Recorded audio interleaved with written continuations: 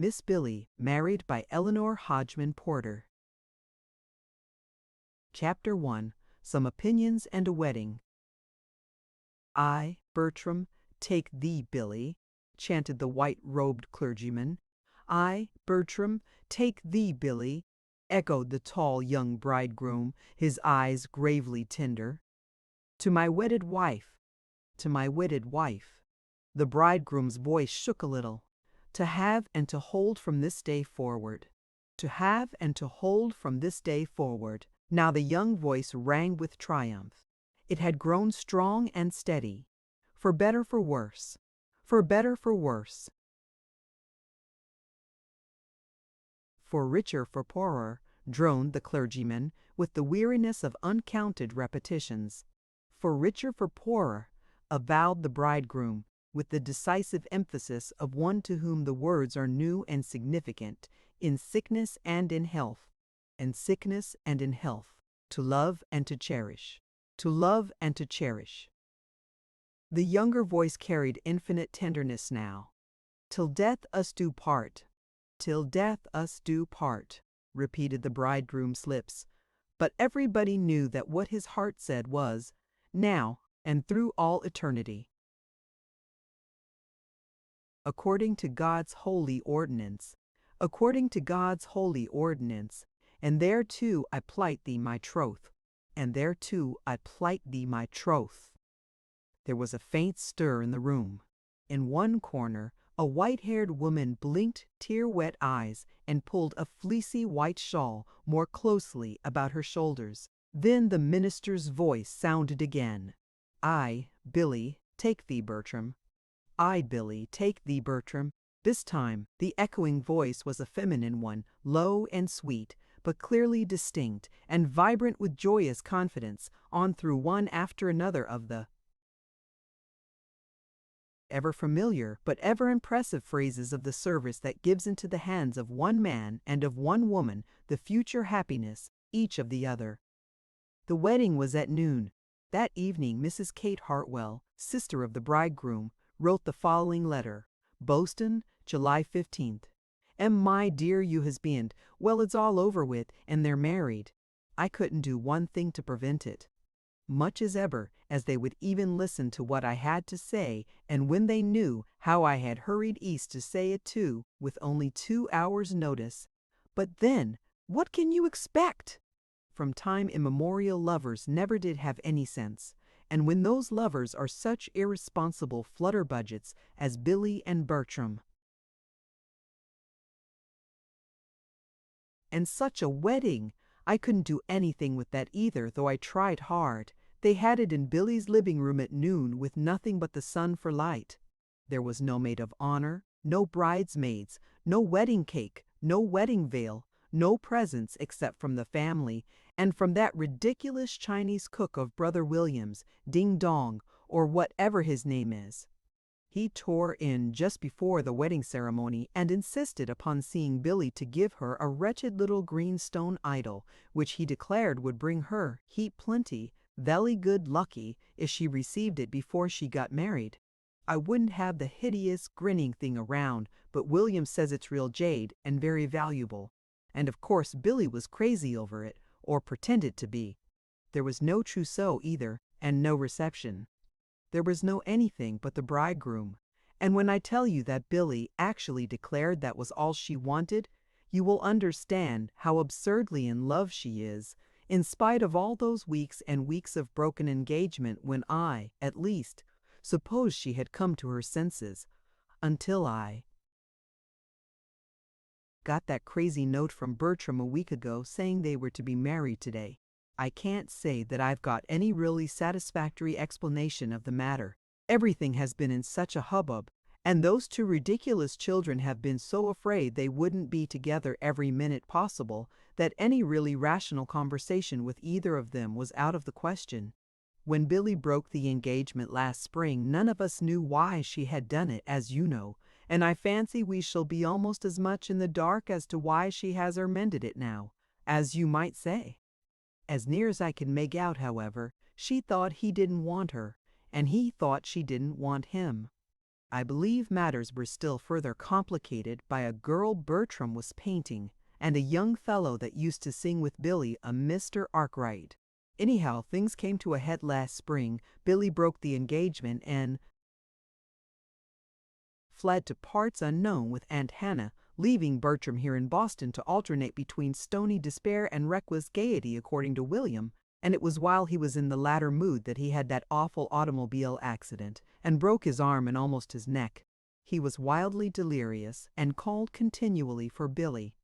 Well, it seems Billy didn't know all this, but a week ago she came home and in some way found out about it. I think through Pete Williams' old butler, you know.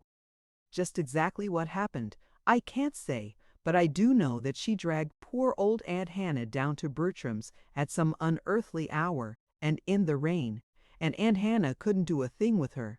All Billy would say was, "Bertram wants me." And Aunt Hannah told me that if I could have seen Billy's face, I'd have known that she'd have gone to Bertram then if he'd been at the top of the Himalaya Mountains or at the bottom of the China Sea. So perhaps it's just as well for Aunt Hannah's sake, at least, that he was in no worse place than on his own couch at home. Anyhow, she went, and in half an hour they blandly informed Aunt Hannah that they were going to be married today. Aunt Hannah said she tried to stop that and get them to put it off till October, the original date, you know, but Bertram was obdurate. And when he declared he'd marry her the next day if it wasn't for the new license law, Aunt Hannah said she gave up for fear he'd get a special dispensation, or go to the governor or the president, or do some other dreadful thing. What a funny old soul Aunt Hannah is.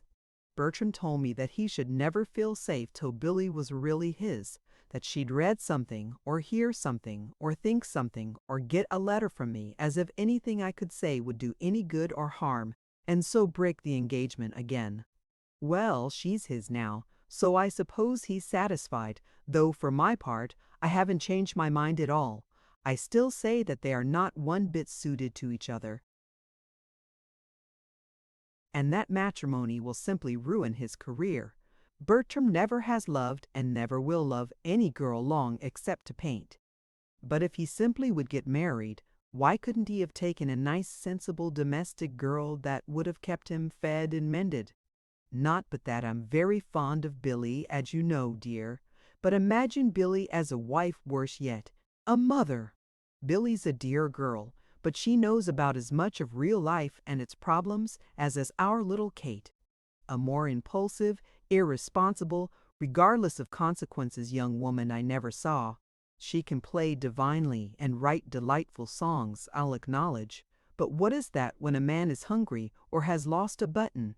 Billy has had her own way and had everything she wanted for years now, a rather dangerous preparation for marriage, especially marriage to a fellow like Bertram, who has had his own way and everything he's wanted for years. Pray, what's going to happen when those ways conflict and neither one gets the thing wanted? And think of her ignorance of cooking, but there, what's the use? They're married now, and it can't be helped. Mercy, what a letter I've written! But I had to talk to someone. Besides, I'd promised I'd let you know how matters stood as soon as I could. As you see, though, my trip east has been practically useless. I saw the wedding, to be sure, but I didn't prevent it or even postpone it, though I meant to do one or the other, else I should never have made that tiresome journey half across the continent at 2 hours' notice. However, we shall see what we shall see. As for me, I'm dead tired. Good night. Affectionately yours, Kate. Quite naturally, Mrs. Kate Hartwell was not the only one who was thinking that evening of the wedding. In the home of Bertram's brother Cyril, Cyril himself was at the piano, but where his thoughts were was plain to be seen, or rather, heard, for from under his fingers there came the Lohengrin wedding march until all the room seemed filled with the scent of orange blossoms, the mistiness of floating veils, and the echoing peals of faraway organs heralding the fair bride and groom. Over by the table in the glowing circle of the shaded lamp sat Marie, Cyril's wife, a dainty sewing basket by her side. Her hands, however, lay idly across the stocking in her lap. As the music ceased, she drew a long sigh. "What a perfectly beautiful wedding that was," she breathed. Cyril whirled about on the piano stool. "It was a very sensible wedding," he said with emphasis. "They looked so happy, both of them," went on Marie dreamily. So sort of above and beyond everything about them, as if nothing ever could trouble them now. Cyril lifted his eyebrows. "Humph! Well, as I said before, it was a very sensible wedding," he declared. This time Marie noticed the emphasis. She laughed, though her eyes looked a little troubled. "I know, dear, of course, what you mean. I thought our wedding was beautiful, but I would have made it simpler if I'd realized in time how I abhorred pink teas and purple pageants," he finished for her with a frowning smile. "Oh, well, I stood it for the sake of what it brought me." His face showed now only the smile. The frown had vanished. For a man known for years to his friends as a hater of women and all other confusion, Cyril Henshaw was looking remarkably well pleased with himself. His wife of less than a year colored as she met his gaze. Hurriedly she picked up her needle. The man laughed happily at her confusion. "What are you doing? Is that my stocking?" he demanded. A look, half pain, half reproach, crossed her face. "Why, Cyril, of course not. You told me not to long ago. You said my darns made bunches. Ho!" "I meant I didn't want to wear them," retorted the man, upon whom the tragic wretchedness of that half-sobbed bunches had been quite lost.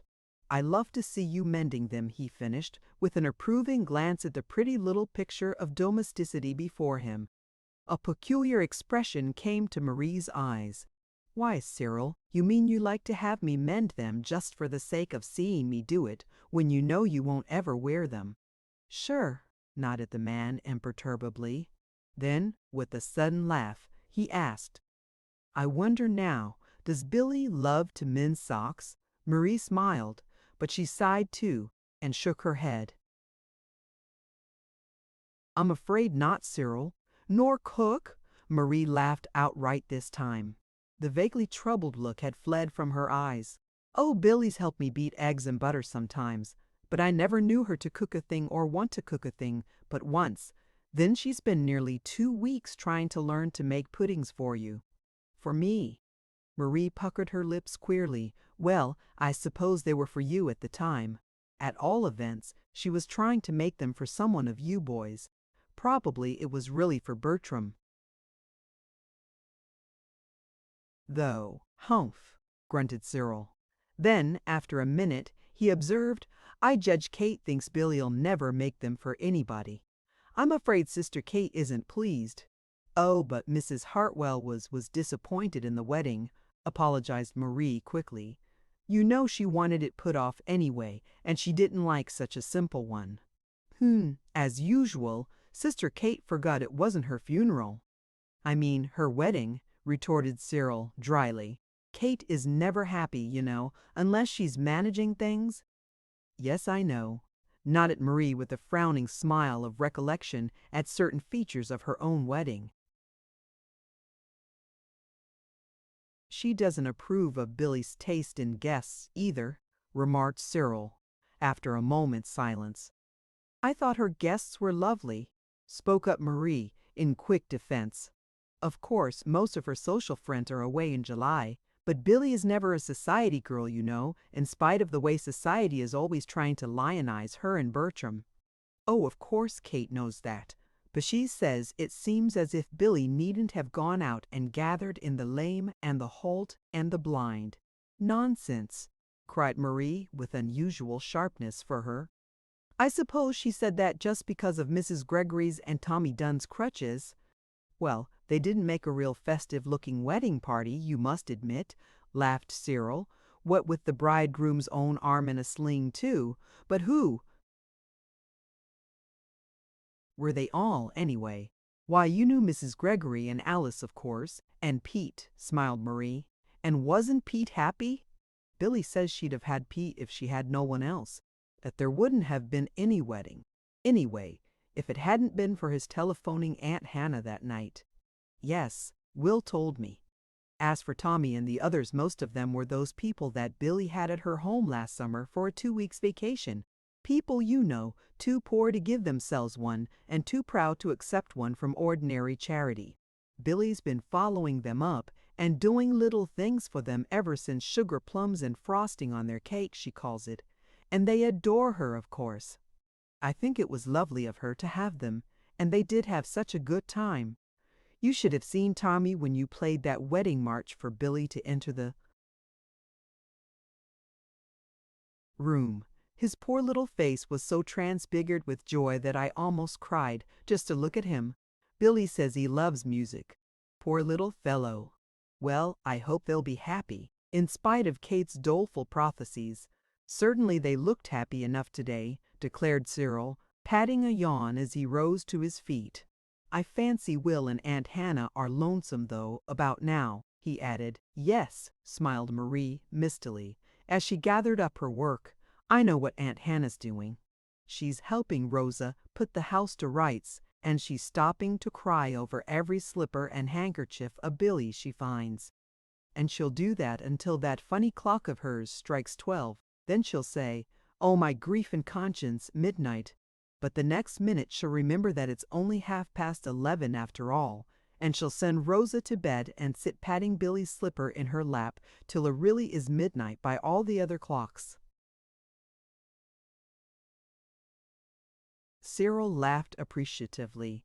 Well, I know what Will is doing, he declared. Will is in Bertram's den dozing before the fireplace, with Spunky curled up in his lap.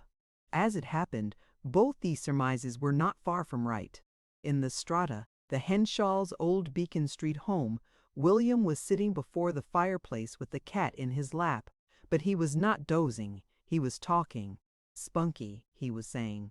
Your Master Bertram got married today, and to Miss Billy. He'll be bringing her home one of these days, your new mistress, and such a mistress. Never did cat or house have a better.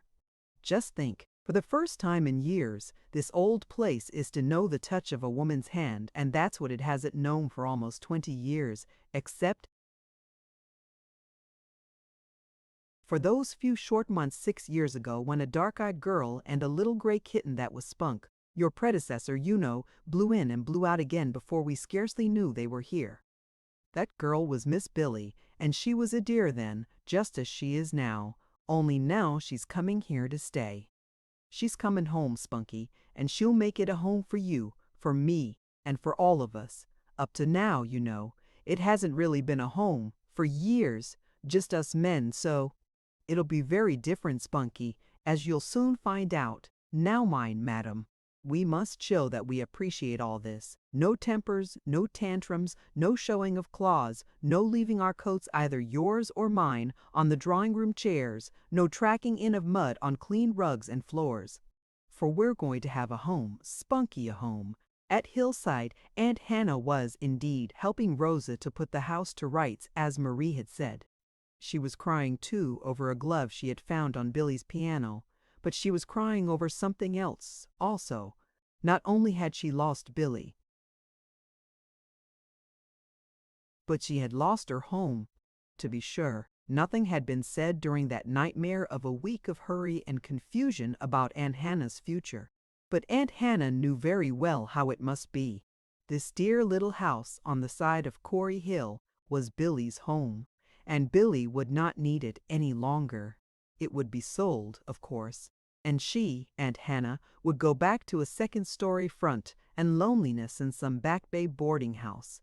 And a second-story front and loneliness would not be easy now, after these years of home and Billy. No wonder, indeed, that Aunt Hannah sat crying and patting the little white glove in her hand. No wonder, too, that being Aunt Hannah, she reached for the shawl nearby and put it on, shiveringly. Even July, tonight, was cold to Aunt Hannah. In yet another home that evening was the wedding of Billy Nielsen and Bertram. Henshaw uppermost in thought and speech. In a certain little South End flat where, in 2 rented rooms, lived Alice Gregory and her crippled mother, Alice was talking to Mr. M.J. Arkwright, commonly known to his friends as Mary Jane, owing to the mystery in which he had for so long shrouded his name. Arkwright tonight was plainly moody and ill at ease. "You're not listening. You're not listening at all," complained Alice Gregory at last reproachfully. With a visible effort, the man roused himself. "Indeed I am," he maintained. "I thought you'd be interested in the wedding. You used to be friends, you and Billy." The girl's voice still vibrated with reproach. There was a moment's silence. Then, a little harshly, the man said, "Perhaps because I wanted to be more than a friend is why you're not satisfied with my interest now." A look that was almost terror came to Alice Gregory's eyes. She flushed painfully, then grew very white. "You mean—" "Yes," he nodded dully, without looking up. "I cared too much for her. I supposed Henshaw was just a friend till too late." There was a breathless hush before. A little unsteadily, the girl stammered, "Oh, I'm so sorry, so very sorry. I didn't know." "No, of course you didn't. I've almost told you though lots of times. You've been so good to me all these weeks." He raised his head now and looked at her, frank comradeship in his eyes. The girl stirred restlessly. Her eyes swerved a little under his level gaze. "Oh, but I'd done nothing. Nothing," she stammered. Then, at the light tap of crutches on a bare floor, she turned in obvious relief. "Oh, here's Mother. She's been in visiting with Mrs. Delano, our landlady. Mother, Mr. Arkwright is here." Meanwhile, speeding north as fast as steam could carry them, were the bride and groom. The wondrousness of the first hour of their journey side by side had become a joyous certitude that always it was to be like this now. "Bertram," began the bride after a long minute of eloquent silence. "Yes, love. You know our wedding was very different from most weddings." "Of course it was. Yes, but really it was. Now listen." The bride's voice grew tenderly earnest. "I think our marriage is going to be different too." "Different, yes." Billy's tone was emphatic. "There are so many common, everyday marriages where why, Bertram, as if you could ever be to me like Mr. Carleton is, for instance, like Mr. Carleton is to you?" Bertram's voice was frankly puzzled. "No, no, as Mr. Carleton is to Mrs. Carleton, I mean." "Oh!" Bertram subsided in relief. "And the Grahams and Whartons, and the Freddie Agnews, and a lot of others. Why, Bertram, I've seen the Grahams and the Whartons not even speak to each other a whole evening when they've been at a dinner or something, and I've seen Mrs. Carleton not even seem to know her husband came into the room. I don't mean quarrel, dear. Of course we'd never quarrel. But I mean I'm sure we shall never get used to you being you and I being I." "Indeed, we shan't," agreed Bertram rapturously. "Ours is going to be such a beautiful marriage. Of course it will be. And we'll be so happy. I shall be, and I shall try to make you so." "As if I could be anything else," sighed Billy blissfully. "And now we can't have any misunderstandings, you see." "Of course not. Or what's that?" "Why, I mean that we can't ever repeat Ho's miserable weeks of misunderstanding. Everything is all explained up. I know now that you don't love Miss Winthrop, or just girls any girl to paint. You love me. Not the tilt of my chin, nor the turn of my head, but me. I do just you." Bertram's eyes gave the caress his lips would have given had it not been for the presence of the man in the seat across the aisle of the sleeping car. "And you know now that I love you, just you? Not even Arkwright?" "Not even Arkwright," smiled Billy. There was the briefest of hesitations. Then, a little constrainedly, Bertram asked, "And you said you never had cared for Arkwright, didn't you?" For the second time in her life, Billy was thankful that Bertram's question had turned upon her love for Arkwright, not Arkwright's love for her. In Billy's opinion, a man's unrequited love for a girl was his secret, not hers, and was certainly one that the girl had no right to tell. Once before, Bertram had asked her if she had ever cared for Arkwright, and then she had answered emphatically, as she did now, "Never, dear." "I thought you said so," murmured Bertram, relaxing a little. "I did. Besides, didn't I tell you?" she went on airily. "I think he'll marry Alice Greggory. Alice wrote me all the time I was away, and oh, she didn't say anything definite, I'll admit," confessed Billy, with an arch smile. "But she spoke of his being there lots, and they used to know each other years ago, you see. There was almost a romance there, I think, before the Greggorys lost their money and moved away from all their friends." "Well, he may have her. She's a nice girl, a mighty nice girl," answered Bertram, with the unmistakably satisfied air of the man who knows he himself possesses the nicest girl of them all. Billy, reading unerringly the triumph in his voice, grew suddenly grave. She regarded her husband with a thoughtful frown. Then she drew a profound sigh. "Well," laughed Bertram whimsically, "so soon as this?" "Bertram." Billy's voice was tragic. "Yes, my love." The bridegroom pulled his face into sobriety. Then Billy spoke, with solemn impressiveness. "Bertram, I don't know a thing about cooking except what I've been learning in Rose's cookbook this last week." Bertram laughed so loud that the man across the aisle glanced over the top of his paper surreptitiously. "Rose's cookbook? Is that what you were doing all this week?" "Yes, that is, I tried so hard to learn something," stammered Billy. "But I'm afraid I didn't much. There were so many things for me to think of, you know, with only a week. I believe I could make peach fritters, though. They were the last thing I studied." Bertram laughed again, uproariously. But at Billy's unchangingly tragic face, he grew suddenly very grave and tender. "Billy, dear, I didn't marry you to get a cook," he said gently. Billy shook her head. "I know, but Aunt Hannah said that even if I never expected to cook, myself, I ought to know how it was done so to properly oversee it. She said that no woman who didn't know how to cook and keep house properly had any business to be a wife. And, Bertram, I did try, honestly. All this week. I tried so hard to remember when you sponged bread and when you kneaded it." "I don't ever need yours," cut in Bertram shamelessly, but he got only a deservedly stern glance in return. "And I repeated over and over again how many cupfuls of flour and pinches of salt and spoonfuls of baking powder went into things. But, Bertram, I simply could not keep my mind on it. Everything, everywhere was singing to me. And how do you suppose I could remember how many pinches of flour and spoonfuls of salt and cupfuls of baking powder went into a loaf of cake when all the while the very tea kettle on the stove was singing, 'It's all right, Bertram loves me. I'm going to marry Bertram.' You darling." In spite of the man across the aisle, Bertram did almost kiss her this time. "As if anybody cared how many cupfuls of baking powder went anywhere with that in your heart. Aunt Hannah says you will when you're hungry." And Kate said, Bertram uttered a sharp word behind his teeth. "Billy, for heaven's sake, don't tell me what Kate said, if you want me to stay." Sane, and not attempt to fight somebody broken arm and all. "Kate thinks she's kind, and I suppose she means well.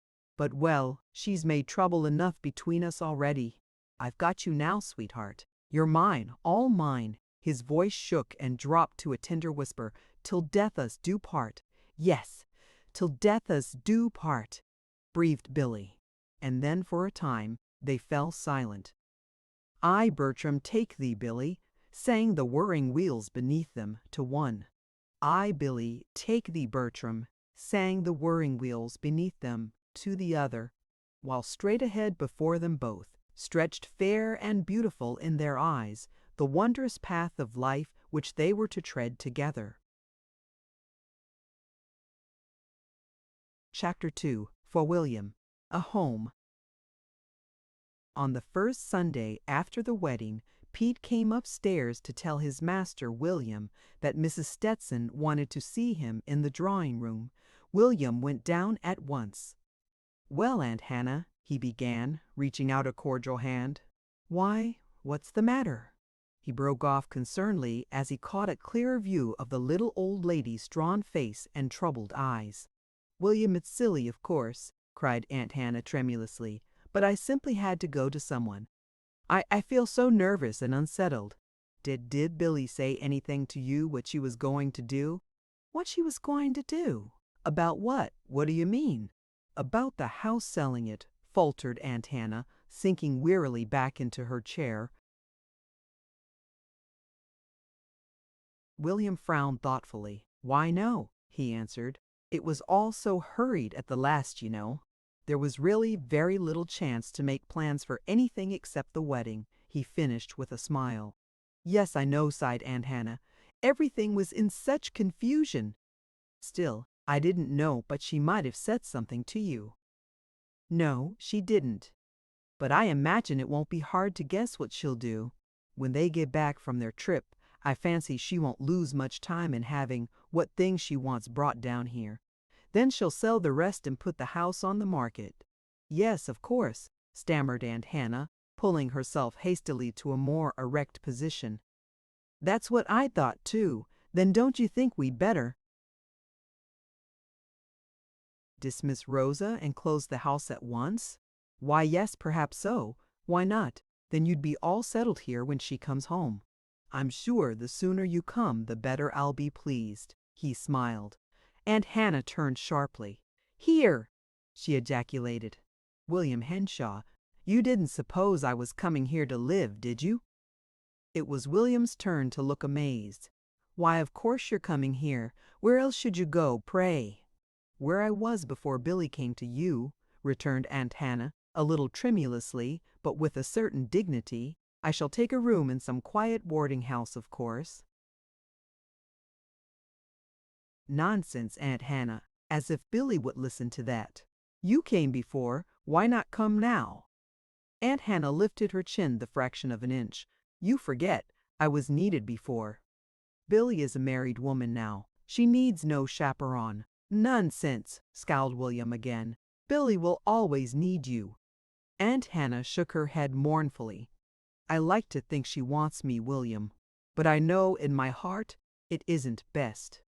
"Why not?" There was a moment's pause. Then decisively came the answer. "Because I think young married folks should not have outsiders in the home."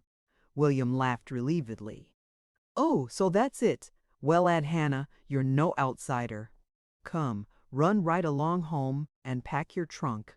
Aunt Hannah was plainly almost crying, but she held her ground.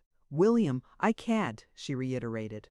But Billy is such a child, and for once in her circumspect life, Aunt Hannah was guilty of an interruption. "Pardon me, William, she is not a child. She is a woman now, and she has a woman's problems to meet." "Well then, why don't you help her meet them?" retorted William, still with a whimsical smile. But Aunt Hannah did not smile. For a minute she did not speak. Then, with her eyes studiously averted, she said, "William, the first 4 years of my married life were spoiled by an outsider in our home. I don't mean to spoil Billy's." William relaxed visibly. The smile fled from his face. "Why, Aunt Hannah!" he exclaimed. The little old lady turned with a weary sigh. "Yes, I know. You are shocked, of course. I shouldn't have told you. Still, it is all past long ago, and I wanted to make you understand why I can't come." He was my husband's eldest brother, a bachelor. He was good and kind and meant well, I suppose, but he interfered with everything. I was young and probably headstrong. At all events, there was constant friction. He went away once and stayed 2 whole months. I shall never forget the utter freedom and happiness of those months for us, with the whole house to ourselves. "No, William, I can't come." She rose abruptly and turned toward the door. Her eyes were wistful and her face was still drawn with suffering, but her whole frail little self quivered plainly with high resolve. "John has Peggy outside. I must go." But Aunt Hannah," began William helplessly. She lifted a protesting hand. "No, don't urge me, please. I can't come here. But I believe I won't close the house till Billy gets home after all," she declared.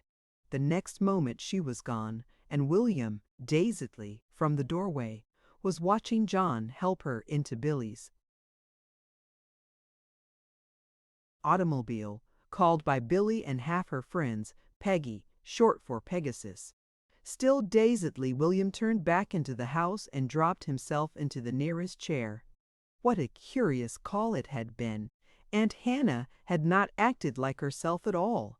Not once had she said, "Oh, my grief and conscience," while the things she had said, someway, he had never thought of Aunt Hannah as being young and a bride. Still, of course, she must have been once. And the reason she gave for not coming there to live the pitiful story of that outsider in her home. But she was no outsider. She was no interfering brother of Billy's. William caught his breath suddenly and held it suspended. Then he gave a low ejaculation and half sprang from his chair. Spunky, disturbed from her doze by the fire, uttered a purring "mee-oh-ow," and looked up inquiringly.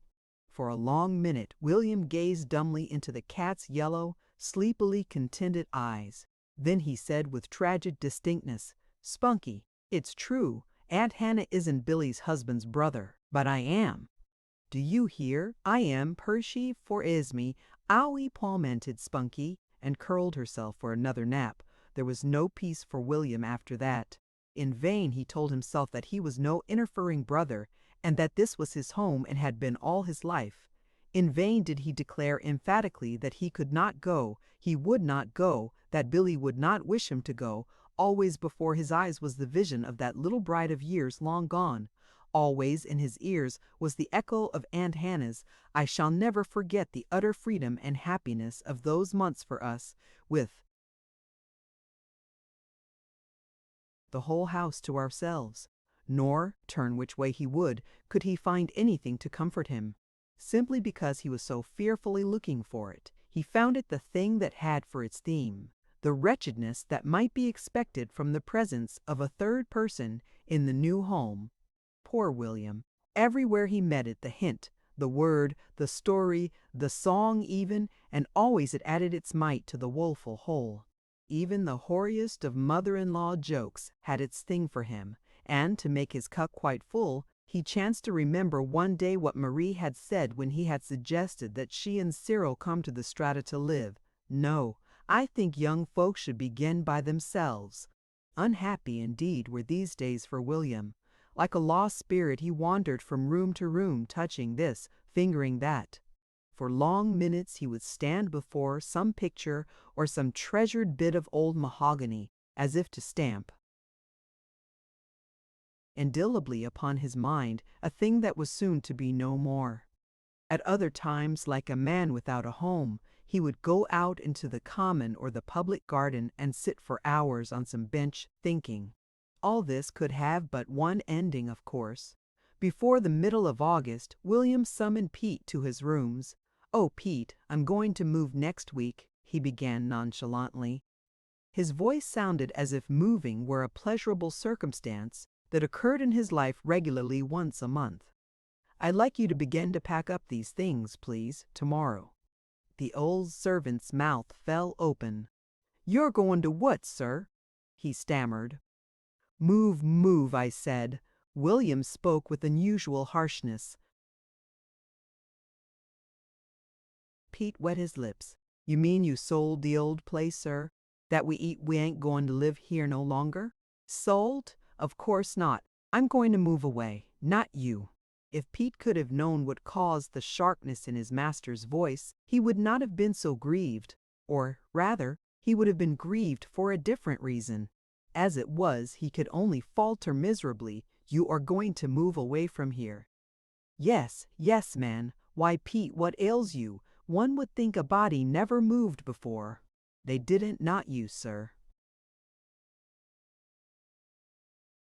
William turned abruptly so that his face could not be seen. With stern deliberation, he picked up an elaborately decorated teapot. But the valuable bit of Lowestoft shook so in his hand that he set it down at once. It clicked sharply against its neighbor, betraying his nervous hand. Pete stirred. "But, Mr. William," he stammered thickly, "how are you? What'll you do without? There doesn't nobody but me knows so well about your tea, and the 2 lumps in your coffee, and there's your flannels that you never put on till I get 'em out, and the woolen socks that you'd wear all summer if I didn't hide 'em, and who's going to take care of these?" He finished with a glance that encompassed the overflowing cabinets and shelves of curios all about him. His master smiled sadly. An affection that had its inception in his boyhood days shone in his eyes. The hand in which the Lowestoft had shaken rested now heavily on an old man's bent shoulder, a shoulder that straightened itself in unconscious loyalty under the touch. "Pete, you have spoiled me, and no mistake. I don't expect to find another like you. But maybe if I wear the woolen socks too late, you'll come and hunt up the others for me. Eh?" And, with a smile that was meant to be quizzical, William turned and began to shift the teapots about again. "But, Mr. William, why, that is, what will Mr. Bertram and Miss Billy do without you?" ventured the old man. There was a sudden tinkling crash. On the floor lay the fragments of a silver luster teapot. The servant exclaimed aloud in dismay, but his master did not even glance toward his once treasured possession on the floor. "Nonsense, Pete," he was saying in a particularly cheery voice. "Have you lived all these years and not found out that newly married folks don't need anyone else around? Come, do you suppose we could begin to pack these teapots tonight?" he added a little feverishly. "Aren't there some boxes down cellar?" "I'll see, sir," said Pete respectfully, but the expression on his face as he turned away showed that he was not thinking of teapots, nor of boxes in which to pack them. Chapter 3. Billy Speaks Her Mind. Mr. and Mrs. Bertram Henshaw were expected home the 1st of September. By the 31st of August, the old Beacon Street homestead facing the public garden was in spick and span order, with Dongling in the basement hovering over a well-stocked larder, and Pete searching the rest of the house for a chair awry, or a bit of dust undiscovered. Twice before had the strata, as Bertram long ago dubbed the home of his boyhood, been prepared for the coming of Billy, William's namesake. Once when it had been decorated with guns and fishing rods to welcome the boy, who turned out to be a girl, and again when with pink roses and sewing baskets the 3 brothers got joyously ready for a feminine Billy who did not even come at all. The house had been very different then. It had been, indeed, a strata, with its distinctive layers of fads and pursuits, as represented by Bertram and his painting. On one floor, William and his curios, on another, and Cyril with his music on a third. Cyril was gone now. Only Pete and his humble belongings occupied the top floor. The floor below, too, was silent now, and almost empty save for a rug or two, and a few pieces of heavy furniture that William had not cared to take with him to his new quarters on top of Beacon Hill. Below this, however, came Billy's old rooms, and on these Pete had lavished all his skill and devotion. Freshly laundered curtains were at the windows, dustless rugs were on the floor. The old work-basket had been brought down from the top-floor storeroom, and the long-closed piano stood invitingly open. In a conspicuous place, also, sat the little green god, upon whose exquisitely carved shoulders was supposed to rest the heap-plenty, velly-good-lucky of Dongling's prophecy. On the first floor, Bertram's old rooms and the drawing-room came in for their share of the general overhauling. Even Spunky did not escape, but had to submit to the ignominy of a bath. And then dawned fair and clear the first day of September, bringing at 5 o'clock the bride and groom. Respectfully lined up in the hall to meet them were Pete and Dong Ling. Pete with his wrinkled old face alight with joy and excitement, Dong Ling grinning and kotoing and chanting in a high-pitched treble, Miss Billy, plenty much welcome, Miss Billy." "Yes, welcome home, Mrs. Henshaw," bowed Bertram, turning at the door with an elaborate flourish that did not in the least hide his tender pride in his new wife. Billy laughed and colored a pretty pink. "Thank you, all of you," she cried a little unsteadily. "And how good everything does look to me. Why, where's Uncle William?" She broke off, casting hurriedly anxious eyes about her. "Well, I should say so," echoed Bertram. "Where is he, Pete? He isn't sick, is he?" A quick change crossed the old servant's face. He shook his head dumbly. Billy gave a gleeful laugh. "I know he's asleep," she caroled, skipping to the bottom of the stairway and looking up. "Ho, Uncle William!" "Better wake up, sir. The folks have come." Pete cleared his throat. "Mr. William isn't here, Miss Ma'am," he corrected miserably. Billy smiled, but she frowned too. "Not here? Well, I like that," she pouted, "and when I brought him the most beautiful pair of mirror knobs he ever saw, and all the way in my bag too, so I could give them to him the very first thing," she added, darting over to the small bag she had brought in with her. "I'm glad I did too, for our trunks didn't come," she continued laughingly. "Still, if he isn't here to receive them there, Pete, aren't they beautiful?" she cried, carefully taking from their wrappings 2 exquisitely decorated porcelain discs mounted on 2 long spikes. "They're Batterseas, the real article. I know enough for that, and they're finer than anything he's got. Won't he be pleased?" "Yes, Miss Ma'am, I mean," stammered the old man. "These new titles come hard, don't they, Pete?" laughed Bertram. Pete smiled faintly. "Never mind, Pete," soothed his new mistress. "You shall call me Miss Billy all your life if you want to. Bertram," she added, turning to her husband, "I'm going to just run upstairs and put these in Uncle William's rooms so they'll be there when he comes in. We'll see how soon he discovers them." Before Pete could stop her, she was halfway up the first flight of stairs. Even then he tried to speak to his young master to explain that Mr. William was not living there, but the words refused to come. He could only stand dumbly waiting. In a minute it came Billy's sharp, startled cry. "Bertram! Bertram!" Bertram sprang for the stairway, but he had not reached the top when he met his wife coming down. She was white-faced and trembling. "Bertram, those rooms, there's not so much as a teapot there. Uncle William's gone." "Gone!" Bertram wheeled sharply. "Pete, what is the meaning of this? Where is my brother?" To hear him, one would think he suspected the old servant of having hidden his master. Pete lifted a shaking hand and fumbled with his collar. "He's moved, sir." "Moved? Oh, you mean to other rooms to Cyril's." Bertram relaxed visibly. "He's upstairs, maybe." Pete shook his head. "No, sir, he's moved away out of the house, sir." For a brief moment Bertram stared as if he could not believe what his ears had heard. Then, step by step, he began to descend the stairs.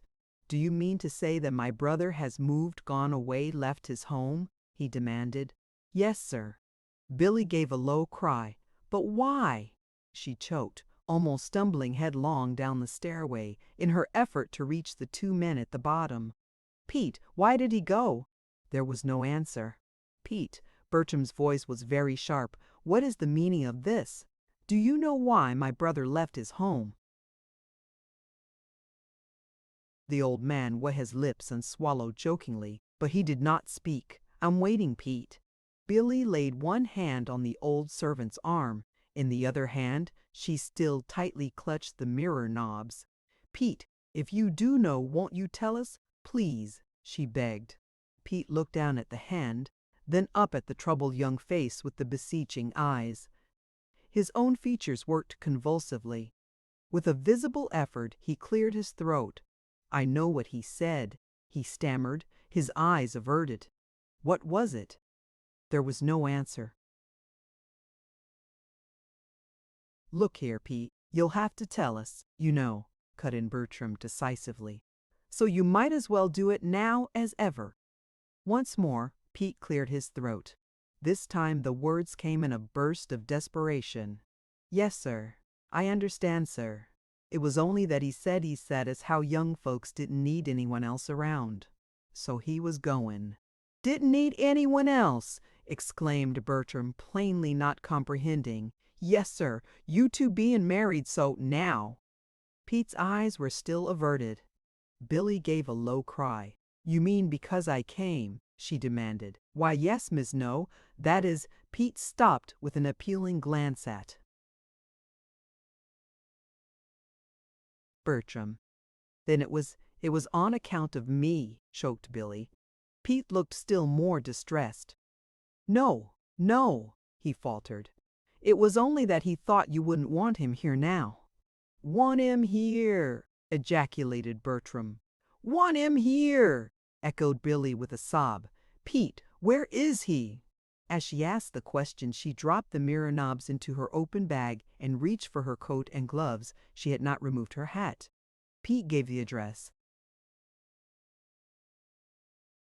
It's just down the street a bit and up the hill, he added excitedly, divining her purpose.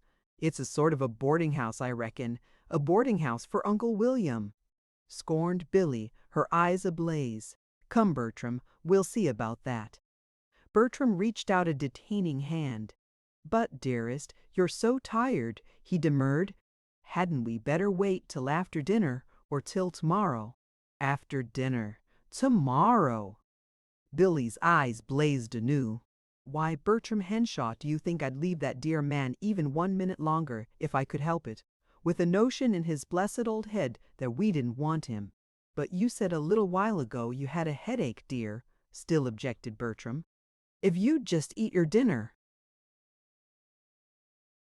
Dinner, choked Billy. I wonder if you think I could eat any dinner with Uncle William, turned out of his home. I'm going to find Uncle William. And she stumbled blindly toward the door. Bertram reached for his hat. He threw a despairing glance into Pete's eyes. We'll be back when we can, he said with a frown. Yes, sir, answered Pete respectfully. Then, as if impelled by some hidden force, he touched his master's arm. It was that way she looked, sir, when she came to you that night last July with her eyes all shining, he whispered. A tender smile curved Bertram's lips. The frown banished from his face. Bless you, Pete, and bless her too, he whispered back. The next moment he had hurried after his wife. The house that bore the number Pete had given proved to have a pretentious doorway, and a landlady who, in response to the summons of the neat maid, appeared with a most impressive rustle of black silk and jet bugles. No, Mr. William Henshaw was not in his rooms. In fact, he was very seldom there. His business, she believed, called him to State Street through the day. Outside of that, she had been told, he spent much time sitting on a bench in the common. Doubtless, if they cared to search, they could find him there now. A bench in the common, indeed, stormed Billy as she and Bertram hurried down the wide stone steps. Uncle William on a bench. But surely now, dear, ventured her husband, you'll come home and get your dinner. Billy turned indignantly. And leave Uncle William on a bench in the common? Indeed, no. Why, Bertram, you wouldn't either, she cried, as she turned resolutely toward one of the entrances to the common. And Bertram, with the eyes all shining still before him, could only murmur, No, of course not, dear, and follow obediently where she led. Under ordinary circumstances, it would have been a delightful hour for a walk. The sun had almost set, and the shadows lay long across the grass. The air was cool and unusually bracing for a day so early in September. But all this was lost on Bertram. Bertram did not wish to take a walk. He was hungry. He wanted his dinner. And he wanted, too, his old home with his new wife flitting about the rooms as he had pictured this first evening together. He wanted William, of course. Certainly he wanted William, but if William would insist on running away and sitting on park benches in this ridiculous fashion, he ought to take the Dillick. consequences until tomorrow. 5, 10, 15 minutes passed. Up one path and down another trudged the anxious-eyed Billy and her increasingly impatient husband. Then, when the 15 weary minutes had become a still more weary half-hour, the bonds Bertram had set on his temper snapped. "Billy," he remonstrated despairingly, "do please come home. Don't you see how highly improbable it is that we should happen on William if we walk like this all night? He might move, change his seat, go home even. He probably has gone home." And surely never before did a bride insist on spending the first evening after her return tramping up and down a public park for hour after hour like this, looking for any man. "Won't you come home?" But Billy had not even heard. With a glad little cry, she had darted to the side of the humped-up figure of a man alone on a park bench just ahead of them. "Uncle William! Oh, Uncle William, how could you?" she cried, dropping herself onto one end of the seat and catching the man's arm in both her hands. "Yes, how could you?" demanded Bertram, with just a touch of irritation, dropping himself onto the other end of the seat and catching the man's other arm in his one usable hand. The bent shoulders and bowed head straightened up with a jerk. "Well, well, bless my soul!" "If it isn't our little bride!" cried Uncle William fondly. "And the happy bridegroom, too. When did you get home?" "We haven't got home," retorted Bertram promptly, before his wife could speak. "Oh, we looked in at the door an hour or so back, but we didn't stay. We've been hunting for you ever since." "Nonsense, children!" Uncle William spoke with gay cheeriness, but he refused to meet either Billy's or Bertram's eyes. "Uncle William, how could you do it?" reproached Billy again. "Do what?" Uncle William was plainly fencing for time. "Leave the house like that? Ho, I wanted a change." "As if we'd believe that," scoffed Billy. "All right, let's call it you've had the change then," laughed Bertram, "and we'll send over for your things tomorrow. Come now, let's go home to dinner." William shook his head. He essayed a gay smile. "Why, I've only just begun. I'm going to stay. Oh, I don't know how long I'm going to stay," he finished blithely. Billy lifted her chin a little. "Uncle William, you aren't playing square. Pete told us what you said when you left." "Eh? What?" William looked up with startled eyes. About our not needing you, so we know now why you left, and we shan't stand it." "Pete? That? Oh, that's nonsense. I'll settle with Pete." Billy laughed softly. "Poor Pete, don't. We simply dragged it out of him. And now we're here to tell you that we do want you, and that you must come back." Again William shook his head. A swift shadow crossed his face. "Thank you, no, children," he said dully. "You're very kind, but you don't need me. I should be just an interfering elder brother. I should spoil your young married life." William's voice now sounded as if he were reciting a well-learned lesson. "If I went away and stayed 2 months, you'd never forget the utter freedom and joy of those 2 whole months with the house all to yourselves." "Uncle William," gasped Billy, "what are you talking about?" About my not going back, of course." "But you are coming back," cut in Bertram, almost angrily. "Oh, come, Will, this is utter nonsense, and you know it. Come, let's go home to dinner."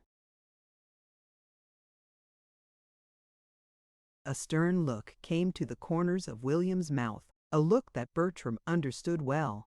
"All right, I'll go to dinner, of course, but I shan't stay," said William firmly. "I've thought it all out. I know I'm right. Come, we'll go to dinner now, and say no more about it," he finished with a cheery smile as he rose to his feet. Then, to the bride, he added, "Did you have a nice trip, little girl?" Billy, too, had risen now, but she did not seem to have heard his question. In the fast-falling twilight, her face looked a little white. "Uncle William," she began very quietly, "do you think for a minute that just because I married your brother, I am going to live in that house and turn you out of the home you've lived in all your life." "Nonsense, dear. I'm not turned out. I just go," corrected Uncle William gaily. With superb disdain, Billy brushed this aside. "Oh, no, you won't," she declared. "But I shall." "Billy," gasped Bertram. My dear," expostulated William, faintly. "Uncle William, Bertram, listen," panted Billy. "I never told you much before, but I'm going to, now. Long ago, when I went away with Aunt Hannah, your sister Kate showed me how dear the old home was to you, how much you thought of it. And she said that I had upset everything." Bertram interjected a sharp word, but Billy paid no attention. "That's why I went, and I shall go again if you don't come home tomorrow to stay, Uncle William. Come now, let's go to dinner, please. Bertram's hungry," she finished with a bright smile. There was a tense moment of silence. William glanced at Bertram. Bertram returned the glance with interest. Yes. Well, we might go to dinner," stammered William after a minute. Yes," agreed Bertram, and the three fell into step together. Chapter 4. Just Like Billy. Billy did not leave the Strata this time. Before 24 hours had passed, the last cherished fragment of Mr. William Henshaw's possessions had been carefully carried down the imposing steps of the Beacon Hill boarding house under the disapproving eyes of its bugle-adorned mistress, who found herself now with a month's advance rent and 2 vacant parlors on her hands. Before another 24 hours had passed, her quondam boarder, with a tired sigh, sank into his favorite Morris chair in his old familiar rooms and looked about him with contented eyes. Every treasure was in place, from the traditional 4 small stones of his babyhood days to the Batterseas Billy had just brought him. Pete, as of yore, was hovering near with a dust-cloth. Bertram's gay whistle sounded from the floor below. William Henshaw was at home again. This much accomplished, Billy went to see Aunt Hannah. Aunt Hannah greeted her affectionately, though with tearfully troubled eyes. She was wearing a gray shawl today, topped with a black one, sure sign of unrest either physical or mental, as all her friends knew. "I'd begun to think you'd forgotten me," she faltered, with a poor attempt at gaiety. "You've been home 3 whole days." "I know, dearie," smiled Billy, "and 'twas a shame. But I've been so busy. My trunks came at last, and I've been helping Uncle William get settled, too." Aunt Hannah looked puzzled. "Uncle William get settled? You mean he's changed his room?" Billy laughed oddly and threw a swift glance into Aunt Hannah's face. "Well, yes, he did change," she murmured, "but he's moved back now into the old quarters. You haven't heard from Uncle William, then, lately, I take it?" "No." Aunt Hannah shook her head abstractedly. "I did see him once, several weeks ago, but I haven't since. We had quite a talk then, and, Billy, I've been wanting to speak to you," she hurried on, a little feverishly.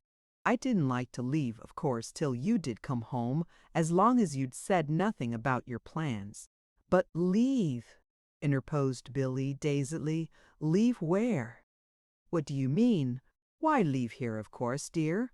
I mean, I didn't like to get my room while you were away, but I shall now, of course, at once." "Nonsense, Aunt Hannah." "As if I'd let you do that," laughed Billy. Aunt Hannah stiffened perceptibly. Her lips looked suddenly thin and determined. Even the soft little curls above her ears seemed actually to bristle. With resolution, "Billy," she began firmly, "we might as well understand each other at once. I know your good heart, and I appreciate your kindness, but I cannot come to live with you. I shall not. It wouldn't be best. I should be like an interfering elder brother in your home. I should spoil your young married life, and if I went away for 2 months, you'd never forget the utter joy and freedom of those 2 months, with the whole house a lead to yourselves." At the beginning of this speech, Billy's eyes had still carried their dancing smile, But as the peroration progressed on to the end, a dawning surprise, which soon became a puzzled questioning, drove the smile away. Then Billy sat suddenly erect. "Why, Aunt Hannah, that's exactly what Uncle William—" Billy stopped and regarded Aunt Hannah with quick suspicion. The next moment she burst into gleeful laughter. Aunt Hannah looked grieved and not a little surprised, but Billy did not seem to notice this. "Oh, oh, Aunt Hannah, you too! How perfectly funny!" she gurgled. "To think you two old blesseds should get your heads together like this." Aunt Hannah stirred restively and pulled the black shawl more closely about her. "Indeed, Billy, I don't know what you mean by that," she sighed with a visible effort at self-control. "But I do know that I cannot go to live with you." "Bless your heart, dear, I don't want you to," soothed Billy with gay promptness. "Oh, oh, hot ouch," stammered Aunt Hannah, surprise, mortification, dismay, and a grieved hurt bringing a flood of color to her face. It is one thing to refuse a home and quite another to have a home refused you. "Oh, oh, hot, Aunt Hannah," cried Billy, turning very red in her turn. "Please, please don't look like that. I didn't mean it that way. I do want you, dear, only I want you somewhere else more. I want you here, here." Aunt Hannah looked relieved, but unconvinced. "Yes, don't you like it here? Like it? Why, I love it, dear. You know I do, but you don't need this house now, Billy." "Oh, yes, I do," retorted Billy airily. "I'm going to keep it up, and I want you here." "Fiddle-dee-dee, as if I'd let you keep up this house just for me," scorned Aunt Hannah. "'Tisn't just for you. It's for lots of folks." "My grief and conscience, Billy." "What are you talking about?" Billy laughed and settled herself more comfortably on the hassock at Aunt Hannah's feet. "Well, I'll tell you. Just now I want it for Tommy Dunn, and the Gregorys if I can get them, and maybe one or two others. There'll always be somebody. You see, I had thought I'd have them at the Strata." "Tommy Dunn at the Strata?" Billy laughed again ruefully. "Oh dear, you sound just like Bertram," she pouted. "He didn't want Tommy either, nor any of the rest of them. The rest of them. Well, I could have had a lot more. You know, the Strata is so big, especially now that Cyril has gone and left all those empty rooms. I got real enthusiastic, but Bertram didn't. He just laughed and said, 'Nonsense,' until he found I was really in earnest. Then he said nonsense, then too, only he didn't laugh," finished Billy with a sigh. Aunt Hannah regarded her with fond, though slightly exasperated eyes. "Billy, you are indeed a most extraordinary young woman at times. Surely with you, a body never knows what to expect except the unexpected." "Why, Aunt Hannah, and from you too," reproached Billy mischievously, but Aunt Hannah had yet more to say. "Of course Bertram thought it was nonsense. The idea of you, a bride, filling up your house with people like that. Tommy Dunn, indeed." "Oh, Bertram said he liked Tommy all right," sighed Billy. "But he said that didn't mean he wanted him for 3 meals a day. One would think poor Tommy was a breakfast food. So that is when I thought of keeping up this house, you see. And that's why I want you here to take charge of it. And you'll do that for me, won't you?" Aunt Hannah fell back in her chair. "Why, yes, Billy, of course, if you want it, but what an extraordinary idea, child." Billy shook her head. A deeper color came to her cheeks, and a softer glow to her eyes. "I don't think so, Aunt Hannah. It's only that I'm so happy that some of it has just got to overflow somewhere, and this is going to be the overflow house, a sort of safety valve for me, you see. I'm going to call it the annex. It will be an annex to our home, and I want to keep it full always of people who can make the best use of all that extra happiness that I can't possibly use myself," she finished a little tremulously. "Don't you see?" "Oh, yes, I see," replied Aunt Hannah with a fond shake of the head. "But really, listen, it's sensible," urged Billy. "First, there's Tommy. His mother died last month. He's at a neighbor's now, but they're going to send him to a home for crippled children, and he's grieving his heart out over it. I'm going to bring him here to a real home. The kind that doesn't begin with a capital letter. He adores music, and he's got real talent, I think. Then there's the Gregorys. Aunt Hannah looked dubious. You can't get the Gregorys to use any of that happiness, Billy. They're too proud. Billy smiled radiantly. I know I can't get them to use it, Aunt Hannah, but I believe I can get them to give it, she declared triumphantly. I shall ask Alice Gregory to teach Tommy music, and I shall ask Mrs. Gregory to teach him books, and I shall tell them both that I positively need them to keep you company. Oh, but Billy, bridled Aunt Hannah, with prompt objection. Tut, tut, I know you'll be willing to be thrown as a little bit of a sop to the Gregorys' pride, coaxed Billy. You just wait till I get the overflow annex in running order. Why, Aunt Hannah, you don't know how busy you're going to be. Handing out all that extra happiness that I can't use. You dear child. Aunt Hannah smiled mistily. The black shawl had fallen unheeded to the floor now. As if anybody ever had any more happiness than oneself could use. I have, avowed Billy promptly. And it's going to keep growing and growing, I know. Oh, my grief and conscience, Billy, don't, exclaimed Aunt Hannah, lifting shocked hands of remonstrance. Rap on wood, do. How can you boast like that? Billy dimpled roguishly and sprang to her feet. Why, Aunt Hannah, I'm ashamed of you, to be superstitious like that, you, a good Presbyterian. Aunt Hannah subsided shamefacedly. Yes, I know, Billy, it is silly, but I just can't help it. Oh, but it's worse than silly, Aunt Hannah, teased Billy with a remorseless chuckle. It's really heathen. Bertram told me once that it dates way back to the time of the Druids appealing to the god of trees, or something like that when you rap on wood, you know. Ugh! Shuddered Aunt Hannah. As if I would, Billy. How is Bertram, by the by? A swift shadow crossed Billy's bright face. He's lovely, only his arm. His arm! But I thought that was better. Oh, it is, drooped Billy, but it gets along so slowly, and it frets him dreadfully. You know he never can do anything with his left hand, he says, and he just hates to have things done for him, though Pete and Dongling are quarreling with each other all the time to do things for him, and I'm quarreling with both of them to do them for him myself. By the way, Dongling is going to leave us next week. Did you know it? Dongling leave? Yes. Oh, he told Bertram long ago he should go when we were married, that he had plenty much money and was going back to China and not be Melican Man any longer. But I don't think Bertram thought he'd do it.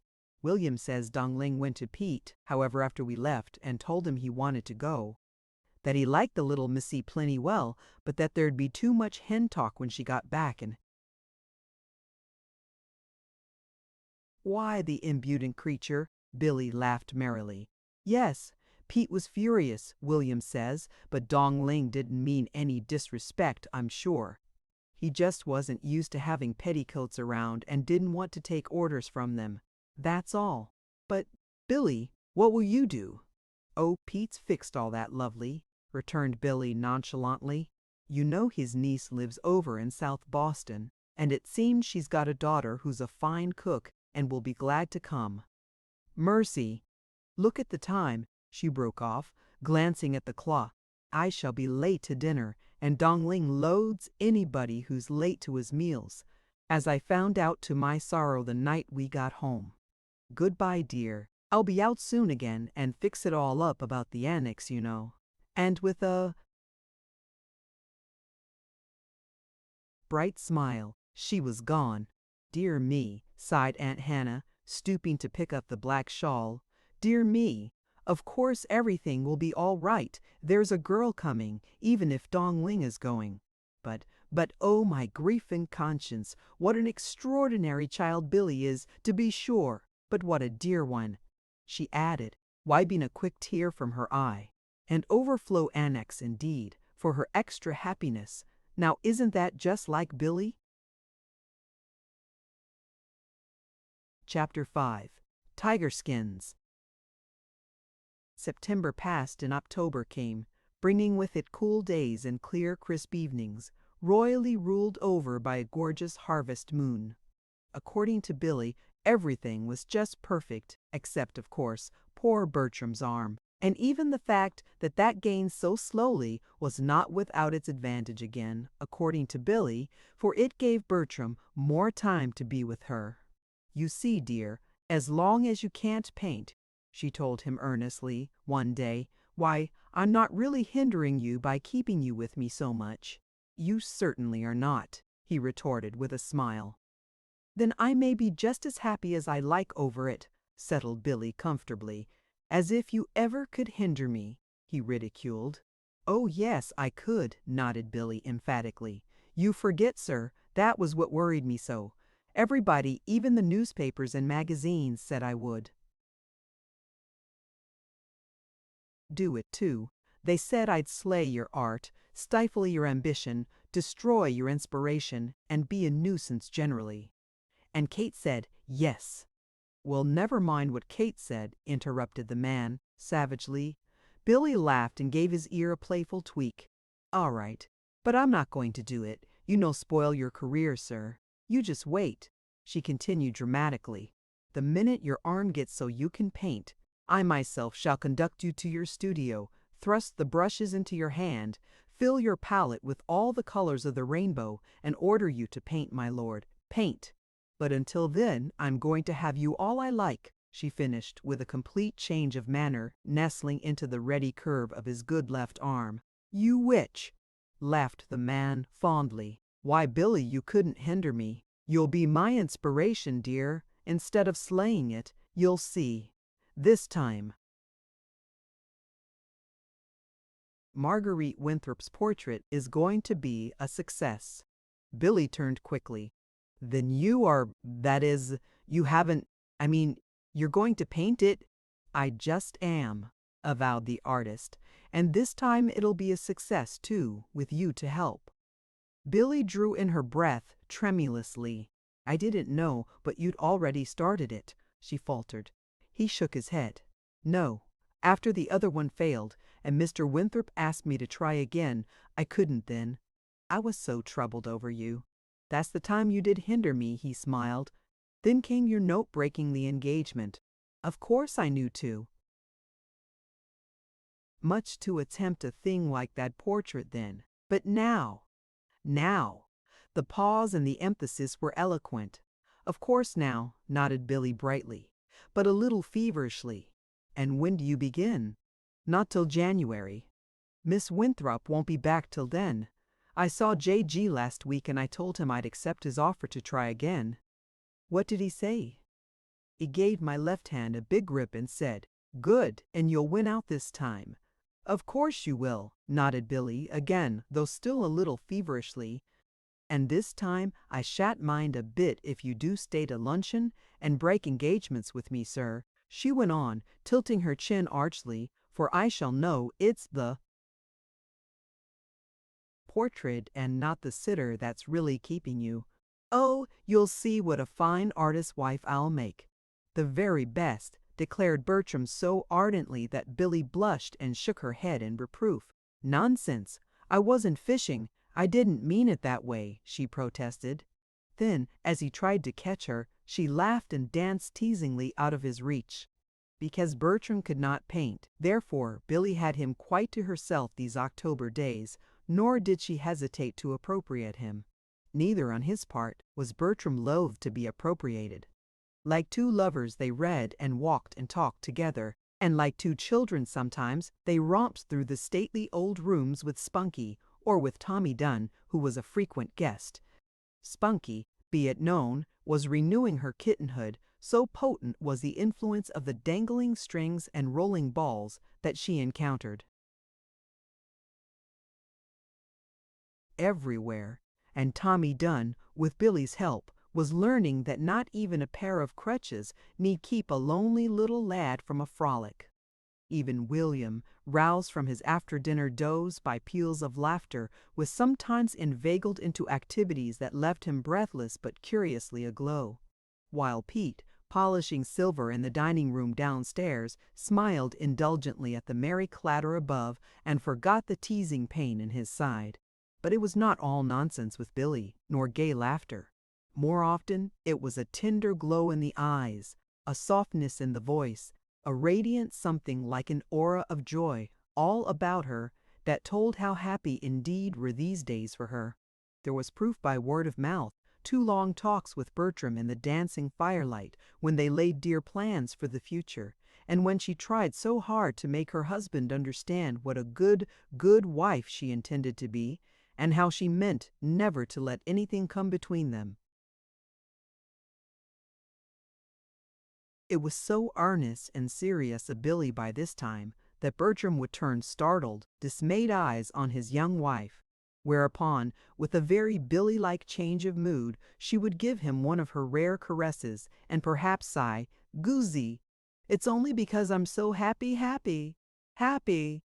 Why, Bertram, if it weren't for that overflow annex, I believe I just couldn't live." It was Bertram who sighed then, and who prayed fervently in his heart that never might he see a real shadow cloud that dear face. Thus far, certainly, the cares of matrimony had rested anything but heavily upon the shapely young shoulders of the new wife. Domestic affairs at the Strata moved like a piece of well-oiled machinery. Dong Ling, to be sure, was not there, but in his place reigned Pete's grandniece, a fresh-faced, capable young woman who Bertram declared cooked like an angel and minded her own business like a man. Pete, as of yore, had full charge of the house, and a casual eye would see few changes. Even the brothers themselves saw few, for that matter. True, at the very first, Billy had donned a ruffled apron and a bewitching dust cap, and had traversed the house from cellar to garret with a prettily important air of managing things, as she suggested changes right and left. She had summoned Pete, too, for 3 mornings in succession, and with great dignity had ordered the meals for the day. But when Bertram was discovered one evening tugging back his favorite chair, and when William had asked if Billy were through using his pipe tray, the young wife had concluded to let things remain about as they were. And when William ate no breakfast one morning, and Bertram aggrievedly refused dessert that night at dinner, Billy, learning through an apologetic Pete that Master William always had to have eggs for breakfast, no matter what else there was, and that Master Bertram never what else there was, and that Master Bertram never ate boiled rice, gave up planning the meals. True, for 3 more mornings she summoned Pete for orders, but the orders were nothing more nor less than a blithe, "Well, Pete, what are we going to have for dinner today?" By the end of a week even this ceremony was given up, and before a month had passed, Billy was little more than a guest in her own home, so far as responsibility was concerned. Billy was not idle, however, far from it. First there were the delightful hours with Bertram. Then there was her music. Billy was writing a new song, the best she had ever written, Billy declared. "Why, Bertram, it can't help being that," she said to her husband one day. "The words just sang themselves to me right out of my heart, and the melody just dropped down from the sky. And now, everywhere, I'm hearing the most wonderful harmonies. The whole universe is singing to me. If only now I can put it on paper what I hear. Then I can make the whole universe sing to someone else." Even music, however, had to step one side for the wedding calls, which were beginning to be received, and which must be returned in spite of the occasional rebellion of the young husband. There were the more intimate friends to be seen also, and Cyril and Marie to be visited, and always there was the annex. The annex was in fine running order now, and was a source of infinite satisfaction to its founder and great happiness to its beneficiaries. Tommy Dunn was there, learning wonderful things from books and still more wonderful things from the piano in the living room. Alice Gregory and her mother were there too, the result of much persuasion. Indeed, according to Bertram, Billy had been able to fill the annex only by telling each prospective resident that he or she was absolutely necessary to the welfare and happiness of every other resident. Not that the house was full either. there were still 2 unoccupied rooms. But then, I'm glad there are, Billy had declared, for there's sure to be someone that I'll want to send there. Someone, did you say? Bertram had retorted meaningly, but his wife had disdained to answer this. Billy herself was frequently at the annex. She told Aunt Hannah that she had to come often to bring the happiness it accumulated so fast. Certainly she always found plenty to do there whenever she came. There was Aunt Hannah to be read to, Mrs. Gregory to be sung to, and Tommy Dunn to be listened to, for Tommy Dunn was always quivering with eagerness to play her his latest piece. Billy knew that some day at the annex she would meet Mr. M.J. Arkwright, and she told herself that she hoped she should. Billy had not seen Arkwright except on the stage of the Boston Opera House since the day he had left her presence in white-faced, stony-eyed misery after declaring his love for her and learning of her engagement to Bertram. Since then, she knew, he had been much with his old friend Alice Gregory. She did not believe, should she see him now, that he would be either white-faced or stony-eyed. His heart, she was sure, had gone where it ought to have gone in the first place to Alice. Such being, in her opinion, the case, she longed to get the embarrassment of a first meeting between themselves over with. For, after that, she was sure their old friendship could be renewed, and she would be in a position to further this pretty love affair between him and Alice. Very decidedly, therefore, Billy wished to meet Arkwright. Very pleased, consequently, was she when, one day, coming into the living room at the annex, she found the man sitting by the fire. Arkwright was on his feet at once. Mrs. Henshaw, he stammered. Oh, Mr. Arkwright, she cried, with just a shade of nervousness in her voice as she advanced, her hand outstretched. I'm glad to see you. Thank you. I wanted to see Miss Gregory, he murmured. Then, as the unconscious rudeness of his reply dawned on him, he made matters infinitely worse by an attempted apology. That is, I didn't mean. He began to stammer miserably. Some girls might have tossed the floundering man a straw in the shape of a light laugh intended to turn aside all embarrassment. But not Billy. Billy held out a frankly helping hand that was meant to set the man squarely on his feet at her side. Mr. Arkwright, don't, please, she begged earnestly. You and I don't need to beat about the bush. I am glad to see you, and I hope you're glad to see me. We're going to be the best of friends from now on, I'm sure. And someday, soon, you're going to bring Alice to see me, and we'll have some music. I left her upstairs. She'll be down at once. I dare say I met Rosa going up with your card. Goodbye, she finished with a bright smile as she turned and walked rapidly from the room. Outside, on the steps, Billy drew a long breath. There, she whispered. That's over and well over. The next minute she frowned vexedly. She had missed her glove. Never mind. I shan't go back in there for it now, anyway, she decided. In the living room, 5 minutes later, Alice Gregory found only a hastily scrawled note waiting for her. If you'll forgive the unforgivable, she read, you'll forgive me for not being here when you come down. Circumstances over which I have no control have called me away. May we let it go at that? M.J. Arkwright. As Alice Gregory's amazed, questioning eyes left the note, they fell upon the long white glove on the floor by the door. Half mechanically she crossed the room and picked it up, but almost at once she dropped it with a low cry. Billy, he saw Billy. Then a flood of understanding dyed her face scarlet as she turned and fled to the blessedly unseeing walls of her own room. Not 10 minutes later Rosa tapped at her door with a note. It's from Mr. Arkwright, miss. He's downstairs. Rosa's eyes were puzzled and a bit startled. Mr. Arkwright? Yes, miss. He's come again.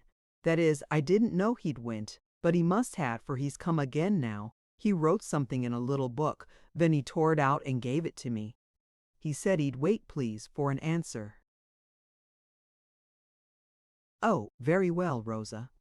Miss Gregory took the note and spoke with an elaborate air of indifference that was meant to express a calm ignoring of the puzzled questioning in the other's eyes.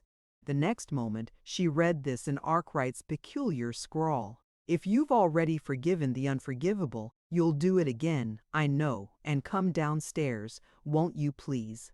I want to see you. Miss Gregory lifted her head with a jerk. Her face was a painful red. Tell Mr. Arkwright I can't possibly. She came to an abrupt pause. Her eyes had encountered Rose's, and in Rose's eyes the puzzled questioning was plainly fast becoming a shrewd suspicion. There was the briefest of hesitations. Then, lightly, Miss Gregory tossed the note aside. Tell Mr. Arkwright I'll be down at once, please, she directed carelessly as she turned back into the room. But she was not down at once. She was not down until she had taken time to bathe her red eyes, powder her telltale nose, smooth her ruffled hair, and whip herself into the calm, steady-eyed, self-controlled young woman that Arkwright finally rose to meet when she came into the room. I thought it was only women who were privileged to change their mind, she began brightly, but Arkwright ignored her attempt to conventionalize the situation. Thank you for coming down, he said with a weariness that instantly drove the forced smile from the girl's lips. I wanted to talk to you. Yes. She seated herself and motioned him to a chair near her. He took the seat. And then fell silent, his eyes out the window. I thought you said you wanted to talk, she reminded him nervously after a minute. I did. He turned with disconcerting abruptness. Alice, I'm going to tell you a story. I shall be glad to listen. People always like stories, don't they? Do they? The somber pain in Arkwright's eyes deepened. Alice Gregory did not know it, but he was thinking of another story he had once told in that same room. Billy was his listener then, while now, a little precipitately, he began to speak. When I was a very small boy, I went to visit my uncle, who in his young days had been quite a hunter. Before the fireplace in his library was a huge tiger skin with a particularly lifelike head. The first time I saw it, I screamed and ran and hid. I refused then even to go into the room again. My cousins urged, scolded, pleaded, and laughed at me by turns, but I was obdurate. I would not go where I could see the fearsome thing again, even though it was, as they said, nothing but a dead old rug. Finally, one day, my uncle took a hand in the matter. By sheer willpower, he forced me to go with him straight up to the dreaded creature and stand by its side. He laid one of my shrinking hands on the beast's smooth head and thrust the other one quite into the open red mouth with its gleaming teeth. You see, he said, there's absolutely nothing to fear. He can't possibly hurt you. Just as if you are bigger and finer and stronger in every way than that dead thing on the floor. Then, when he had got me to the point where of my own free will I would walk up and touch the thing, he drew a lesson for me. Now remember, he charged me, never run and hide again. Only cowards do that. Walk straight up and face the thing. 10 to 1, you'll find it's nothing but a dead skin masquerading as the real thing. Even if it isn't, if it's alive, face it. Find a weapon and fight it. Know that you are going to conquer it and you'll conquer. Never run. Be a man. Men don't run, my boy. Arkwright paused and drew a long breath. He did not look at the girl in the opposite chair. If he had looked, he would have seen a face transfigured. Well, he resumed, I never forgot that tiger skin, nor what it stood for, after that day when Uncle Ben thrust my hand into its hideous but harmless red mouth. Even as a kid I began, then, to try not to run. I've tried ever since, but today I did run.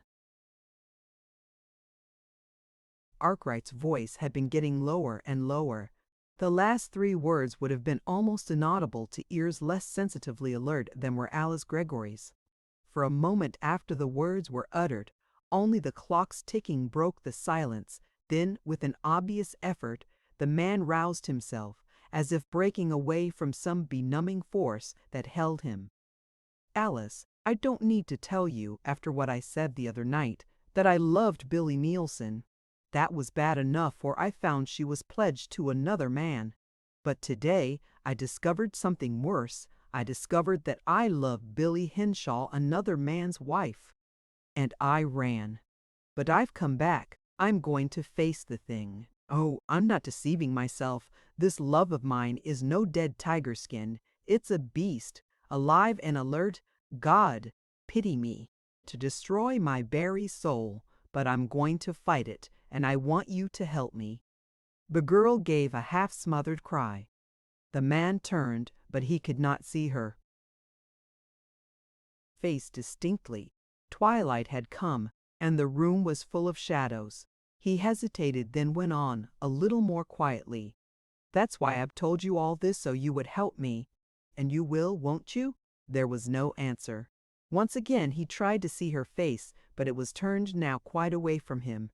You've been a big help already, little girl. Your friendship, your comradeship, they've been everything to me. You're not going to make me do without them now? No, oh no! The answer was low and a little breathless, but he heard it. Thank you, I knew you wouldn't. He paused, then rose to his feet. When he spoke again, his voice carried a note of whimsical lightness that was a little forced. But I must go, else you will take them from me, and with good reason, and please don't let your kind heart grieve too much over me. I'm no deep-dyed villain in a melodrama, nor a wicked lover in a tenpenny novel, you know. I'm just an everyday man in real life, and we're going to fight this thing out in everyday living. That's where your help is coming in. We'll go together to see Mrs. Bertram Henshaw. She's asked us to, and you'll do it, I know. We'll have music and everyday talk. We'll see Mrs. Bertram Henshaw in her own home with her husband where she belongs, and I'm not going to run again. But I'm counting on your help, you know. He smiled a little wistfully as he held out his hand in goodbye. 1 minute later, Alice Greggory, alone, was hurrying upstairs. I can't, I know I can't, she was whispering wildly. Then, in her own room, she faced herself in the mirror. Yes, you can, Alice Greggory, she asserted with swift change of voice and manner. This is your tiger skin, and you're going to fight it. Do you understand? Fight it, and you're going to win, too. Do you want that man to know you care? Chapter 6. The Paining Look. It was toward the last of October that Billy began to notice her husband's growing restlessness. Twice, when she had been playing to him, she turned to find him testing the suppleness of his injured arm. Several times, failing to receive an answer to her questions, she had looked up to discover him gazing abstractedly at nothing in particular. They read and walked and talked together, to be sure, and Bertram's devotion to her lightest wish was beyond question, but more and more frequently these days Billy found him hovering over his sketches in his studio, and once, when he failed to respond to the dinner bell, search revealed him buried in a profound treatise on the art of foreshortening. Then came the day when Billy, after an hour's vain effort to imprison within notes a tantalizing melody, captured the truant and rained down to the studio to tell Bertram of her victory. But Bertram did not seem even to hear her. True, he leaped to his feet and hurried to meet her, his face radiantly aglow. But she had not ceased to speak before he himself was talking. Billy, I've been sketching," he cried. "My hand is almost steady. See, some of those lines are all right. I just picked up a crayon," and he stopped abruptly, his eyes on Billy's face. A vaguely troubled shadow crossed his own. Did you or you saying anything in particular when you came in?" he stammered. For a short half-minute, Billy looked at her husband without speaking. Then, a little queerly, she laughed. "Oh, no, nothing at all in particular," she retorted airily. The next moment, with one of her unexpected changes of manner, she darted across the room, picked up a palette and a handful of brushes from the long box near it. Advancing toward her husband, she held them out dramatically. "And now paint, my lord, paint," she commanded him, with stern insistence as she thrust them into his hands. Bertram laughed shamefacedly. "Oh, I say, Billy," he began, but Billy had gone. Out in the hall, Billy was speeding upstairs, talking fiercely to herself. "Will, Billy Nielsen Henshaw, it's come. Now behave yourself. That was the painting look. You know what that means. Remember, he belongs to his art before he does to you. Kate and everybody says so. And you expected him to tend to you and your silly little songs. Do you want to ruin his career? As if now he could spend all his time and give all his thoughts to you. But I just hate that art." "What did you say, Billy?" asked William in mild surprise, coming round the turn of the balustrade in the hall above. "Were you speaking to me, my dear?" Billy looked up. Her face cleared suddenly, and she laughed, though a little ruefully. "No, Uncle William, I wasn't talking to you," she sighed. "I was just administering first aid to the injured," she finished as she whisked into her own room. "Well, well, bless the child. What can she mean by that?" puzzled Uncle William, turning to go down the stairway. Bertram began to paint a very little the next day. He painted still more the next, and yet more again the day following. He was like a bird let out of the cage, so joyously alive was he. The old sparkle came back to his eye, the old gay smile too. His lips. Now that they had come back, Billy realized what she had not been conscious of before, that for several weeks past they had not been there, and she wondered which hurt the more, that they had not been there before or that they were there now. Then she scolded herself roundly for asking the question at all. They were not easy. Those days for Billy, though always to Bertram she managed to show a cheerfully serene face. To Uncle William also, and to Aunt Hannah, she showed a smiling countenance, and because she could not talk to anybody else of her feelings, she talked to herself.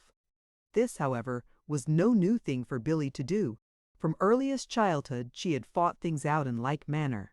"But it's so absurd of you, Billy Henshaw," she berated herself one day, when Bertram had become so absorbed in his work that he had forgotten to keep his appointment with her for a walk. "Just because you have had his constant attention almost every hour since you were married is no reason why you should have it every hour now, when his arm is better. Besides, it's exactly what you said you wouldn't do, object to his giving proper time to his work." "But I'm not objecting," stormed the other half of herself. "I'm telling him to do it.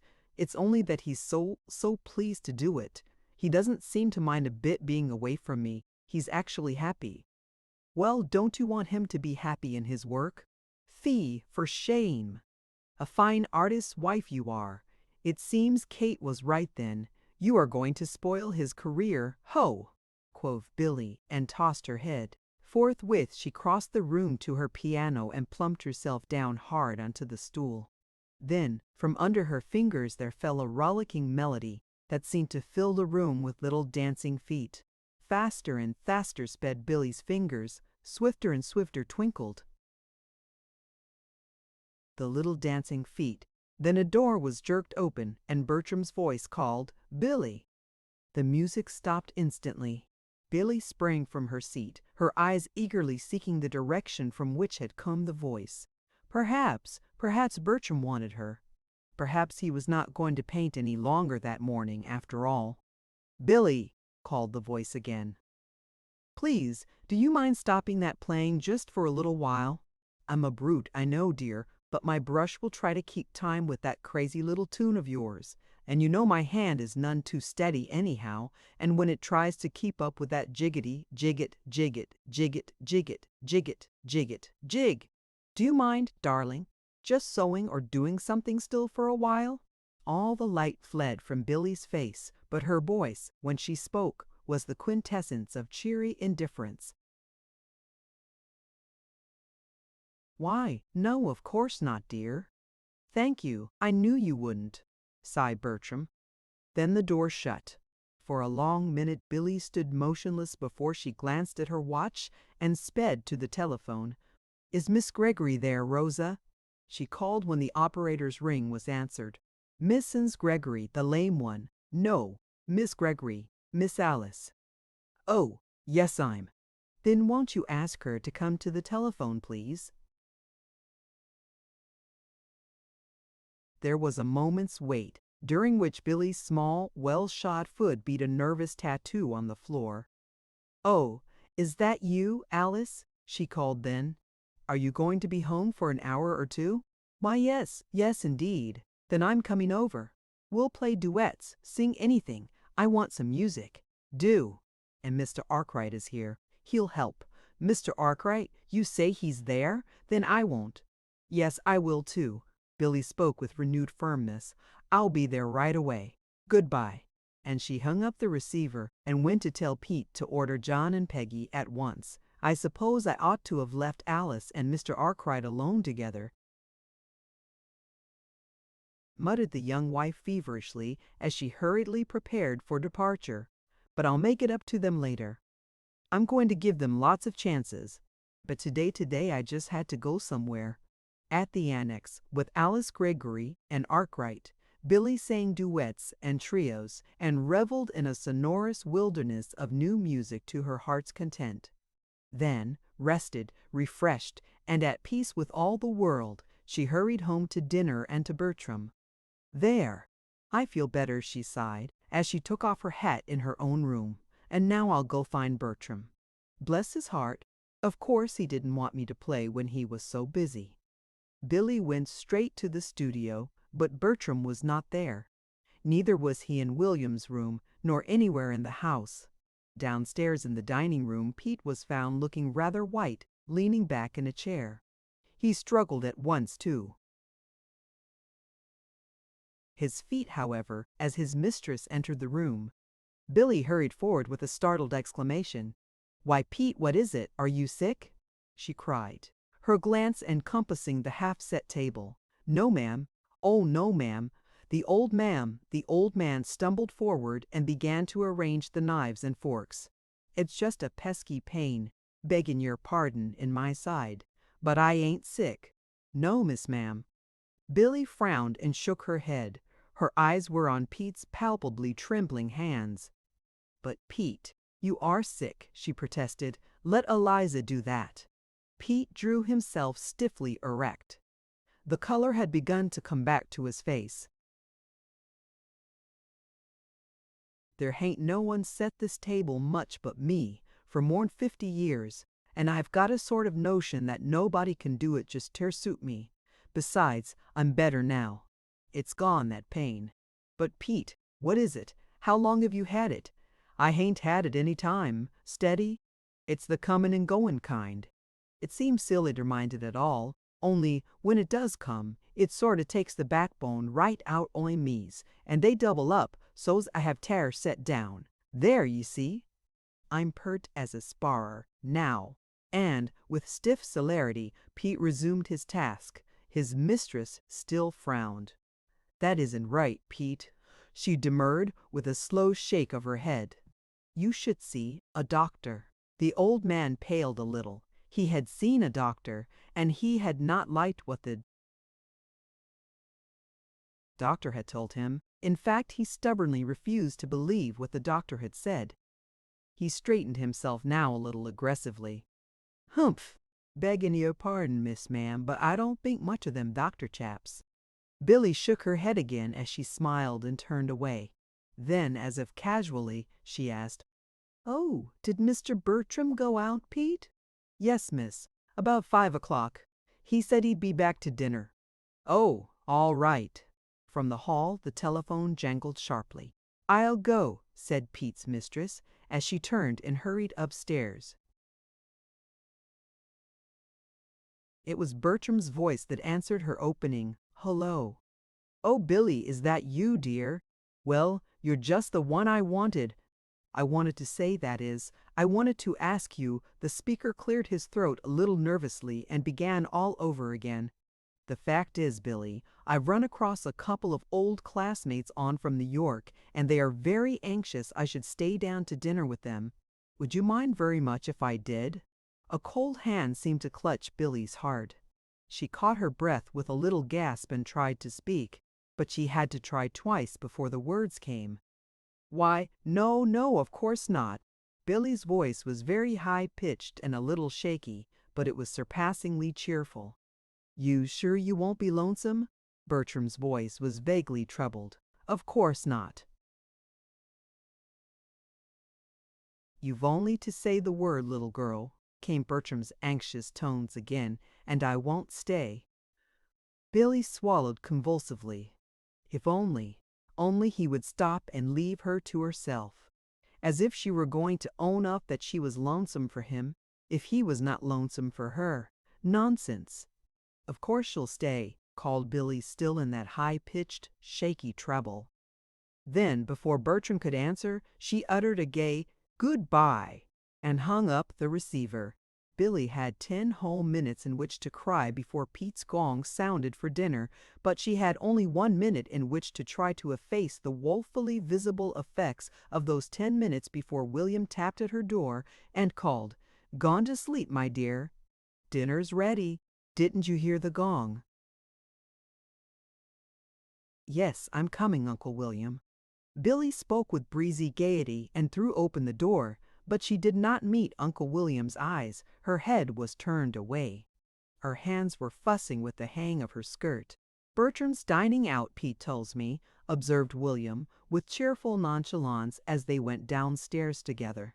Billy bit her lip and looked up sharply. She had been bracing herself to meet with disdainful indifference this man's pity, the pity due a poor neglected wife whose husband preferred to dine with old classmates rather than with herself. Now she found in William's face, not pity, but a calm, even jovial acceptance of the situation as a matter of course. She had known she was going to hate that pity, but now, curiously enough, she was conscious only of anger that the pity was not there, that she might hate it. She tossed her head a little. So even Uncle William regarded this monstrous thing as an insignificant matter of everyday experience. Maybe he expected it to occur frequently every night or so. Doubtless, he did expect it to occur every night or so. Indeed, very well. As if she were going to show now that she cared whether Bertram were there or not. They should see. So with head held high and eyes asparkle, Billy marched into the dining room and took her accustomed place. Chapter 7. The Big Bad Quarrel. It was a brilliant dinner because Billy made it so. At first William met her sallies of wit with mild surprise, but it was not long before he rose gallantly to the occasion and gave back full measure of retort. Even Pete twice had to turn his back to hide a smile, and once his hand shook so that the tea he was carrying almost spilled. This threatened catastrophe, however, seemed to frighten him so much that his face was very grave throughout the rest of the dinner. Still laughing and talking gaily, Billy and Uncle William, after the meal was over, ascended to the drawing-room.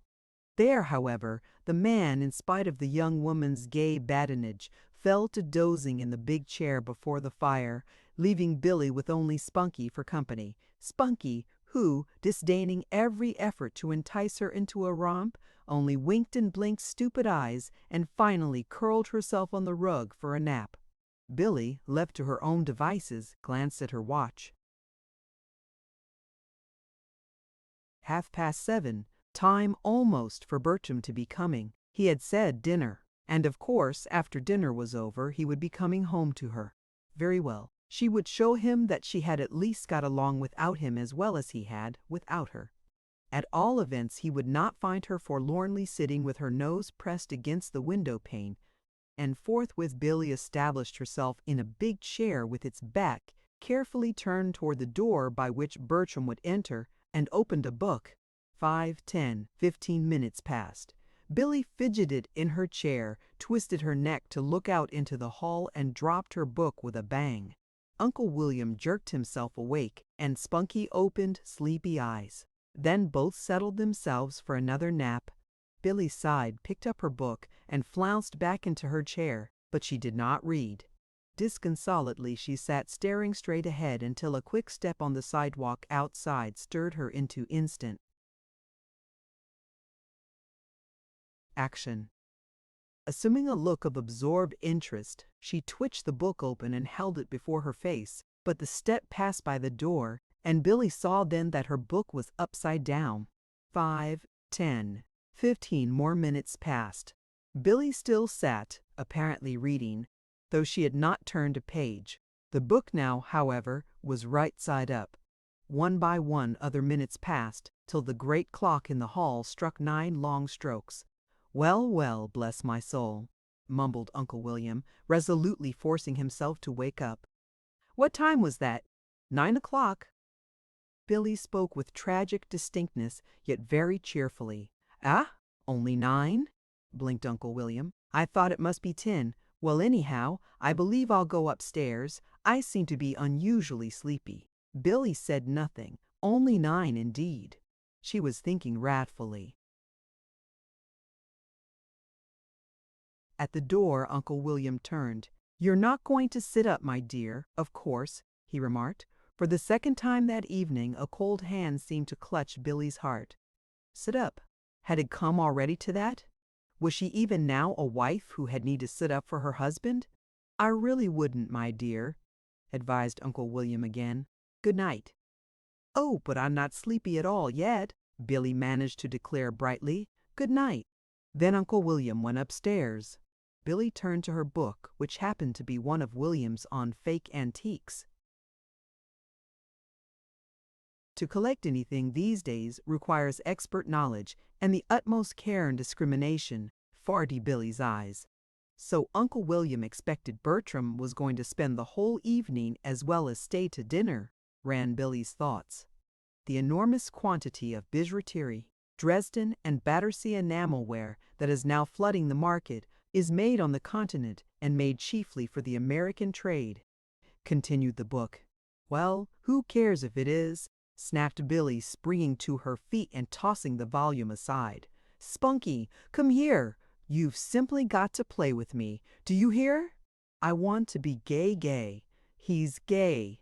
He's down there with those men where he wants to be, where he'd rather be than be with me. Do you think I want him to come home and find me moping over a stupid old book? Not much. I'm going to have him find me gay too. Now, come, Spunky. Hurry, wake up. He'll be here right away, I'm sure." And Billy shook a pair of worsted reins, hung with little soft balls, full in Spunky's face. But Spunky would not wake up, and Spunky would not play. She pretended to. She bit at the reins and sank her sharp claws into the dangling balls. For a fleeting instant even, something like mischief gleamed in her big yellow eyes. Then the jaws relaxed, the paws turned to velvet, and Spunky's sleek gray head settled slowly back into lazy comfort. Spunky was asleep. Billy gazed at the cat with reproachful eyes. "And you too, Spunky," she murmured. Then she got to her feet and went back to her chair. This time she picked up a magazine and began to turn the leaves very fast, one after another. 9:30 came, then 10. Pete appeared at the door to get Spunky and to see that everything was all right for the night. "Mr. Bertram is not in yet?" he began doubtfully. Billy shook her head with a bright smile. "No, Pete, go to bed. I expect him every minute. Good night." "Thank you, ma'am. Good night." The old man picked up the sleepy cat and went downstairs. A little later Billy heard his quiet steps coming back through the hall and ascending the stairs. She listened until from away at the top of the house she heard his door close. Then she drew a long breath. 10 o'clock, after 10 o'clock, and Bertram not there yet. And was this what he called dinner? Did one eat, then, till 10 o'clock, when one dined with one's friends? Billy was angry now, very angry. She was too angry to be reasonable. This thing that her husband had done seemed monstrous to her, smarting as she was under. The sting of hurt pride and grieved loneliness, the state of mind into which she had worked herself. No longer now did she wish to be gay when her husband came. No longer did she even pretend to assume indifference. Bertram had done wrong. He had been unkind, cruel, thoughtless, inconsiderate of her comfort and happiness. Furthermore, he did not love her as well as she did him, or he never, never could have done it.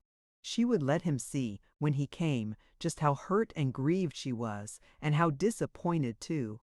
Billy was walking the floor now, back and forth, back and forth. 10:30 came, then 11. As the 11 long strokes reverberated through the silent house, Billy drew in her breath and held it suspended. A new look came to her eyes. A growing terror crept into them and culminated in a frightened stare at the clock. Billy ran then to the great outer door and pulled it open. A cold wind stung her face and caused her to shut the door quickly. Back and forth she began to pace the floor again, but in 5 minutes she had run to the door once more. This time she wore a heavy coat of Bertram's, which she caught up as she passed the hall rack. Out onto the broad top step, Billy hurried and peered down the street. As far as she could see, not a person was in sight. Across the street and the public garden, the wind stirred the gray tree branches and set them to casting weird shadows on the bare, frozen ground. A warning something behind her sent Billy scurrying into the house just in time to prevent the heavy doors closing and shutting her out, keyless, in the cold. 11:30 came, and again Billy ran to the door.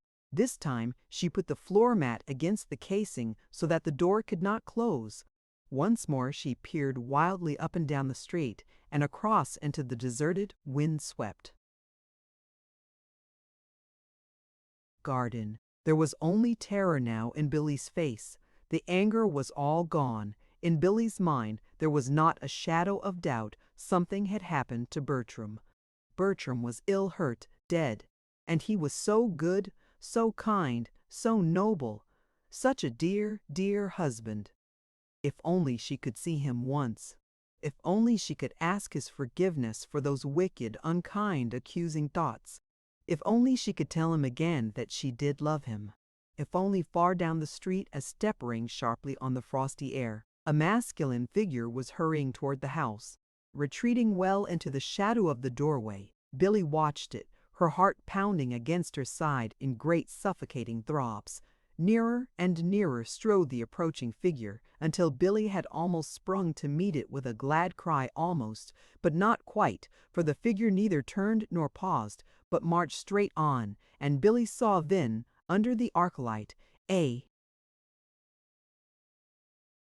brown-bearded man who was not Bertram at all.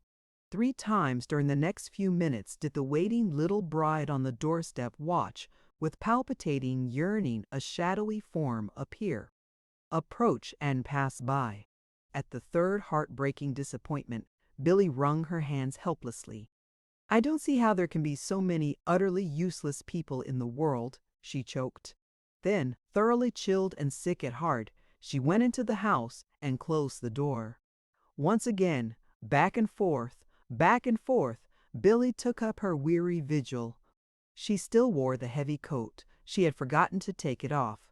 Her face was pitifully white and drawn. Her eyes were wild. One of her hands was nervously caressing the rough sleeve of the coat as it hung from her shoulder. 1, 2, 3, Billy gave a sharp cry and ran into the hall. Yes, it was 12 o'clock.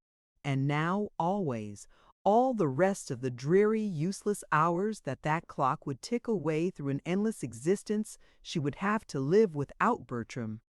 If only she could see him once more. But she could not. He was dead. He must be dead now. Here it was 12 o'clock, and there came a quick step, the click of a key in the lock. Then the door swung back, and Bertram, big, strong, and merry-eyed, stood before her. "Well, well, hello," he called jovially. "Why, Billy, what's the matter?" he broke off, in quite a different tone of voice. And then a curious thing happened. Billy, who a minute before had been seeing only a dear, noble, adorable lost Bertram, saw now suddenly only the man that had stayed happily till midnight with two friends, while she matter, exclaimed Billy sharply then. Is this what you call staying to dinner, Bertram Henshaw? Bertram stared. A slow red stole to his forehead. It was his first experience of coming home to meet angry eyes that questioned his behavior, and he did not like it. He had been, perhaps, a little conscience-smitten when he saw how late he had stayed, and he had intended to say he was sorry, of course. But to be thus sharply called to account for a perfectly innocent good time with a couple of friends, to come home and find Billy making a ridiculous scene like this, he would not stand for it. Bertram's lips snapped open. The angry retort was almost spoken when something in the piteously quivering chin and white, drawn face opposite stopped it just in time. "Why, Billy, darling," he murmured instead. It was Billy's turn to change. All the anger melted away before the dismayed tenderness in those dear eyes and the grieved hurt in that dear voice. "Well, Billy began to cry. It was all right then, of course, for the next minute she was crying on Bertram's big, broad shoulder, and in the midst of broken words, kisses, gentle pats, and inarticulate croonings, the big, bad quarrel that had been all ready to materialize faded quite away into nothingness. "I didn't have such an awfully good time anyhow," avowed Bertram, when speech became rational. "I'd rather have been home with you." "Nonsense," blinked Billy valiantly. "Of course you had a good time, and it was perfectly right you should have it too, and I hope you'll have it again." "I shan't," emphasized Bertram promptly, "not and leave you." Billy regarded him with adoring eyes. "I'll tell you, we'll have 'em come here," she proposed gaily. "Sure we will," agreed Bertram. "Yes, sure we will," echoed Billy with a contented sigh. Then, a little breathlessly, she added, "Anyhow, I'll know where you are."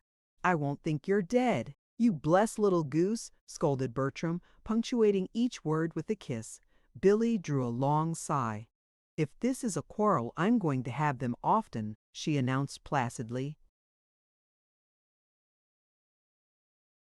"Billy," the young husband was plainly aghast. "Well, I am, because I like the making up," dimpled Billy, with a mischievous twinkle as she broke from his clasp and skipped ahead up the stairway. Chapter 8. Billy cultivates a comfortable indifference. The next morning, under the uncompromising challenge of a bright sun, Billy began to be uneasily suspicious that she had been just a bit unreasonable and exacting the night before. To make matters worse, she chanced to run across a newspaper criticism of a new book bearing the ominous title, "When the Honeymoon Wanes a Talk to Young Wives."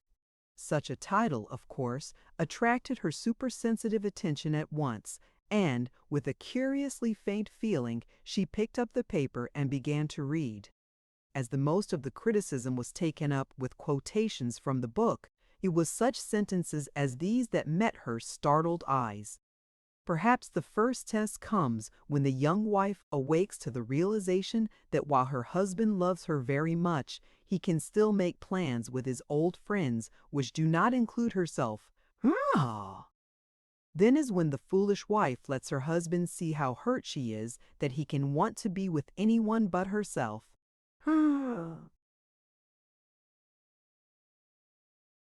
Then is when the husband, used all his life to independence, perhaps begins to chafe under these new bonds that hold him so fast. No man likes to be held up at the end of a threatened scene and made to give an account of himself. Before a woman has learned to cultivate a comfortable indifference to her husband's comings and goings, she is apt to be tyrannical and exacting. "Comfortable indifference, indeed," stormed Billy to herself, "as if I ever could be comfortably indifferent to anything Bertram did." She dropped the paper, but there were still other quotations from the book there, she knew, and in a moment she was back at the table reading them. No man, however fondly he loves his wife, likes to feel that she is everlastingly peering into the recesses of his mind and weighing his every act to find out if he does or does not love her today as well as he did yesterday at this time. Then, when spontaneity is dead, she is the chief mourner at its funeral. A few couples never leave the Garden of Eden. They grow old hand in hand. They are the ones who bear and forbear, who have learned to adjust themselves to the intimate relationship of living together. A certain amount of liberty, both of action and thought, must be allowed on each side. The family shut in upon itself grows so narrow that all interest in the outside world is lost and narrow, that all interest in the outside world is lost entirely. No two people are ever fitted to fill each other's lives entirely. They ought not to try to do it. If they do try, the process is belittling to each, and the result, if it is successful, is nothing less than a tragedy, for it could not mean the highest ideals, nor the truest devotion. Brushing up against other interests and other personalities is good for both husband and wife. Then to each other they bring the best of what they have found, and each to the other continues to be new and interesting. The young wife, however, is apt to be jealous of everything that turns her husband's attention for one moment away from herself. She is jealous of his thoughts, his words, his friends, even his business. But the wife who has learned to be the clinging vine when her husband wishes her to cling, and to be the sturdy oak when clinging vines would be tiresome, has solved a tremendous problem. At this point, Billy dropped the paper. She flung it down indeed, a bit angrily. There were still a few more words in the criticism, mostly the critic's own opinion of the book, but Billy did not care for this. She had read quite enough, too much in fact. All that sort of talk might be very well, even necessary, perhaps, she told herself, for ordinary husbands and wives. But for her and Bertram. Then vividly before her rose those initial quoted words. Perhaps the first test comes when the young wife awakes to the realization that while her husband loves her very much, he can still make plans with his old friends which do not include herself. Billy frowned and put her finger to her lips. Was that then, last night, a test? Had she been tyrannical and exacting? Was she everlastingly peering into the recesses of Bertram's mind and weighing his every act? Was Bertram already beginning to chafe under these new bonds that held him? No, never that. She could not believe that. But what if he should sometime begin to chafe? What if they two should, in days to come, degenerate into just the ordinary, everyday married folk whom she saw about her everywhere and for whom just such horrid books as this must be written? It was unbelievable, unthinkable. And yet that man had said with a despairing sigh. Billy picked up the paper once more and read carefully every word again. When she had finished, she stood soberly thoughtful, her eyes out of the window. After all, it was nothing but the same old story. She was exacting. She did want her husband's every thought. She gloried in peering into every last recess of his mind if she had a chance. She was jealous of his work. She had almost hated his painting at times. She had held him up with the threatened scene only the night before and demanded that he should give an account of himself. She had, very likely, been the clinging vine when she should have been the sturdy oak. Very well, then. Billy lifted her head and threw back her shoulders. He should have no further cause for complaint. She would be an oak. She would cultivate that comfortable indifference to his comings and goings. She would brush up against other interests and personalities so as to be new and interesting to her husband. She would not be tyrannical, exacting, or jealous. She would not threaten scenes, nor peer into recesses. Whatever happened, she would not let Bertram begin to chafe against those bonds. Having arrived at this heroic and to her eminently satisfactory state of mind, Billy turned from the window and fell to work on a piece of manuscript music. Brush up against other interests. she admonished herself sternly as she reached for her pen. Theoretically, it was beautiful, but practically Billy began at once to be that oak. Not an hour after she had first seen the fateful notice of "When the Honeymoon Wanes," Bertram's ring sounded at the door downstairs. Bertram always let himself in with his latchkey, but from the first of Billy's being there, he had given a peculiar ring at the bell, which would bring his wife flying to welcome him if she were anywhere in the house. Today, when the bell sounded, Billy sprang as usual to her feet with a joyous, "There's Bertram!" But the next moment she fell back. "Tut, tut, Bully Nielsen Henshaw. Learn to cultivate a comfortable indifference to your husband's comings and goings," she whispered fiercely. Then she sat down and fell to work again. A moment later she heard her husband's voice talking to someone she surmised. "Here, you say she's here?" Then she heard Bertram's quick step on the stairs. The next minute, very quietly, he came to her door. "Ho!" he ejaculated gaily as she rose to receive his kiss. "I thought I'd find you asleep when you didn't hear my ring." Billy reddened a little. "Oh no, I wasn't asleep." "But you didn't hear." Bertram stopped abruptly, an odd look in his eyes. "Maybe you did hear it, though," he corrected. Billy colored more confusedly. The fact that she looked so distressed did not tend to clear Bertram's face. "Why, of course, Billy, I didn't mean to insist on your coming to meet me," he began a little stiffly, but Billy interrupted him. "Why, Bertram, I'd just love to go to meet you," she maintained indignantly. Then, remembering just in time, she amended, "That is, I did love to meet you," until, with a sudden realization that she certainly had not helped matters any, she came to an embarrassed pause. A puzzled frown showed on Bertram's face. "You did love to meet me until," he repeated after her. Then his face changed. "Billy, you can't be laying up last night against me," he reproached her a little irritably. "Last night? Why, of course not," retorted Billy, in a panic at the bare mention of the test, which, according to "When the Honeymoon Wanes," was at the root of all her misery. Already she thought she detected in Bertram's voice signs that he was beginning to chafe against those bonds. "It is a matter of the utmost indifference to me what time you come home at night, my dear," she finished airily as she sat down to her work again. Bertram stared. Then he frowned, turned on his heel, and left the room. Bertram, who knew nothing of the "Talk to Young Wives" in the newspaper at Billy's feet, was surprised, puzzled, and just a bit angry. Billy, left alone, jabbed her pen with such force against her paper that the note she was making became an unsightly blot. "Well, if this is what that man calls being comfortably indifferent, I'd hate to try the uncomfortable kind," she muttered with emphasis.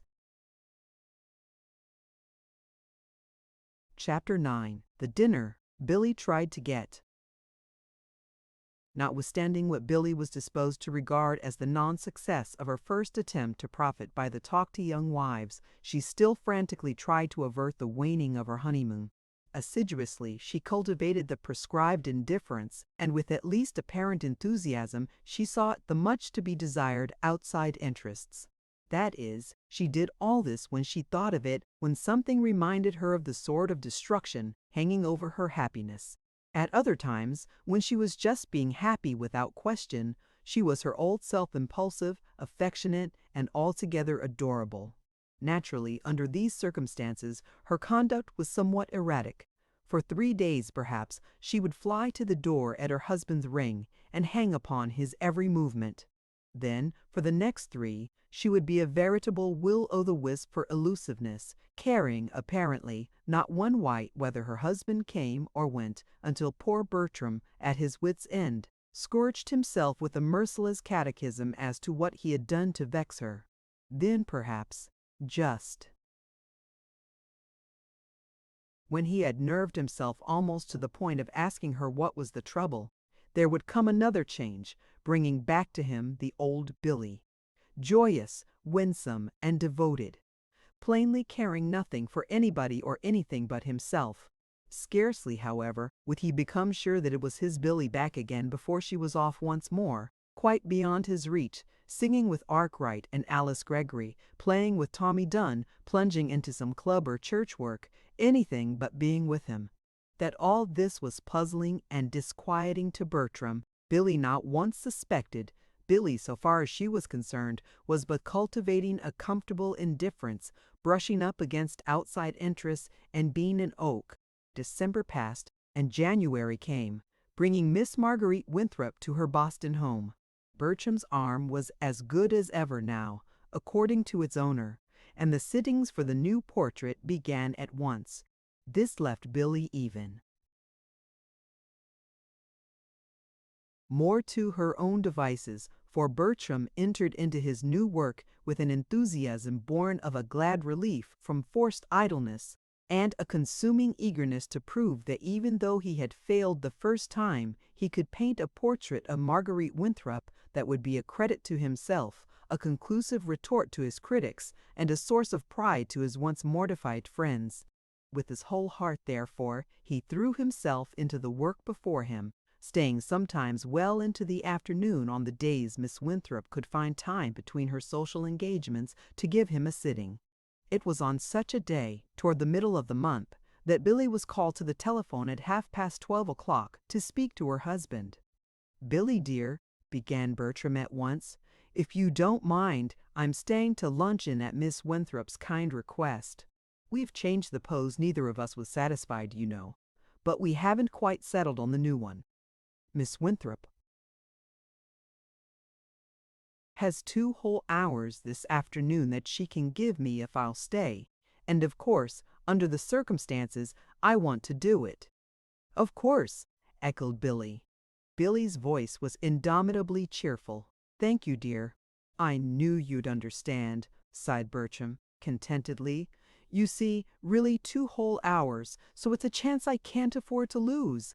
"Of course you can't," echoed Billy again. "All right, then. Goodbye till tonight," called the man. "Goodbye," answered Billy, still cheerfully. As she turned away, however, she tossed her head. "A new pose, indeed," she muttered with some asperity. "Just as if there could be a new pose after all those she tried last year." Immediately after luncheon, Pete and Eliza started for South Boston to pay a visit to Eliza's mother, and it was soon after they left the house that Bertram called his wife up again. "Say, dearie, I forgot to tell you," he began, "but I met an old friend in the subway this morning, and I remembered what you said about bringing him home to dinner next time, so I asked him for tonight. Do you mind?" "It's mind, of course not. I'm glad you did," plunged in Billy with feverish eagerness. Even now, just the bare mention of anything connected with that awful test night was enough to set Billy's nerves to tingling. "I want you to always bring them home, Bertram." "All right, dear. We'll be there at 6:00 then. It's at Calderwell this time. You remember Calderwell, of course. Not Hugh Calderwell?" Billy's question was a little faint. "Sure." Bertram laughed oddly and lowered his voice. "I suspect once I wouldn't have brought him home to you. I was too jealous. But now, now maybe I want him to see what he's lost." "Bertram." But Bertram only laughed mischievously and called a gay goodbye till tonight then. Billy, at her end of the wires, hung up the receiver and backed against the wall a little palpitatingly. Calderwell, to dinner Calderwell. Did she remember Calderwell? Did she, indeed? As if one could easily forget the man that, for a year or two, had proposed marriage as regularly, and almost as lightly, as he had torn a monthly leaf from his calendar. Besides, was it not he, too, who had said that Bertram would never love any girl, really, that it would be only the tilt of her chin or the turn of her head that he loved to paint? And now he was coming to dinner, and with Bertram. Very well, he should see that Bertram did love her, not the tilt of her chin nor the turn of her head. He should see how happy they were, what a good wife she made, and how devoted and satisfied Bertram was in his home. He should see, and forthwith Billy picked up her skirts and tripped upstairs to select her very prettiest house gown to do honor to the occasion. Upstairs, however, one thing and another delayed her, so that it was 4 o'clock when she turned her attention to her toilet. And it was while she was hesitating whether to be stately and impressive in royally sumptuous blue velvet and ermine, or cozy and tantalizingly homey, in bronze gold crepe de Chine and swan's down, that the telephone bell rang again. Eliza and Pete had not yet returned, so, as before, Billy answered it. This time Eliza's shaking voice came to her. "Is that you, ma'am?" "Why, yes, Eliza. Yes, it's me, ma'am." "It's about Uncle Pete. He's give us a turn that's most scared us out of our wits." "Pete, you mean he's sick?" "Yes, ma'am, he was." "That is, he is too. Only he's better now, thank goodness," panted Eliza. "But he ain't hisself yet. He's that white and shaky. Would you mind if we didn't come back till into the evenin', maybe?" "Why, of course not," cried Pete's mistress quickly. "Don't come a minute before he's able, Eliza. Don't come until tomorrow." Eliza gave a trembling little laugh. "Thank you, ma'am, but there wouldn't be no keepin' of Uncle Pete here till then. If he could take 5 steps alone, he'd start now. But he can't. He says he'll be all right pretty quick, though. He's had 'em before these spells, but never quite so bad as this, I guess, and he's worryin' something turrible 'cause he can't start for home right away." "Nonsense!" cut in Mrs. Bertram Henshaw. "Yes, I knew you'd feel that way," stammered Eliza gratefully. "You see, I couldn't leave him to come alone, and besides, anyhow, I'd have to stay, for Mother ain't no more use than a wet dish rag at such times. She's that scared herself, and she ain't very well too, so if you could get along, of course we can, and tell Pete not to worry one bit. I'm so sorry he's sick." "Thank you, ma'am. Then we'll be there sometime this evenin'," sighed Eliza. From the telephone Billy turned away with a troubled face. "Pete is ill," she was saying to herself. "I don't like the looks of it, and he's so faithful he'd come if—" With a little cry, Billy stopped short. Then, tremblingly, she sank into the nearest chair. "Calderwell, and he's coming to dinner," she moaned. For 2 benumbed minutes, Billy sat staring at nothing. Then she ran to the telephone and called the annex. Aunt Hannah answered. "Aunt Hannah, for heaven's sake, if you love me," pleaded Billy, "send Rosa down instanter. Pete is sick over to South Boston, and Eliza is with him, and Bertram is bringing Hugh Calderwell home to dinner. Can you spare Rosa?" "Oh, my grief and conscience, Billy. Of course I can. I could, but Rosa isn't here, dear child. It's her day out, you know." "Oh dear, of course it is. I might have known if I'd thought, but Pete and Eliza have spoiled me. They never take days out at mealtime both together, until tonight." "But, my dear child, what will you do?" "I don't know. I've got to think. I must do something." "Of course you must. I'd come over myself if it wasn't for my cold." "As if I'd let you? There isn't anybody here, only Tawny. Even Alice is gone." "Oh, Billy, Billy, this only goes to prove what I've always said, that no woman ought to be a wife until she's an efficient housekeeper, and—" Yes, Aunt Hannah, I know," moaned Billy frenziedly. "But I am a wife, and I'm not an efficient housekeeper, and Hugh Calderwell won't wait for me to learn. He's coming tonight. Tonight, and I've got to do something. Never mind. I'll fix it some way. Goodbye." "But, Billy, Billy!" "Oh, my grief and conscience!" fluttered Aunt Hannah's voice across the wires as Billy snapped the receiver into place. For the second time that day, Billy backed palpitatingly against the wall. Her eyes sought the clock fearfully. 15 minutes past 4. She had an hour and 3/4. She could, of course, telephone Bertram to dine Calderwell at a club or some hotel. But to do this now, the very first time, when it had been her own suggestion that he bring them home, No, no, she could not do that. Anything but that. Besides, very likely she could not reach Bertram anyway. Doubtless he had left the Winthrop City this time. There was Marie. She could telephone Marie. But Marie could not very well come just now, she knew. And then, too, there was Cyril to be taken into consideration. How Cyril would jibe at the wife who had to call in all the neighbors just because her husband was bringing home a friend to dinner. How he would. Well, he shouldn't. He should not have the chance. So, there. With a jerk, Mrs. Bertram Henshaw pulled herself away from the wall and stood erect. Her eyes snapped, and the very poise of her chin spelled determination. Very well, she would show them. Was not Bertram bringing this man home because he was proud of her? Mighty proud he would be if she had to call in half of Boston to get his dinner for him. Nonsense! She would get it herself. Was not this the time, if ever, to be an oak? A vine, doubtless, would lean and cling and telephone and whine, "I can't," but not an oak. An oak would hold up its head and say, "I can." An oak would go ahead and get that dinner.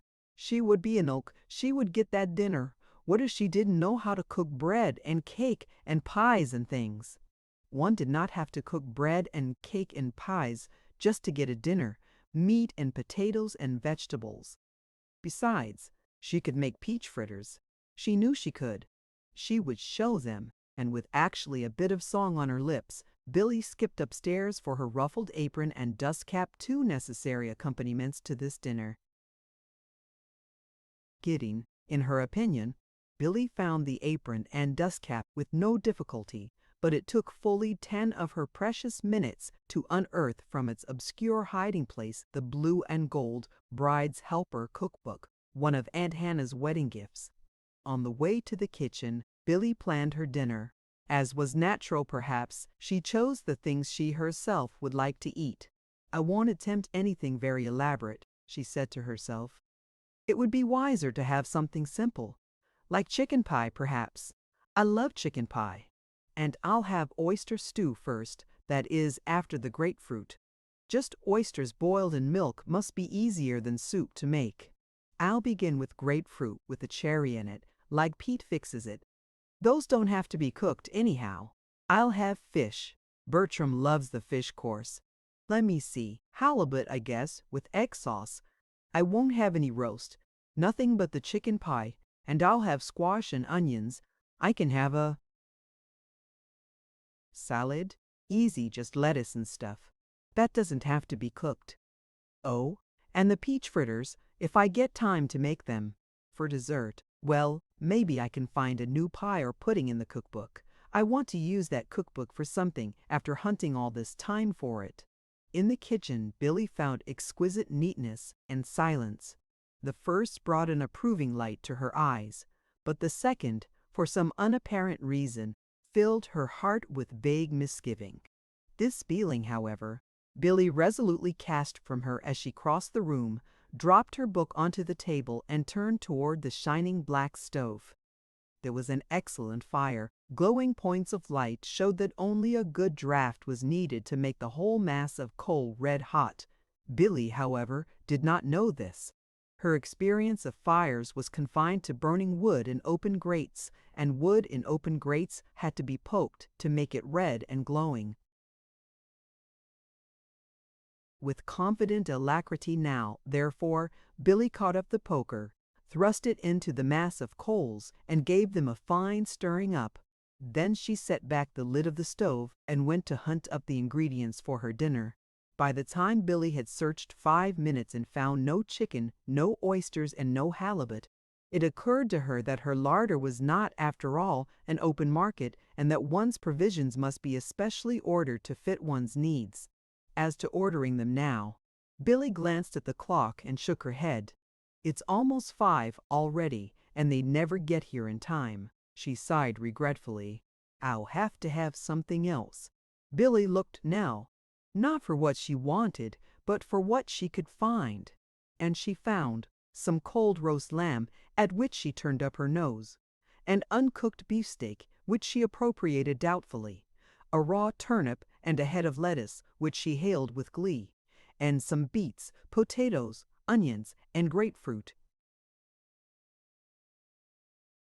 from all of which she took a generous supply. Thus laden, she went back to the kitchen. Spread upon the table, they made a brave show. "Oh, well, I'll have quite a dinner after all," she triumphed, cocking her head happily. "And now for the dessert," she finished, pouncing on the cookbook.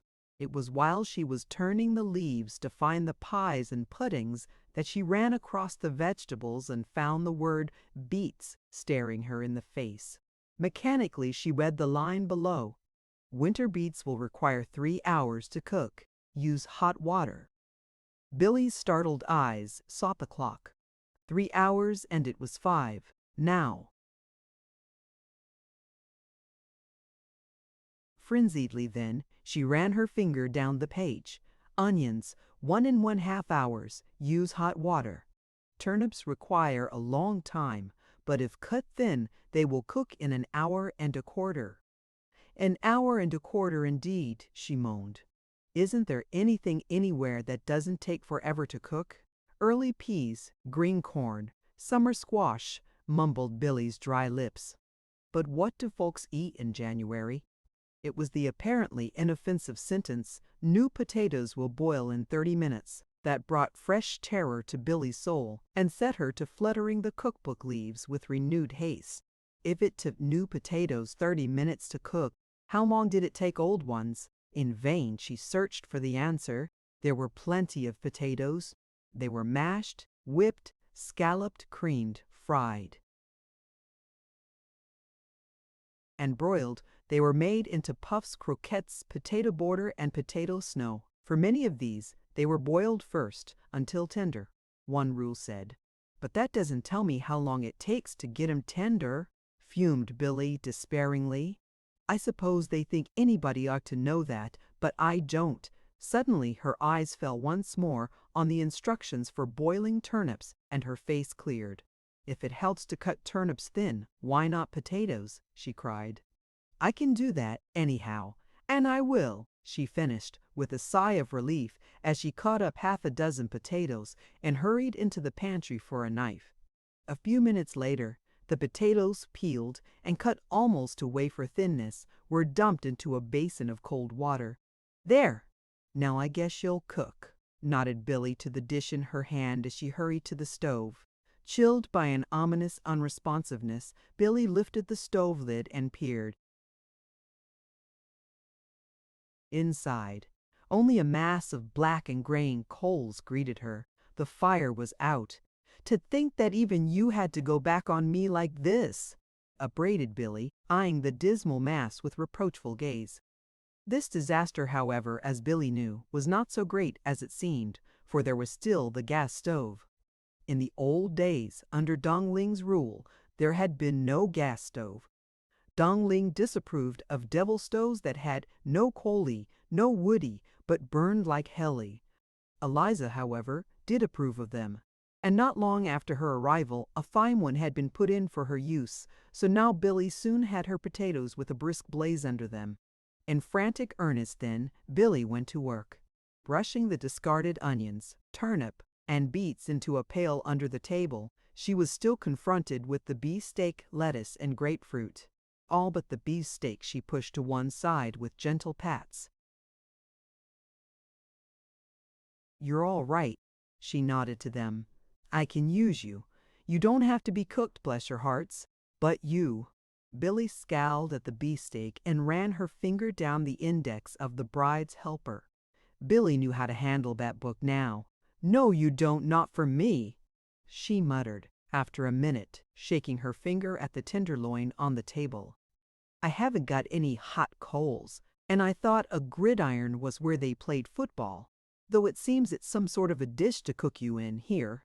But I shouldn't know it from a teaspoon probably, if I should see it. No, sir, it's back to the refrigerator for you, and a nice cold sensible roast leg of lamb for me, that doesn't have to be cooked. Understand? Cooked," she finished as she carried the beefsteak away and took possession of the hitherto despised cold lamb. Once more Billy made a mad search through cupboards and shelves. This time,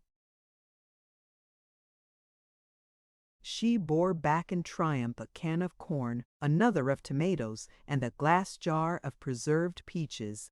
In the kitchen, a cheery bubbling from the potatoes on the stove greeted her. Billy's spirits rose with the steam. "There, Spunky," she said gaily to the cat, who had just uncurled from a nap behind the stove.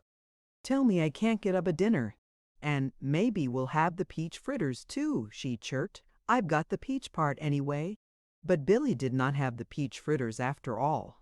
She got out the sugar and the flour, to be sure, and she made a great ado looking up the rule, but a hurried glance at the clock sent her into the dining room to set the table, and all thought of the peach fritters was given up. Chapter 10. The Dinner Billy Got. At 5 minutes of 6, Bertram and Calderwell came. Bertram gave his peculiar ring and let himself in with his latchkey. But Billy did not meet him in the hall nor in the drawing room. Excusing himself, Bertram hurried upstairs. Billy was not in her room, nor anywhere on that floor. She was not in William's room. Coming downstairs to the hall again, Bertram confronted William, who had just come in. "Where's Billy?" demanded the young husband, with just a touch of irritation, as if he suspected William of having Billy in his pocket. William stared slightly. "Why, I don't know. Isn't she here? I'll ask Pete," frowned Bertram. In the dining room, Bertram found no one, though the table was prettily set, and showed half a grapefruit at each place. In the kitchen, Bertram found a din of rattling tin, an odor of burned food, a confusion of scattered pots and pans, a frightened cat who peered at him from under a littered stove, and a flushed, disheveled young woman in a blue dust cap and ruffled apron, whom he finally recognized as his wife. "Why, Billy?" he gasped. Billy, who was struggling with something at the sink, turned sharply. "Bertram Henshaw," she panted.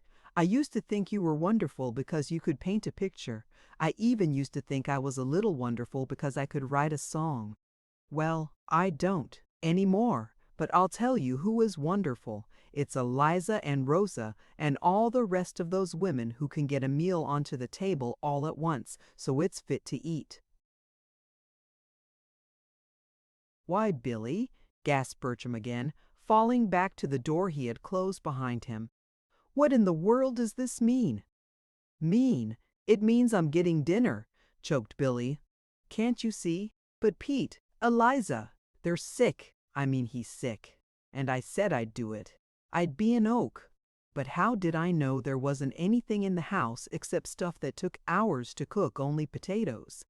And how did I know that they cooked in no time and then got all smushy and wet staying in the water? And how did I know that everything else would stick on and burn on till you'd used every dish there was in the house to cook 'em in?" "Why, Billy," gasped Bertram for the third time. And then, because he had been married only 6 months instead of 6 years, he made the mistake of trying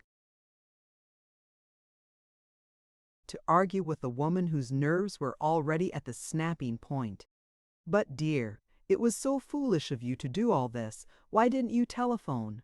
Why didn't you get somebody?" Like an irate little tigress, Billy turned at bay. "Bertram Henshaw," she flamed angrily, "if you don't go upstairs and tend to that man up there, I shall scream. Now go." "I'll be up when I can." And Bertram went. It was not so very long, after all, before Billy came in to greet her guest. She was not stately and imposing in royally sumptuous blue velvet and ermine, nor yet was she cozy and homey in bronze gold crepe de chine and swan's down.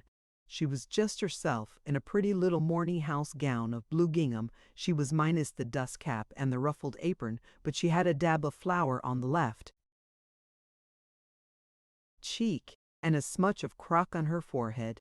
She had, too, a cut finger on her right hand and a burned thumb on her left.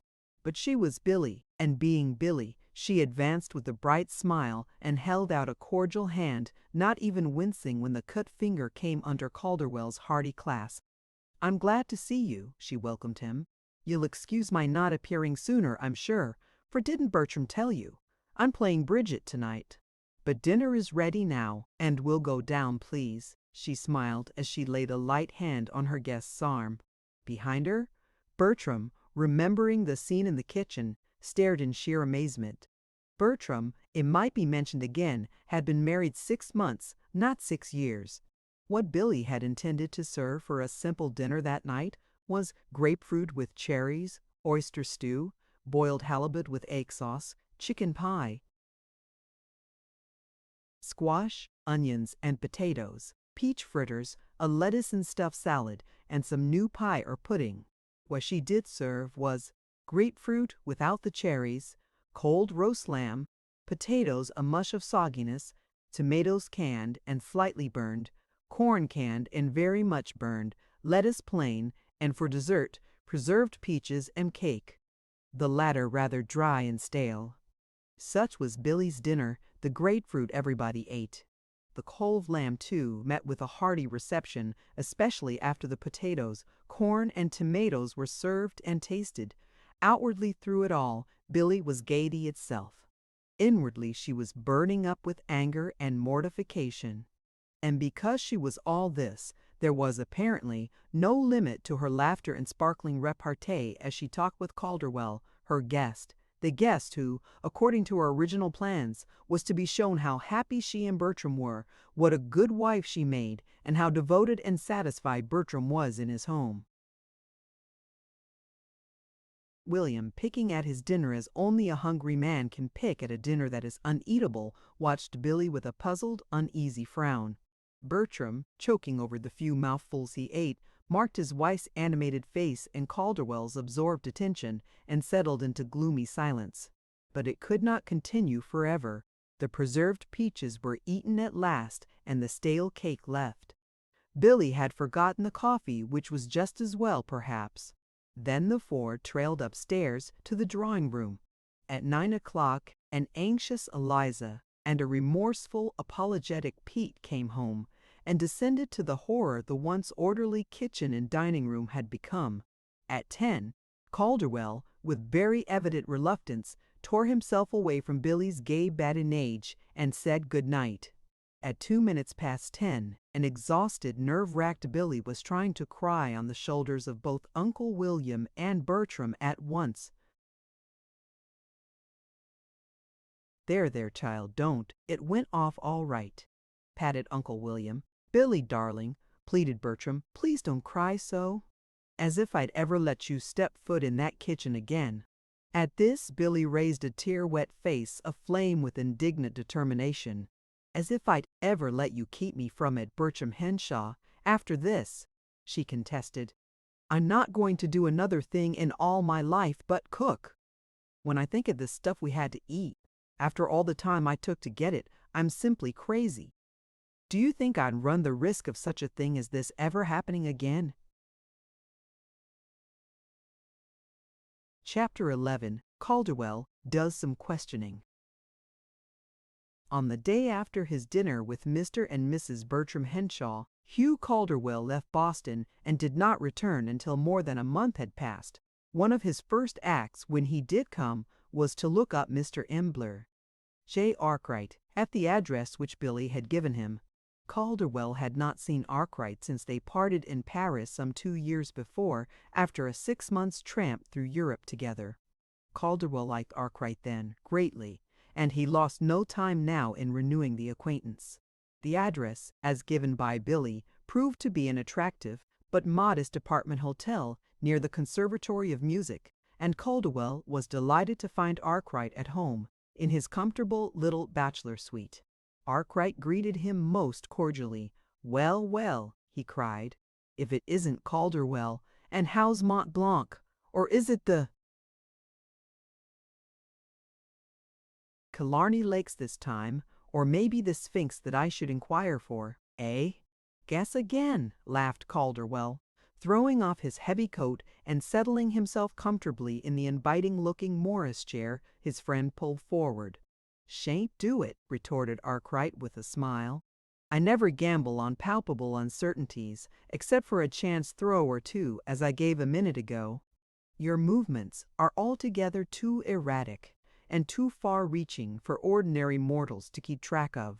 Well, maybe you're right, grinned Calderwell appreciatively. Anyhow, you would have lost this time, sure thing, for I've been working. Seen the doctor yet? Queried Arkwright coolly, pushing the cigars across the table. Thanks for both, sniffed Calderwell with a reproachful glance, helping himself. Your good judgment in some matters is still unimpaired, I see, he observed, tapping the little gilded band which had told him the cigar was an old favorite. As to other matters, however, you're wrong again, my friend, in your surmise. I am not sick, and I have been working. So?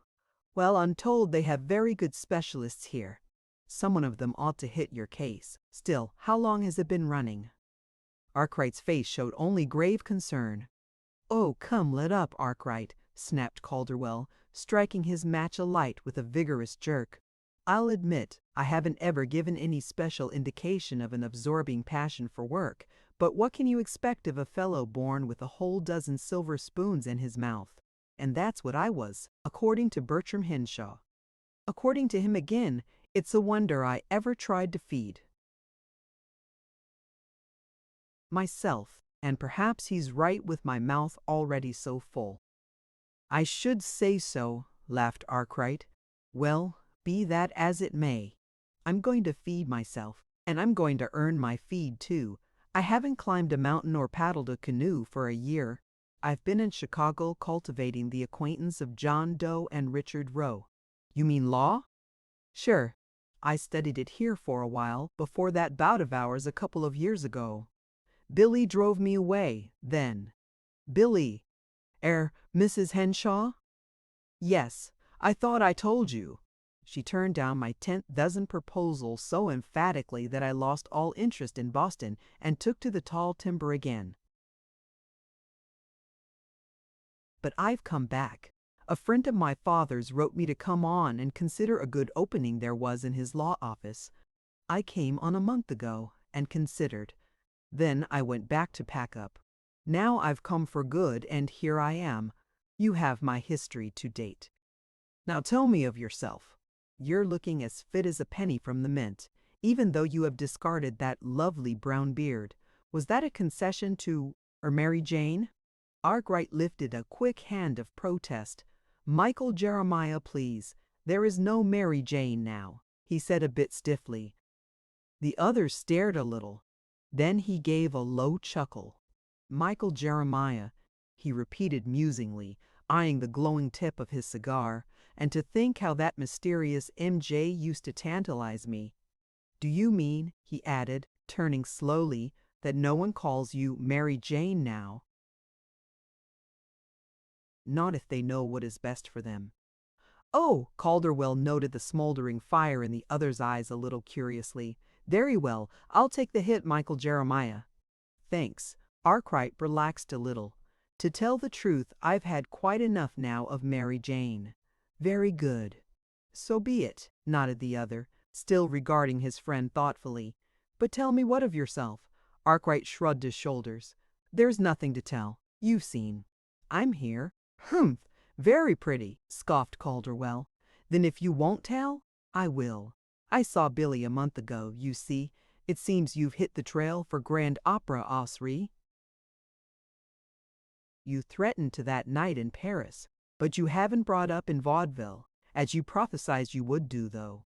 For that matter, judging from the plums, some of the stars are picking on the vaudeville stage. Nowadays, that isn't to be sneezed at.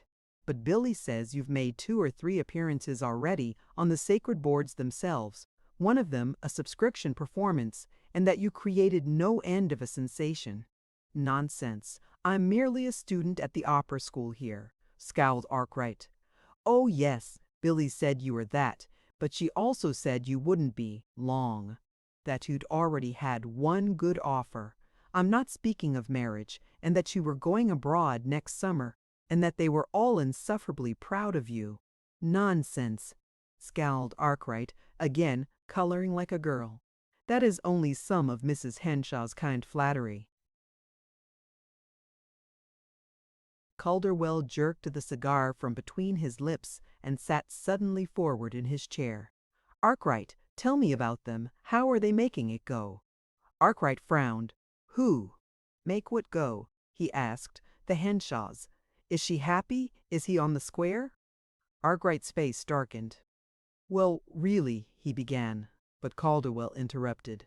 Oh, come, don't be squeamish. You think I'm butting into what doesn't concern me, but I'm not. What concerns Billy does concern me, and if he doesn't make her happy, I'll kill him. In spite of himself, Arkwright laughed. The vehemence of the other's words and the fierceness with which he puffed at his cigar as he fell back in his chair were most expressive. Well, I don't think you need to load revolvers nor sharpen daggers just yet, he observed grimly. Calderwell laughed this time, though without much mirth. Oh, I'm not in love with Billy, now, he explained. Please don't think I am. I shouldn't see her if I was, of course. Arkwright changed his position suddenly, bringing his face into the shadow. Calderwell talked on without pausing. No, I'm not in love with Billy, but Billy's a trump. You know that. I do. The words were low but steadily spoken. Of course you do. We all do, and we want her happy. But as for her marrying Bertram, you could have bowled me over with a soap bubble when I heard she'd done it. Now, understand, Bertram is a good fellow, and I like him. I've known him all his life, and he's all right. Oh, 6 or 8 years ago, to be sure, he got in with a set of fellows Bob Seaver and his clique that were no good. Went in for bohemianism and all that rot. It wasn't good for Bertram. He's got the confounded temperament that goes with his talent, I suppose. Though why a man can't paint a picture or sing a song and keep his temper and a level head, I don't see. He can, cut in Arkwright with curt emphasis. Humph, well, that's what I think. But about this marriage business. Bertram admires a pretty face wherever he sees it to paint, and always has, not but that he's straight as a string with women.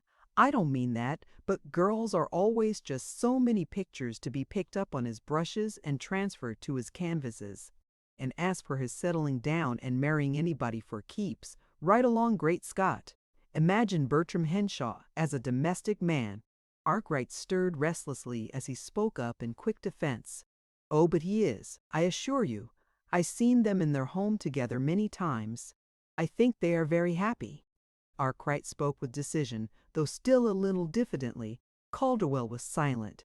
He had picked up the little gilt band he had torn from his cigar, and was fingering it musingly. Yes, I've seen them once, he said after a minute. I took dinner with them when I was on, a month ago. I heard you did. At something in Arkwright's voice, Calderwell turned quickly. What do you mean? Why do you say it like that? Arkwright laughed. The constraint fled from his manner. Well, I may as well tell you. You'll hear of it. It's no secret. Mrs. Henshaw herself tells of it everywhere. It was her friend, Alice Gregory, who told me of it first, however. It seems the cook was gone, and the mistress had to get the dinner herself. Yes, I know that. But you should hear Mrs. Henshaw tell the story now, or Bertram. It seems she knew nothing whatever about cooking and her trials and tribulations in getting that dinner onto the table were only 1 degree worse than the dinner itself, according to her story. Didn't you or notice anything? Notice anything? Exploded Calderwell. I noticed that Billy was so brilliant she fairly radiated sparks. And I noticed that Bertram was so glum he almost radiated thunderclaps. Then I saw that Billy's high spirits were all assumed to cover a threatened burst of tears, and I laid it all to him. I thought he'd said something to hurt her, and I could have punched him. Great Scott, was that what ailed them? I reckon it was. Alice says that since then Mrs. Henshaw has fairly haunted the kitchen, begging Eliza to teach her everything, every single thing she knows. Calderwell chuckled. If that isn't just like Billy, she never does anything by halves. By George, but she was game over that dinner. I can see it all now. Alice says she's really learning to cook, in spite of old Pete's horror and Eliza's pleadings not to spoil her pretty hands. Then Pete is back all right. What a faithful old soul he is. Arkwright frowned slightly. Yes, he's faithful, but he isn't all right, by any means. I think he's a sick man, myself. What makes Billy let him work, then? Let him, sniffed Arkwright. I'd like to see you try to stop him. Mrs. Henshaw begs and pleads with him to stop, but he scouts the idea. Pete is thoroughly and unalterably convinced that the family would starve to death if it weren't for him. And Mrs. Henshaw says that she'll admit he has some grounds for his opinion when one remembers the condition of the kitchen and dining room the night she presided over them. Poor Billy, chuckled Calderwell. I'd have gone down into the kitchen myself if I'd suspected what was going on. Arkwright raised his eyebrows. Perhaps it's well you didn't if Bertram's picture of what he found there when he went down is a true one. Mrs. Henshaw acknowledges that even the cat sought refuge under the stove. As if the veriest worm that crawls ever needed to seek refuge from Billy, scoffed Calderwell. By the way, what's this annex I hear of?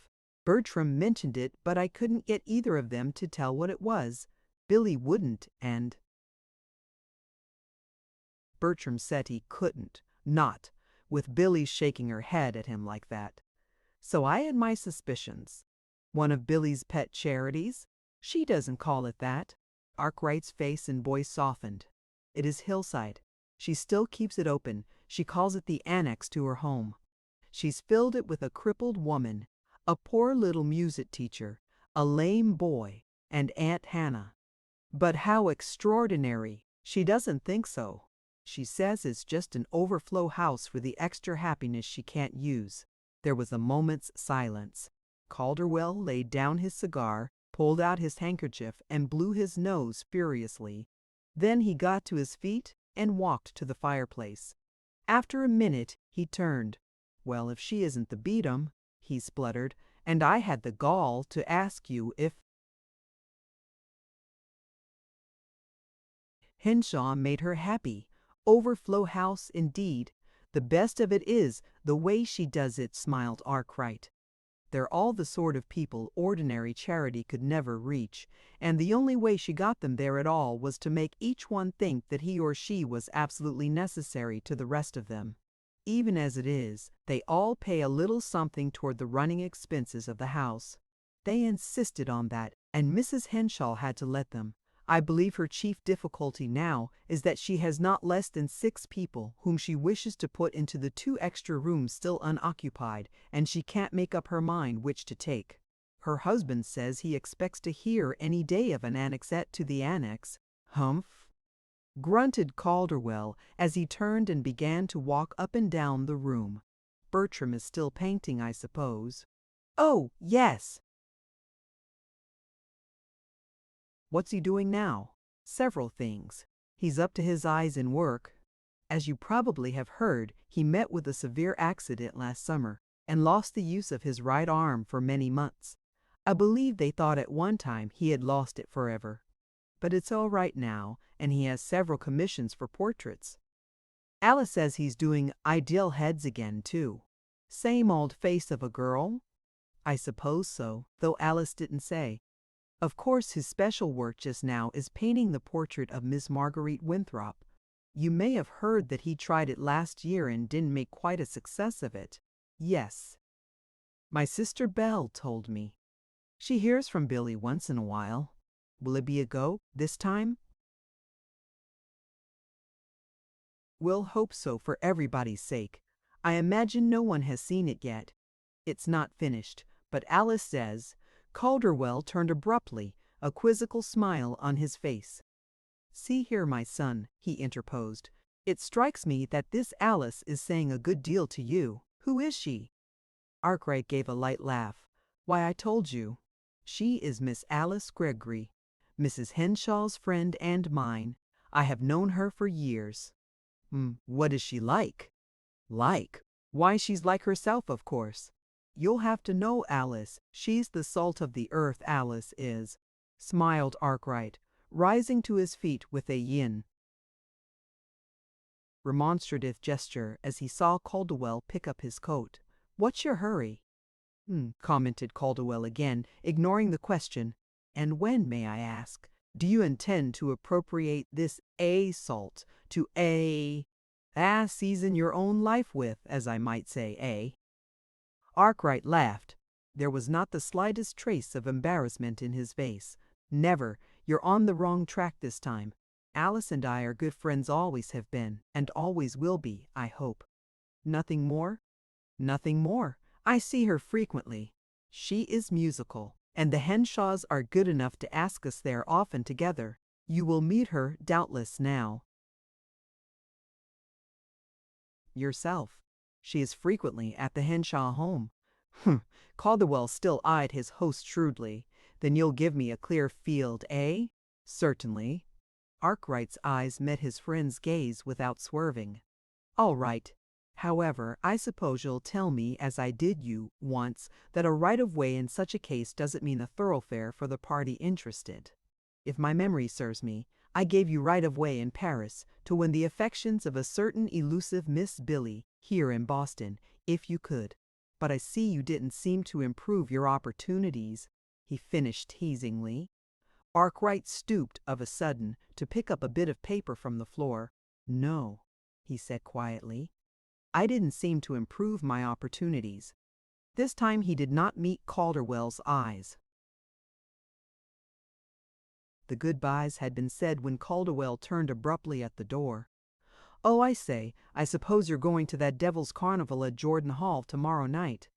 Devil's Carnival? You don't mean Cyril Henshaw's piano recital. Sure I do, grinned Calderwell, unabashed. And I'll warrant it'll be a Devil's Carnival, too. Isn't Mr. Cyril Henshaw going to play his own music?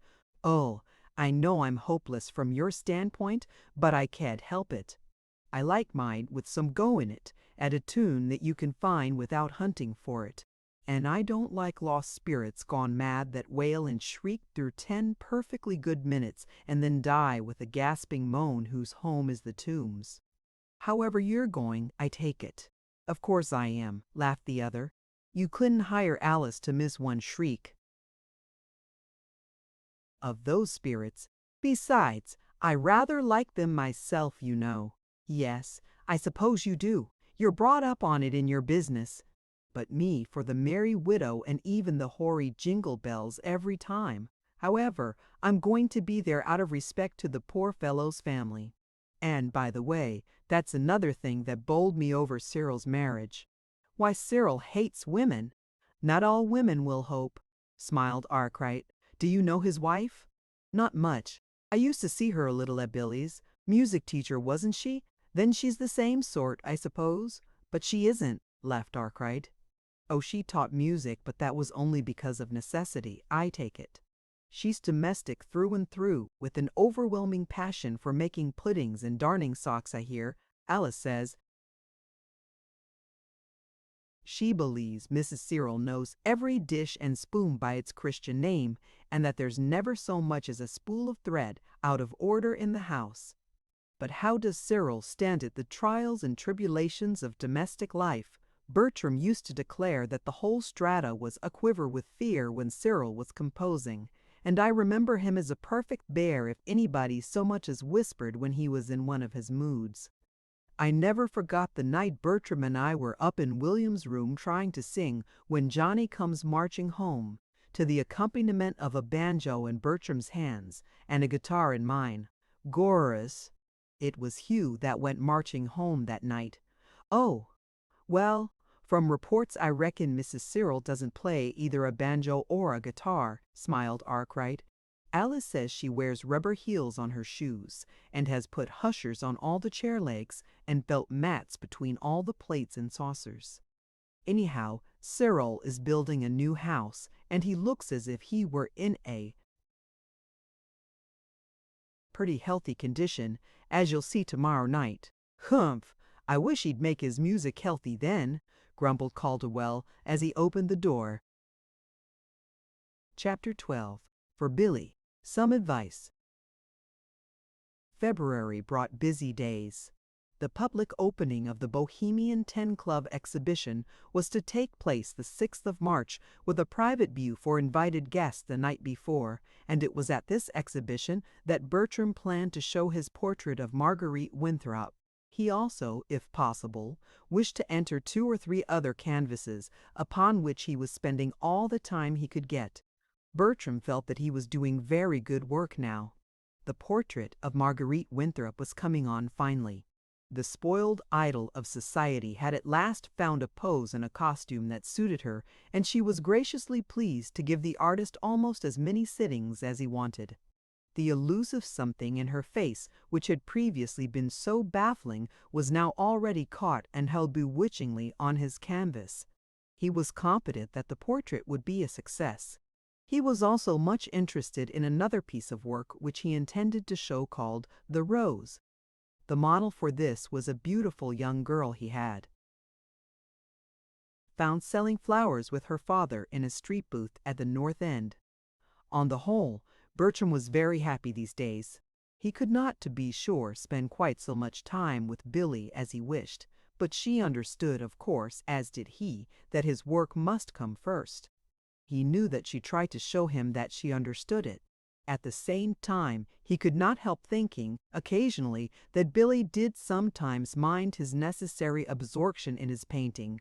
To himself, Bertram owned that Billy was, in some ways, a puzzle to him. Her conduct was still erratic at times. One day he would seem to be everything to her, the next almost nothing, judging by the ease with which she relinquished his society and substituted that of someone else, Arkwright or Calderwell, for instance. And that was another thing. Bertram was ashamed to hint even to himself that he was jealous of either of those men. Surely, after what had happened, after Billy's emphatic assertion that she had never loved anyone but himself, it would seem not only absurd but disloyal.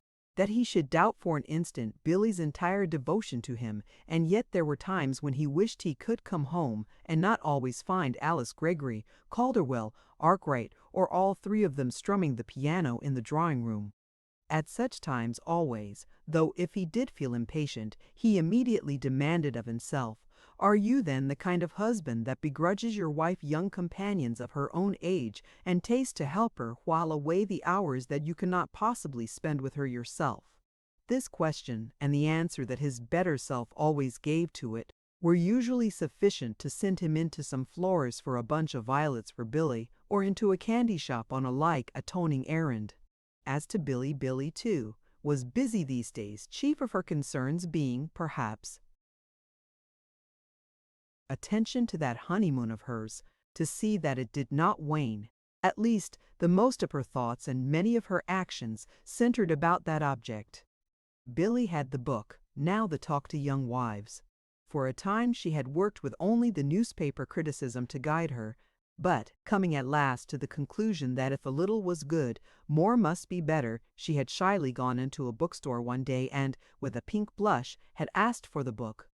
Since bringing it home she had studied assiduously, though never if Bertram was near, keeping it well hidden, when not in use, in a remote corner of her desk. There was a good deal in the book that Billy did not like, and there were some statements that worried her, but yet there was much that she tried earnestly to follow. She was still striving to be the oak, and she was still eagerly endeavoring to brush up against those necessary outside interests.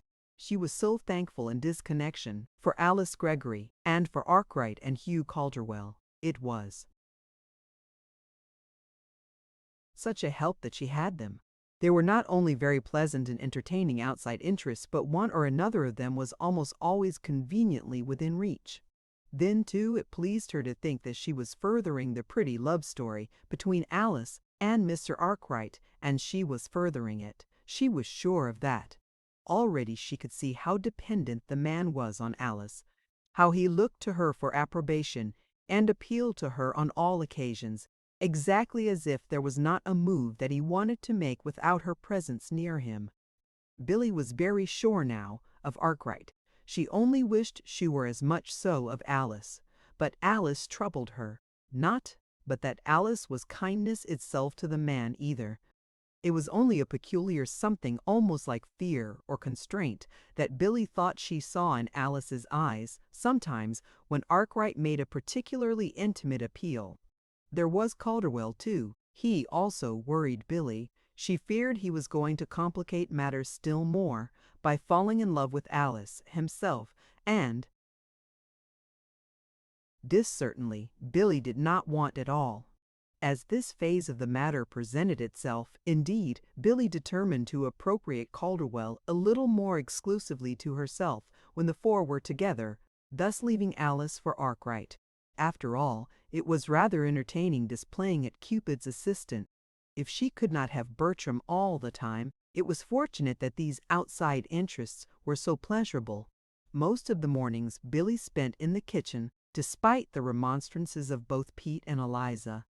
Almost every meal now was graced with a palatable cake, pudding, or muffin that Billy would proudly claim as her handiwork. Pete still served at table and made strenuous efforts to keep up all his old duties, but he was obviously growing weaker, and really serious blunders were beginning to be noticeable.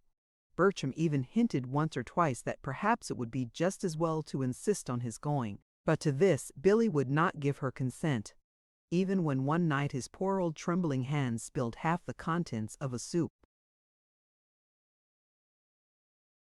plate over a new and costly evening gown of Billy's own. She still refused to have him dismissed. "Why, Bertram, I wouldn't do it," she declared hotly. "And you wouldn't either. He's been here more than 50 years. It would break his heart. He's really too ill to work, and I wish he would go of his own accord, of course. But I shan't ever tell him to go. Not if he spills soup on every dress I've got. I'll buy more and more if it's necessary. Bless his dear old heart, he thinks he's really serving us, and he is too. Oh yes, you're right, he is," sighed Bertram with meaning emphasis as he abandoned the argument. In addition to her talk to young wives, Billy found herself encountering advice and comment on the marriage question from still other quarters, from her acquaintances, mostly the feminine ones right and left. Continually she was hearing such words as these. "Oh, well, what can you expect, Billy? You're an old married woman now. Never mind, you'll find he's like all the rest of the husbands. You just wait and see. Better begin with a high hand, Billy. Don't let him fool you. Mercy, if I had a husband whose business it was to look at women's beautiful eyes, peachy cheeks, and luxurious tresses, I should go crazy. It's hard enough to keep a man's eyes on yourself when his daily interests are supposed to be just lumps of coal and chunks of ice, without flinging him into the buried jaws of temptation like asking him to paint a pretty girl's picture." In response to all this, of course, Billy could but laugh and blush and toss back some gay reply with a careless unconcern. But in her heart she did not like it. Sometimes she told herself that if there were not any advice or comment from anybody, either book or woman, if there were not anybody but just Bertram and herself, life would be just one long honeymoon forever and forever.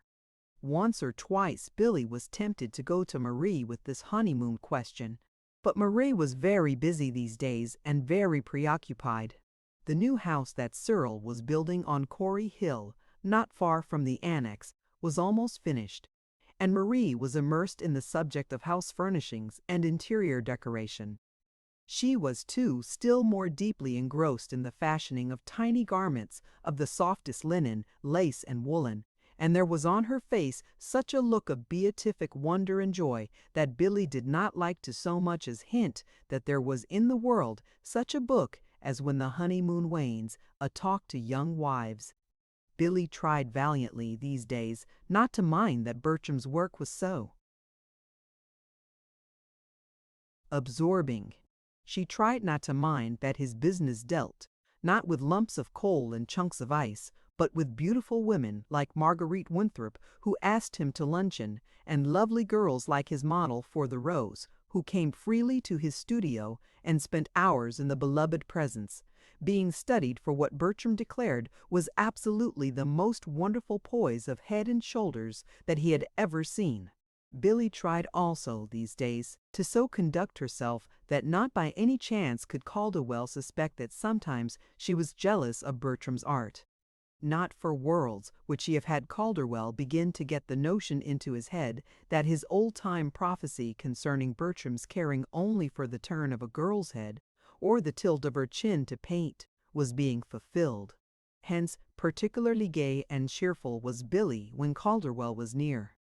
Nor could it be said that Billy was really unhappy at any time. It was only that, on occasion, the very depth of her happiness in Bertram's love frightened her, lest it bring disaster to herself or Bertram. Billy still went frequently to the annex. There were yet 2 unfilled rooms in the house. Billy was hesitating which 2 of 6 new friends of hers to choose as occupants, and it was one day early in March, after she had been talking the matter over with Aunt Hannah, that Aunt Hannah said, "Dear me, Billy, if you had your way, I believe you'd open another whole house." "Do you know, that's just what I'm thinking of," retorted Billy gravely. Then she laughed at Aunt Hannah's shocked gesture of protest. "Oh well, I don't expect to," she added. "I haven't lived very long, but I've lived long enough to know that you can't always do what you want to." "Just as if there were anything you wanted to do that you don't do, my dear," reproved Aunt Hannah mildly. "Yes, I know." Billy drew in her breath with a little catch. "I have so much that is lovely, and that's why I need this house, you know, for the overflow." She nodded brightly. Then, with a characteristic change of subject, she added, "My, but you should have tasted of the popovers I made for breakfast this morning." "I should like to," smiled Aunt Hannah. "William says you're getting to be quite a cook." "Well, maybe," conceded Billy, doubtfully. "Oh, I can do some things all right, but just wait till Pete and Eliza go away again, and Bertram brings home a friend to dinner. That'll tell the tale.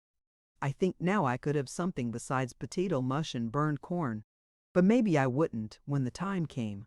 If only I could buy everything I needed to cook with, I'd be all right. But I can't, I find." "Can't buy what you need? What do you mean?" Billy laughed ruefully. "Well, every other question I ask Eliza, she says, 'Why, I don't know. You have to use your judgment.' Just as if I had any judgment about how much salt to use or what dish to take. Dear me, Aunt Hannah, the man that will grow judgment and can it as you would a mess of peas has got his fortune made." "What an absurd child you are, Billy," laughed Aunt Hannah. "I used to tell Marie, by the way. How is Marie? Have you seen her lately?" "Oh, yes, I saw her yesterday," twinkled Billy. She had a book of wallpaper samples spread over the back of a chair, 2 bunches of samples of different colored damasks on the table before her, a young mother's guide propped open in another chair, and a pair of baby's socks in her lap with a roll each of pink and white and blue ribbon. She spent most of the time, after I had helped her choose the ribbon, in asking me if I thought she ought to let the baby cry and bother Cyril, or stop its crying and hurt the baby, because her mother's guide says a certain amount of crying is needed to develop a baby's lungs. Aunt Hannah laughed, but she frowned too. "The idea! I guess Cyril can stand proper crying and laughing too from his own child," she said then crisply. "Oh, but Marie is afraid he can't," smiled Billy, "and that's the trouble. She says that's the only thing that worries her, Cyril." "Nonsense!" ejaculated Aunt Hannah. "Oh, but it isn't nonsense to Marie," retorted Billy. "You should see the preparations she's made and the precautions she's taken. Actually, when I saw those baby socks in her lap, I didn't know but she was going to put rubber heels on them. They've built the new house with deadening felt in all the walls, and Marie's planned a nursery and Cyril's den at opposite ends of the house. And she says she shall keep the baby there all the time, the nursery, I mean, not the den. She says she's going to teach it to be a quiet baby and hate noise. She says she thinks she can do it too." "Humph," sniffed Aunt Hannah scornfully. You should have seen Marie's disgust the other day, went on Billy a bit mischievously. Her cousin Jane sent on a rattle she'd made herself, all soft worsted with bells inside. It was a dear, but Marie was horror-stricken. "My baby have a rattle?" she cried. "Why, what would Cyril say?" As if he could stand a rattle in the house. And if she didn't give that rattle to the janitor's wife that very day while I was there. "Humph!" sniffed Aunt Hannah again as Billy rose to go. "Well, I'm thinking Marie has still some things to learn in this world, and Cyril too, for that matter. I wouldn't wonder," laughed Billy, giving Aunt Hannah a goodbye kiss. Chapter 13. Pete. Bertram Henshaw had no disquieting forebodings this time concerning his portrait of Marguerite Winthrop when the doors of the Bohemian 10 Club exhibition were thrown open to members and invited guests. Just how great a popular success it was destined to be, he could not know, of course, though he might have suspected it when he began to receive the admiring and hearty congratulations of his friends and fellow artists on that first evening. Nor was the Winthrop portrait the only jewel in his crown on that occasion. His marvelously exquisite The Rose and his smaller ideal picture, Expectation, came in for scarcely less commendation. There was no doubt now. The originator of the famous Face of a Girl had come into his own again. On all sides, this was the verdict. One long-haired critic of international fame even claiming openly that Henshaw had not only equaled his former best work, but had gone beyond it, in both artistry and technique. It was a brilliant gathering. Society, as usual, in costly evening gowns and correct swallowtails, rubbed elbows with names famous in the world of art and letters. Everywhere were gay laughter and sparkling repartee. Even the austere-faced J.G.G. Winthrop unbent to the extent of grim smiles in response to the laudatory comments bestowed upon the pictured image of his idol, his beautiful daughter. As to the great financier's own opinion of the work, no one heard him express it except, perhaps, the artist, and all that he got was a grip of the hand and the "Good, I knew you'd fetch it this time, my boy." But that was enough. And indeed, no one who knew the stern old man needed to more than look into his face that evening to know of his entire satisfaction in this portrait, soon to be the most recent and the most cherished addition to his far-famed art collection. As to Bertram was pleased and happy and gratified, of course, as was natural, but he was not one whit more so than was Bertram's wife. Billy fairly radiated happiness and proud joy. She told Bertram, indeed, that if he did anything to make her any prouder, it would take an annex the size of the Boston Opera House to hold her extra happiness. Billy! "Someone will hear you," protested Bertram tragically, but, in spite of his horrified voice, he did not look displeased. For the first time Billy met Marguerite Winthrop that evening. At the outset there was just a bit of shyness and constraint in the young wife's manner. Billy could not forget her old insane jealousy of this beautiful girl with the envied name of Marguerite. But it was for only a moment, and soon she was her natural charming self. Miss Winthrop was fascinated, and she made no pretense of hiding it. She even turned to Bertram at last and cried. "Surely now, Mr. Henshaw, you need never go far for a model. Why don't you paint your wife?" Billy colored. Bertram smiled. "I have," he said. "I have painted her many times. In fact, I have painted her so often that she once declared it was only the tilt of her chin and the turn of her head that I loved to paint," he said merrily, enjoying Billy's pretty confusion and not realizing that his words really distressed her. "I have a whole studio full of Billys at home." "Oh, have you really?" questioned Miss Winthrop eagerly. "Then mayn't I see them? Mayn't I please, Mrs. Henshaw? I'd so love to." "Why, of course you may," murmured both the artist and his wife. "Thank you. Then I'm coming right away. May I? I'm going to Washington next week, you see. Will you let me come tomorrow at 3:30 then?" Will it be quite convenient for you, Mrs. Henshaw? Quite convenient. I shall be glad to see you, smiled Billy, and Bertram echoed his wife's cordial permission. Thank you. Then I'll be there at 3:30, nodded Miss Winthrop with a smile as she turned to give place to an admiring group who were waiting to pay their respects to the artist and his wife. There was, after all, that evening, one fly in Billy's ointment. It fluttered in at the behest of an old acquaintance, one of the advice women, as Billy termed some of her too interested friends. Well, they're lovely, perfectly lovely, of course, Mrs. Henshaw, said this lady, coming up to say good night. But, all the same, I'm glad my husband is just a plain lawyer. Look out, my dear, that while Mr. Henshaw is stealing all those pretty faces for his canvases, just look out that the fair ladies don't turn around and steal his heart before you know it. Dear me, but you must be so proud of him. I am, smiled Billy serenely, and only the jagged split that rent the glove on her hand at that moment told of the fierce anger behind that smile. As if I couldn't trust Bertram, raged Billy passionately to herself, stealing a surreptitious glance at her ruined glove. And as if there were ever any perfectly happy marriages, even if you don't ever hear of them or read of them. Bertram was not home to luncheon on the day following the opening night of the Bohemian 10 Club. A matter of business called him away from the house early in the morning, but he told his wife that he surely would be on hand for Miss Winthrop's call at 3:30 that afternoon.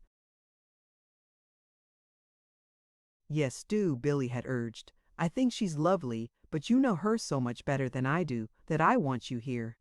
Besides, you needn't think I'm going to show her all those Billies of yours. I may be vain, but I'm not quite vain enough for that, sir. Don't worry, her husband had laughed. I'll be here. As it chanced, however, something occurred an hour before 3:30 that drove every thought of Miss Winthrop's call from Billy's head. For 3 days, now, Pete had been at the home of his niece in South Boston. He had been forced, finally, to give up and go away. News from him the day before had been anything but reassuring, and today, Bertram being gone, Billy had suggested that Eliza serve a simple luncheon and go immediately afterward to South Boston to see how her uncle was. This suggestion Eliza had followed, leaving the house at 1:00. Shortly after 2 Calderwell had dropped in to bring Bertram, as he expressed it, a bunch of bouquets he had gathered at the picture show the night before. He was still in the drawing room, chatting with Billy, when the telephone bell rang. If that's Bertram, tell him to come home. He's got company, laughed Calderwell, as Billy passed into the hall. A moment later he heard Billy give a startled cry, followed by a few broken words at short intervals. Then, before he could surmise what had happened, she was back in the drawing room again, her eyes full of tears. "It's Pete," she choked. "Eliza says he can't live but a few minutes. He wants to see me once more. What shall I do? John's got Peggy out with Aunt Hannah and Mrs. Gregory. It was so nice today I made them go, but I must get there some way. Pete is calling for me. Uncle William is going, and I told Eliza where she might reach Bertram. But what shall I do? How shall I go?" Calderwell was on his feet at once. "I'll get a taxi. Don't worry, we'll get there." "Poor old soul, of course he wants to see you. Get on your things." "I'll have it here in no time," he finished, hurrying to the telephone. "Oh, Hugh, I'm so glad I've got you here," sobbed Billy, stumbling blindly toward the stairway. "I'll be ready in 2 minutes." And she was, but neither then nor a little later when she and Calderwell drove hurriedly away from the house, did Billy once remember that Miss Marguerite Winthrop was coming to call that afternoon to see Mrs. Bertram Henshaw and a roomful of Billy pictures. Pete was still alive when Calderwell left Billy at the door of the modest little home where Eliza's mother lived. "Yes, you're in time, ma'am," sobbed Eliza. "And oh, I'm so glad you've come. He's been askin' and askin' for ye." From Eliza, Billy learned then that Mr. William was there, but not Mr. Bertram.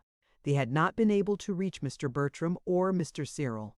Billy never forgot the look of reverent adoration that came into Pete's eyes as she entered the room where he lay. "Miss Billy, my Miss Billy, you were so good to come," he whispered faintly. Billy choked back a sob. "Of course I'd come, Pete," she said gently, taking one of the thin, worn hands into both her soft ones. It was more than a few minutes that Pete lived. 4 o'clock came, and 5, and he was still with them. Often he opened his eyes and smiled. Sometimes he spoke a low word to William or Billy or to one of the weeping women at the foot of the bed. That the presence of his beloved master and mistress meant much to him was plain to be seen. "I'm so sorry," he faltered once, "about that pretty dress I spoiled, Miss Billy, but you know my hands." I know," soothed Billy, "but don't worry. It wasn't spoiled, Pete. It's all fixed now." "Oh, I'm so glad," sighed the sick man. After another long interval of silence he turned to William. "Them socks, the medium thin ones, you'd oughter be putting them on soon, sir. Now. They're in the right-hand corner of the bottom drawer, you know." "Yes, Pete, I'll attend to it," William managed to stammer after he had cleared his throat. Eliza's turn came next. "Remember about the coffee," Pete said to her, "the way Mr. William likes it, and always eggs, you know, for his voice trailed into an indistinct murmur, and his eyelids drooped wearily. One by one the minutes passed. The doctor came and went. There was nothing he could do. At 5:30 the thin old face became again alight with consciousness. There was a goodbye message for Bertram and one for Cyril. Aunt Hannah was remembered, and even little Tommy Dunn. Then, gradually, a gray shadow crept over the wasted features. The words came more brokenly. The mind, plainly, was wandering, for old Pete was young again, and around him were the lads he loved, William, Cyril, and Bertram. And then, very quietly, soon. After the clock struck 6, Pete fell into the beginning of his long sleep. Chapter 14. When Bertram Came Home. It was a little after 3:30 that afternoon when Bertram Henshaw hurried up Beacon Street toward his home. He had been delayed, and he feared that Miss Winthrop would already have reached the house. Mindful of what Billy had said that morning, he knew how his wife would fret if he were not there when the guest arrived. The sight of what he surmised to be Miss Winthrop's limousine before his door hastened his steps still more. But as he reached the house, he was surprised to find Miss Winthrop herself turning away from the door. "Why, Miss Winthrop," he cried, "you're not going now?" "You can't have been here any yet." "Well, no, I haven't," retorted the lady, with heightened color and a somewhat peculiar emphasis. "My ring wasn't answered." Bertram reddened angrily. "Why, what can that mean?" "Where's the maid? Where's my wife? Mrs. Henshaw must be here. She was expecting you." Bertram, in his annoyed amazement, spoke loudly, vehemently. Hence he was quite plainly heard by the group of small boys and girls who had been improving the mild weather for a frolic on the sidewalk, and who had been attracted to his door a moment before by the shining magnet of the Winthrop limousine with its resplendently liveried chauffeur. As Bertram spoke, one of the small girls, Bessie Bailey, stepped forward and piped up a shrill reply. "She ain't, Mr. Henshaw. She ain't here. I saw her go away just a little while ago." Bertram turned sharply. "You saw her go away? What do you mean?" Small Bessie swelled with importance. Bessie was 13, in spite of her diminutive height. Bessie's mother was dead, and Bessie's caretakers were gossiping nurses and servants who frequently left in her way books that were much too old for Bessie to read. But she read them. "I mean, she ain't here, your wife, Mr. Henshaw. She went away. I saw her. I guess likely she's eloped, sir." Eloped. Bessie swelled still more importantly. To her experienced eyes, the situation contained all the necessary elements for the customary flight of the heroine in her storybooks, as here, now, was the irate, deserted husband. Sure, and 'twas just before you came, quite a while before. A big, shiny black automobile like this drove up, only it wasn't quite such a nice one, and Mrs. Henshaw and a man came out of your house and got in, and drove right away quick. They just ran to get into it too, didn't they? She appealed to her young mates grouped about her. A chorus of shrill exclamations brought Mr. Bertram Henshaw suddenly to his senses. By a desperate effort, he hid his angry annoyance as he turned to the manifestly embarrassed young woman who was already descending the steps. "My dear Miss Winthrop," he apologized contritely, "I'm sure you'll forgive this seeming great rudeness on the part of my wife. Notwithstanding the lurid tales of our young friends here, I suspect nothing more serious hath happened than that my wife has been hastily summoned to Aunt Hannah, perhaps. Or, of course, she may not have understood that you were coming today at 3:30, though I thought she did. But I'm so sorry when you were so kind as to come," Miss Winthrop interrupted with a quick gesture. "Say no more, I beg of you," she entreated. "Mrs. Henshaw is quite excusable, I'm sure. Please don't give it another thought," she finished, as with a hurried direction to the man who was holding open the door of her car, she stepped inside and bowed her goodbyes. Bertram, with stern self-control, forced himself to walk nonchalantly up his steps, leisurely take out his key, and open his door, under the interested eyes of Bessie Bailey and her friends, but once beyond their hateful stare, his demeanor underwent a complete change. Throwing aside his hat and coat, he strode to the telephone. "Oh, is that you, Aunt Hannah?" he called crisply, a moment later. "Well, if Billy's there, will you tell her I want to speak to her, please?" "Billy?" answered Aunt Hannah's slow, gentle tones. "Why, my dear boy, Billy isn't here." "She isn't? Well, when did she leave? She's been there, hasn't she? Why, I don't think so, but I'll see, if you like. Mrs. Gregory and I have just this minute come in from an automobile ride. We would have stayed longer, but it began to get chilly, and I forgot to take one of the shawls that I'd laid out." "Yes.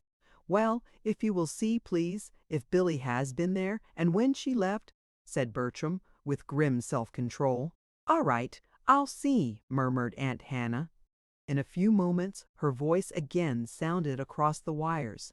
"Why, no, Bertram. Rosa says she hasn't been here since yesterday. Isn't she there somewhere about the house? Didn't you know where she was going?" "Well, no, I didn't, else I shouldn't have been asking you," snapped the irate Bertram, and hung up the receiver with most rude haste, thereby cutting off and Twelt. Astounded, oh my grief and conscience, in the middle of it. The next 10 minutes Bertram spent in going through the whole house, from garret to basement. Needless to say, he found nothing to enlighten him, or to soothe his temper. 4 o'clock came, then 1/2 past, and 5. At 5 Bertram began to look for Eliza, but in vain. At 5:30 he watched for William, but William too did not come. Bertram was pacing the floor now nervously. He was a little frightened, but more mortified and angry. That Billy should have allowed Miss Winthrop to call by appointment, only to find no hostess, no message, no maid even. To answer her ring, it was inexcusable. Impulsiveness, unconventionality, and girlish irresponsibility were all very delightful, of course, at times, but not now, certainly. Billy was not a girl any longer. She was a married woman. Something was due to him, her husband. A pretty picture he must have made on those steps, trying to apologize for a truant wife, and to laugh off that absurd Bessie Bailey's preposterous assertion at the same time. What would Miss Winthrop think? What could she think? Bertram fairly ground his teeth with chagrin at the situation in which he found himself, nor were matters helped any by the fact that Bertram was hungry. Bertram's luncheon had been meager and unsatisfying. that the kitchen downstairs still remained in silent, spotless order instead of being astir with the sounds and smells of a good dinner as it should have been, did not improve his temper. Where Billy was, he could not imagine. He thought once or twice of calling up some of her friends, but something held him back from that, though he did try to get Marie, knowing very well that she was probably over to the new house and would not answer. He was not surprised, therefore, when he received no reply to his ring. That there was the slightest truth in Bessie Bailey's absurd elopement idea, Bertram did not, of course, for an instant believe. The only thing that rankled about that was the fact that she had suggested such a thing and that Miss Winthrop and those silly children had heard her. He recognized half of Bessie's friends as neighborhood youngsters, and he knew very well that there would be many a quiet laugh at his expense around various Beacon Street dinner tables that night. At the thought of those dinner tables, he scowled again. He had no dinner table, at least. He had no dinner on it. Who the man might be, Bertram thought he could easily guess. It was either Arkwright or Calderwell, of course, and probably that tiresome Alice Gregory was mixed up in it somehow. He did wish Billy's 6 o'clock came, then 1/2 past. Bertram was indeed frightened now, but he was more angry and still more hungry. He had, in fact, reached that state of blind unreasonableness said to be peculiar to hungry males from time immemorial. At 7:10, a key clicked in the lock of the outer door, and William and Billy entered the hall. It was almost dark. Bertram could not see their faces. He had not lighted the hall at all. "Well," he began sharply, "is this the way you received your callers, Billy? I came home and found Miss Winthrop just leaving no one here to receive her. Where have you been? Where's Eliza? Where's my dinner?" Of course, I don't mean to scold, Billy, but there is a limit to even my patience, and it's reached now. I can't help suggesting that if you would tend to your husband and your home a little more, and go gallivanting off with Calderwell and Arkwright and Alice Gregory a little less, that where is Eliza, anyway? He finished irritably, switching on the lights with a snap. There was a moment of dead silence. At Bertram's first words, Billy and William had stopped short. Neither had moved since. Now William turned and began to speak, but Billy interrupted. She met her husband's gaze steadily. "I will be down at once to get your dinner," she said quietly. "Eliza will not come tonight. Pete is dead." Bertram started forward with a quick cry. "Dead! Oh, Billy! Then you were there, Billy!" But his wife did not apparently hear him. She passed him without turning her head and went on up the stairs, leaving him to meet the sorrowful, accusing eyes of William.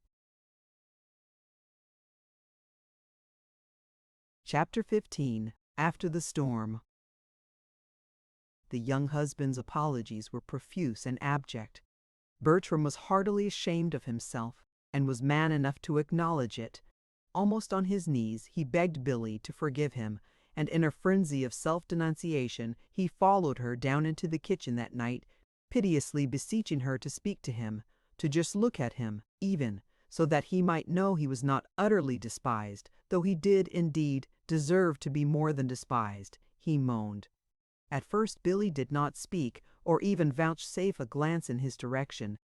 Very quietly, she went about her preparations for a simple meal, paying apparently no more attention to Bertram than as if he were not there.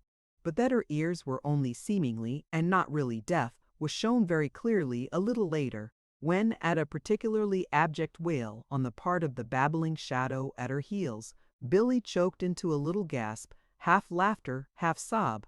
It was all over then.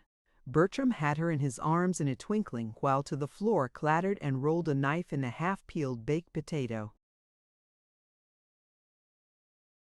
Naturally, after that, there could be no more dignified silences on the part of the injured wife.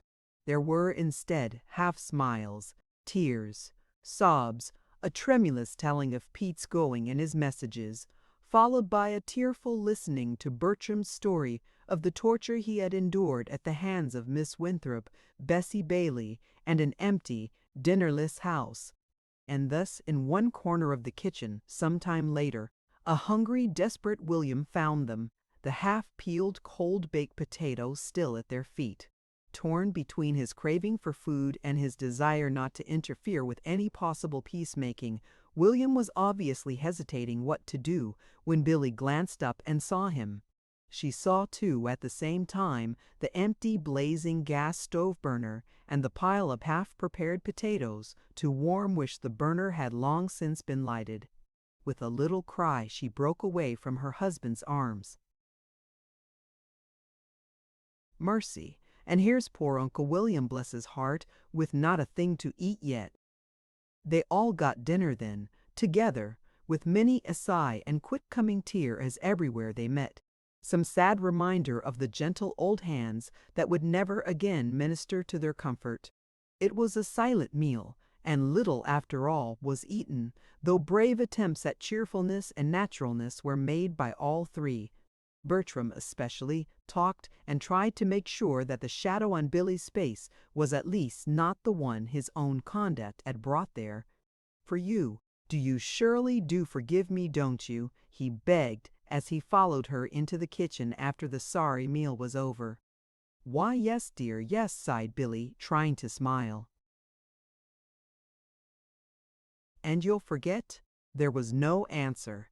"Billy, and you'll forget!" Bertram's voice was insistent, reproachful. Billy changed color and bit her lip. She looked plainly distressed. "Billy!" cried the man, still more reproachfully. "But, Bertram, I can't forget quite yet," faltered Billy. Bertram frowned. For a minute he looked as if he were about to take up the matter seriously and argue it with her. But the next moment he smiled and tossed his head with jaunty playfulness. Bertram, to tell the truth, had now had quite enough of what he privately termed scenes and heroics, and, manlike, he was very ardently longing for the old easy-going friendliness with all unpleasantness banished to oblivion. "Oh, but you'll have to forget," he claimed, with cheery insistence, "for you've promised to forgive me, and one can't forgive without forgetting. So, there," he finished, with a smilingly determined, "now everything is just as it was before, air." Billy made no response. She turned hurriedly and began to busy herself with the dishes at the sink. In her heart she was wondering, could she ever forget what Bertram had said? Would anything ever blot out those awful words, "If you would tend to your husband and your home a little more, and go gallivanting off with Calderwell and Arkwright and Alice Gregory a little less"? It seemed now that always, forevermore, they would ring in her ears. Always, forevermore, they would burn deeper and deeper into her soul. And not once, in all Bertram's apologies, had he referred to them those words he had uttered. He had not said, he did not mean them. He had not said he was sorry he spoke them. He had ignored them, and he expected that now she, too, would ignore them, as if she could. If you would tend to your husband and your home a little more, and go gallivanting off with Calderwell and Arkwright and Alice Gregory a little less. Oh, if only she could indeed forget. When Billy went upstairs that night, she ran across her, talked to young wives in her desk.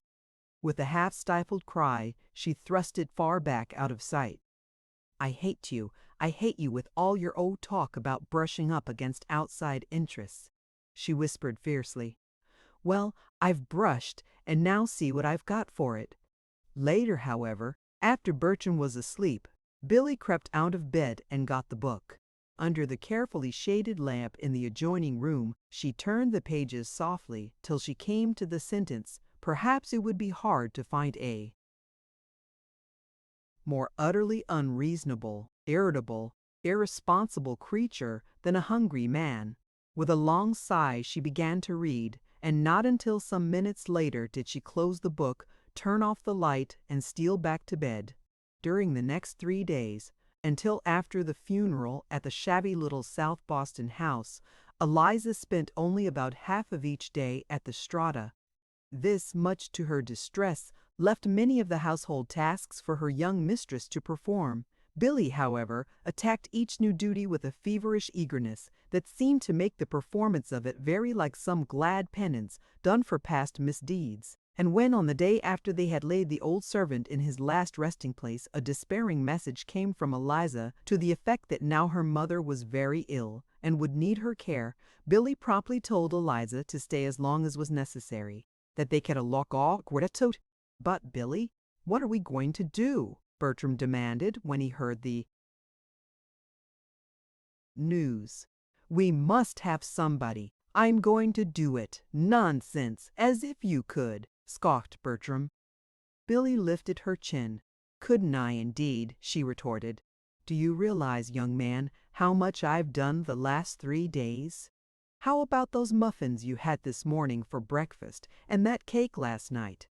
And didn't you yourself say that you never ate a better pudding than that date puff yesterday noon? Bertram laughed and shrugged his shoulders. My dear love, I'm not questioning your ability to do it, he soothed quickly. Still, he added with a whimsical smile, I must remind you that Eliza has been here half the time, and that muffins and date puffs, however delicious, aren't all there is to running a big house like this. Besides, just be sensible, Billy, he went on more seriously as he noted the rebellious gleam coming into his young wife's eyes. You'd know you couldn't do it if you'd just stopped to think.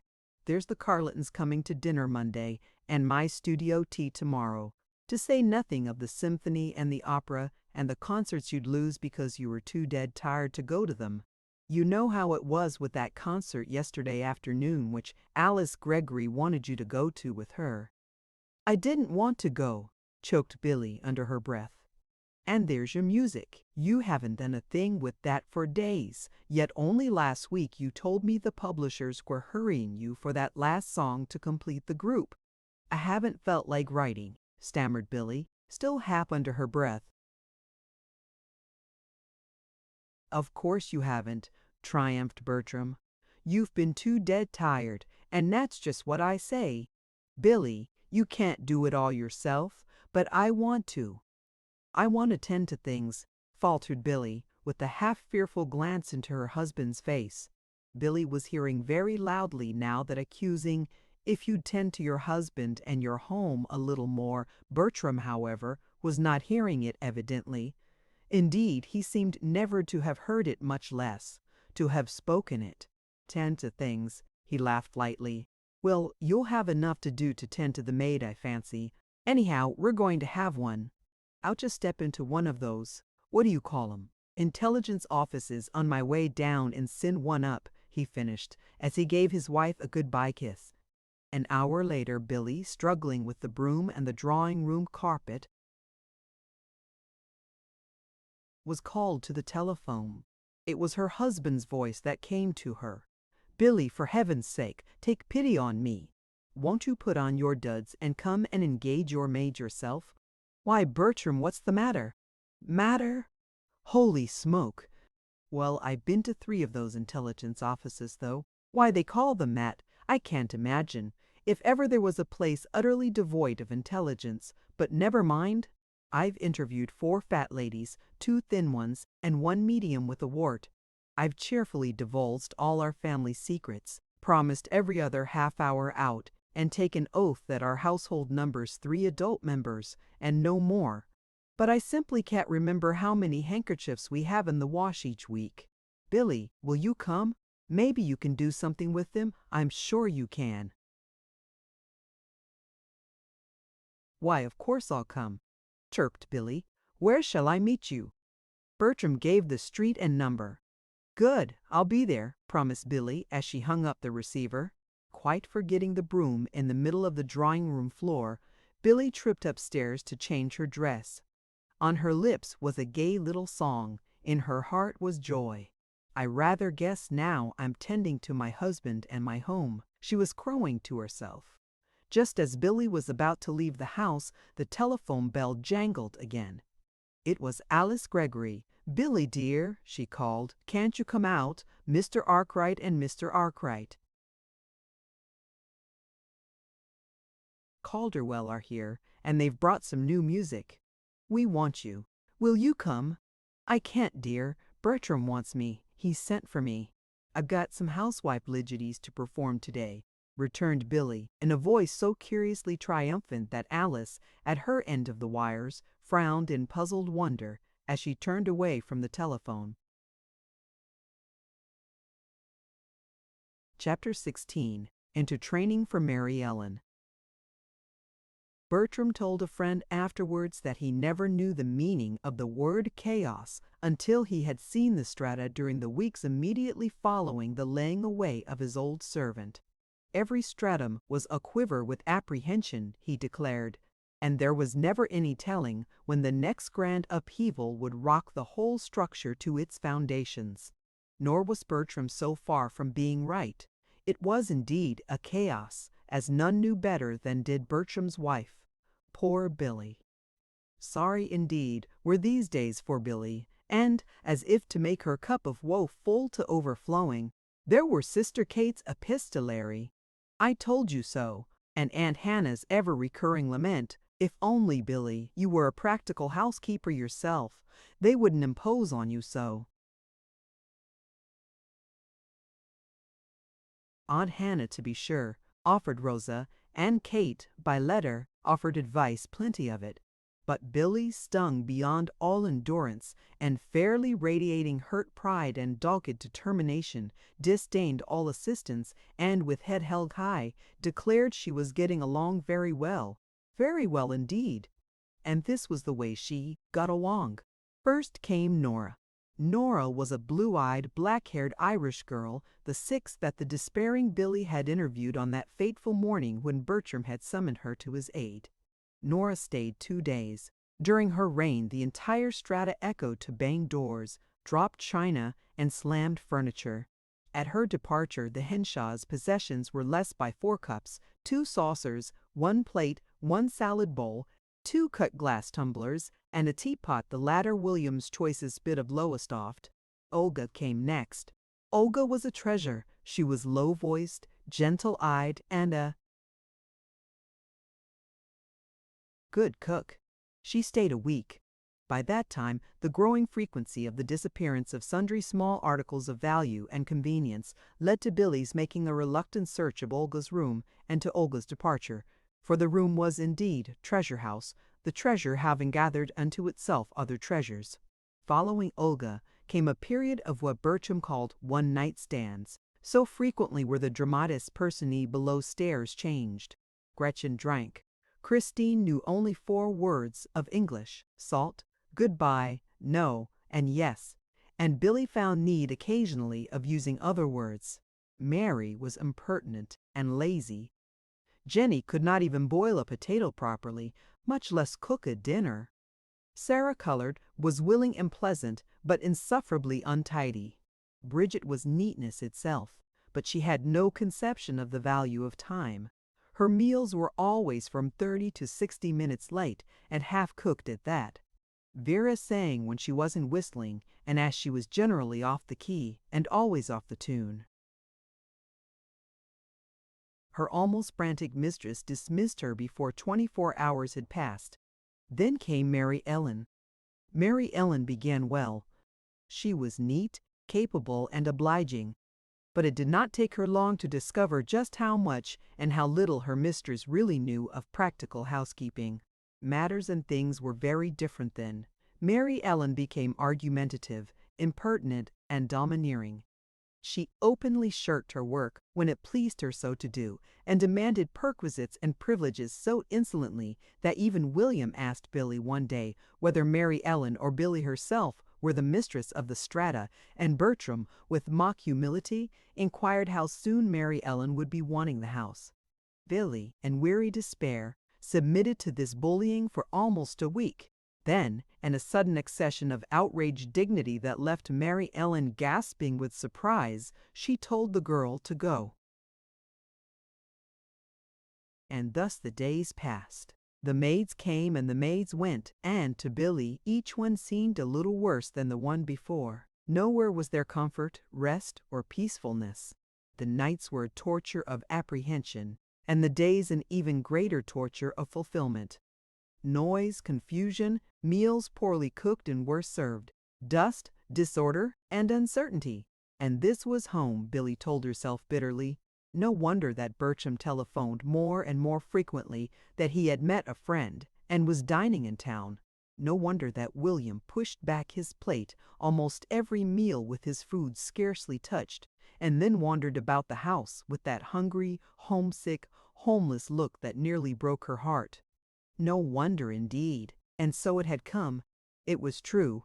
Aunt Hannah and Kate and the Talk to Young Wives were right. She had not been fit to marry Bertram. She had not been fit to marry anybody. Her honeymoon was not only waning, but going into a total eclipse. Had not Bertram already declared that if she would tend to her husband and her home a little more, Billy clenched her small hands and set her round chin squarely. Very well, she would show them. She would tend to her husband and her home. She fancied she could learn to run that house, and run it well. And forthwith she descended to the kitchen and told the then reigning tormentor that her wages would be paid until the end of the week, but that her services would be immediately dispensed with. Billy was well aware now that housekeeping was a matter of more than muffins and date puffs. She could gauge, in a measure, the magnitude of the task to which she had set herself. But she did not falter, and very systematically she set about making her plans, with a good stout woman to come in twice a week for the heavier work. She believed she could manage by herself very well until Eliza could come back. At least she could serve more palatable meals than the most of those that had appeared lately. And at least she could try to make a home that would not drive Bertram to club dinners and Uncle William to hungry wanderings from room to room.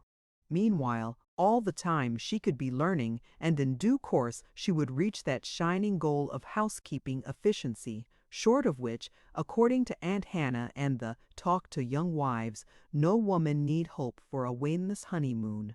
So chaotic and erratic had been the household service, and so quietly did Billy slip into her new role, that it was not until the second meal after the maid's departure that the master of the house discovered what had happened.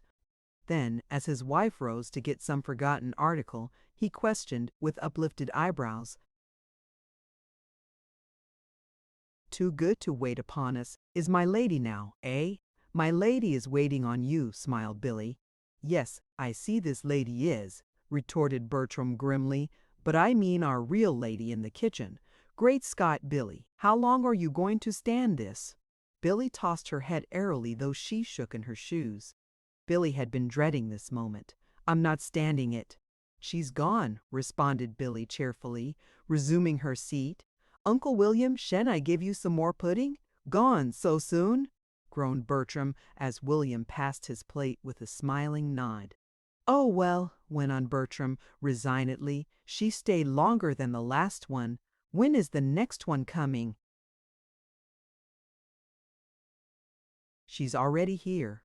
Bertram frowned. "Here? But you served the dessert, and—" At something in Billy's face, a quick suspicion came into his own.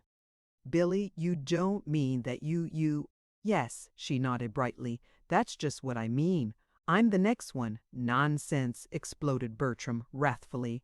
"Oh, come, Billy. We've been all over this before. You know I can't have it." "Yes, you can. You've got to have it," retorted Billy, still with that disarming, airy cheerfulness. "Besides, 'twon't be half so bad as you think. Wasn't that a good pudding tonight? Didn't you both come back for more?" "Well, I made it." "Puddings!" ejaculated Bertram with an impatient gesture. "Billy, as I've said before, it takes something besides puddings to run this house." "Yes, I know it does," dimpled Billy. "And I've got Mrs. Durgin for that part. She's coming twice a week, and more if I need her." "My dearie, you don't know anything about how comfortable you're going to be. I'll leave it to Uncle William if—" But Uncle William had gone. Silently, he had slipped from his chair and disappeared.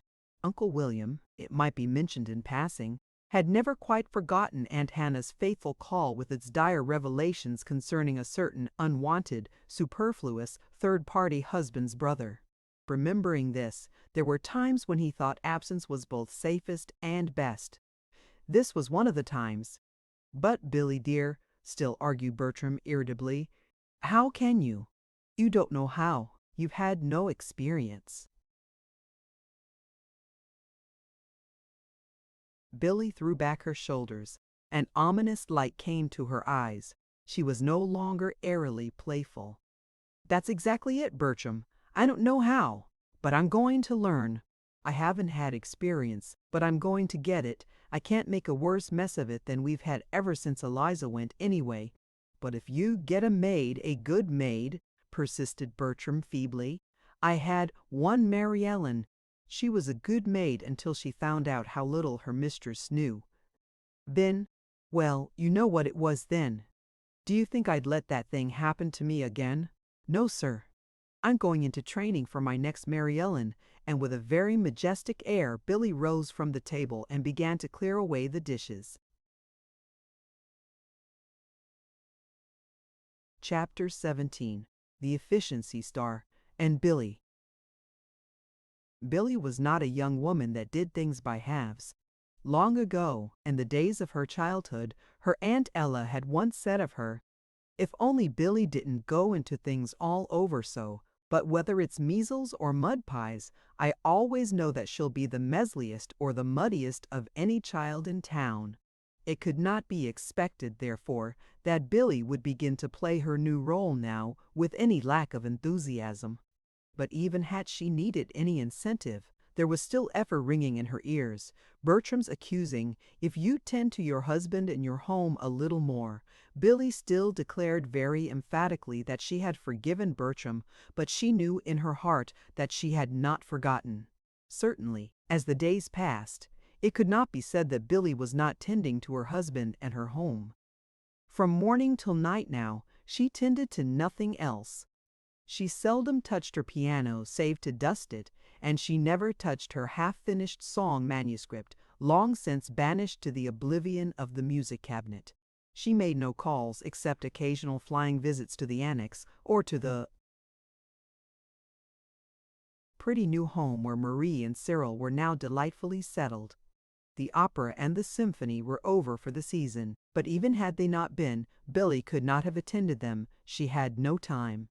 Surely she was not doing any gallivanting now, she told herself sometimes a little aggrievedly. There was indeed no time. From morning until night, Billy was busy, flying from one task to another. Her ambition to have everything just right was equaled only by her dogged determination to just show them that she could do this thing.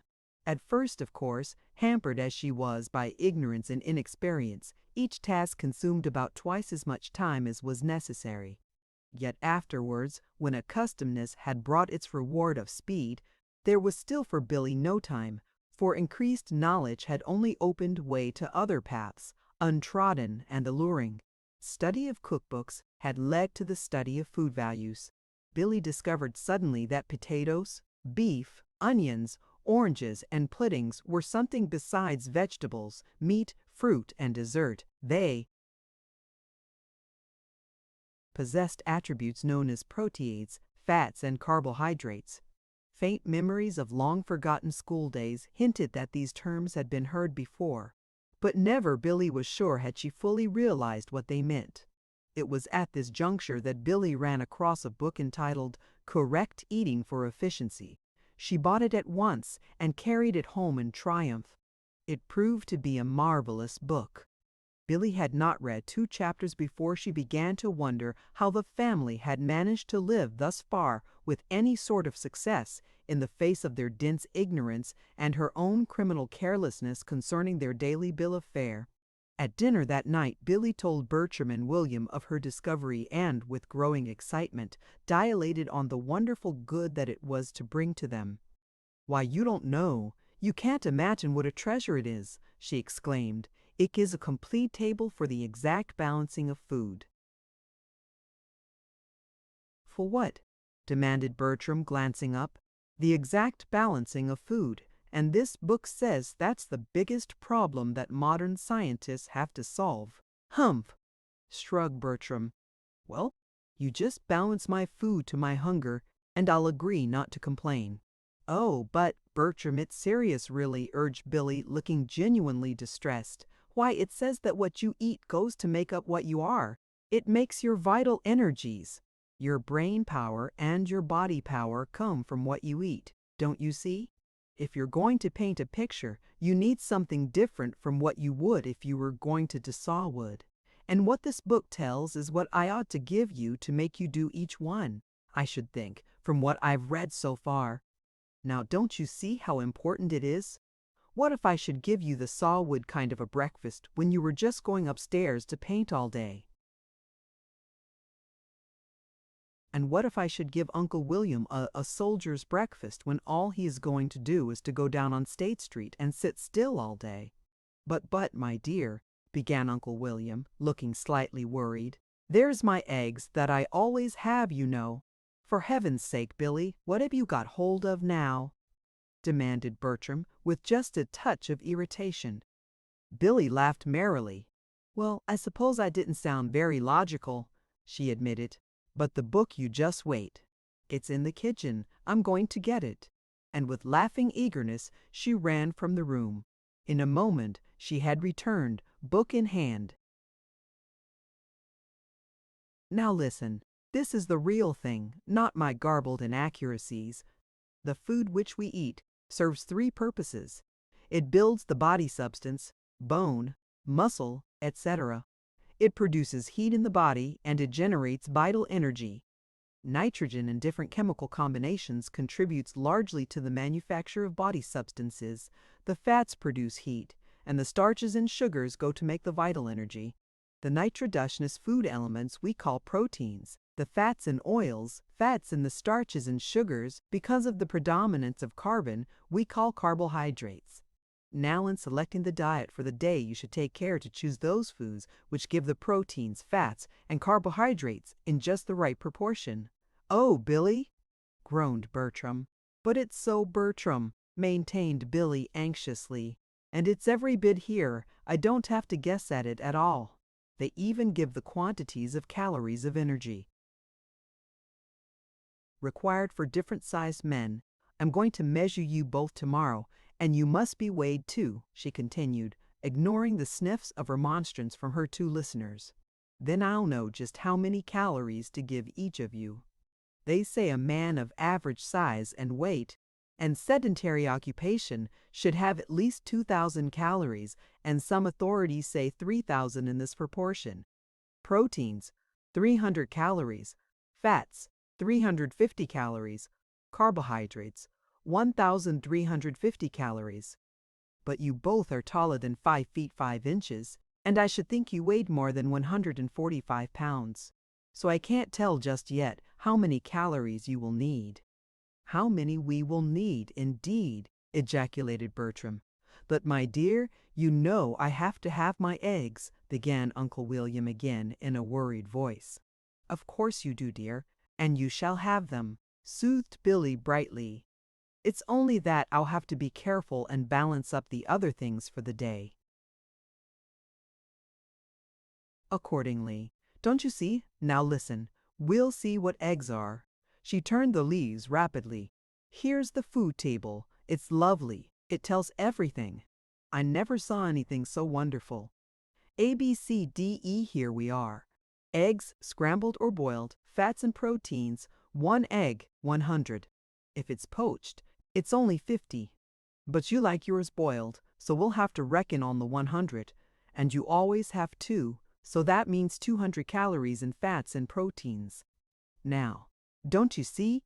If you can't have but 300 proteins and 350 fats all day, and you've already eaten 200 in your 2 eggs, that'll leave just 450 for all the rest of the day, of fats and proteins, you understand.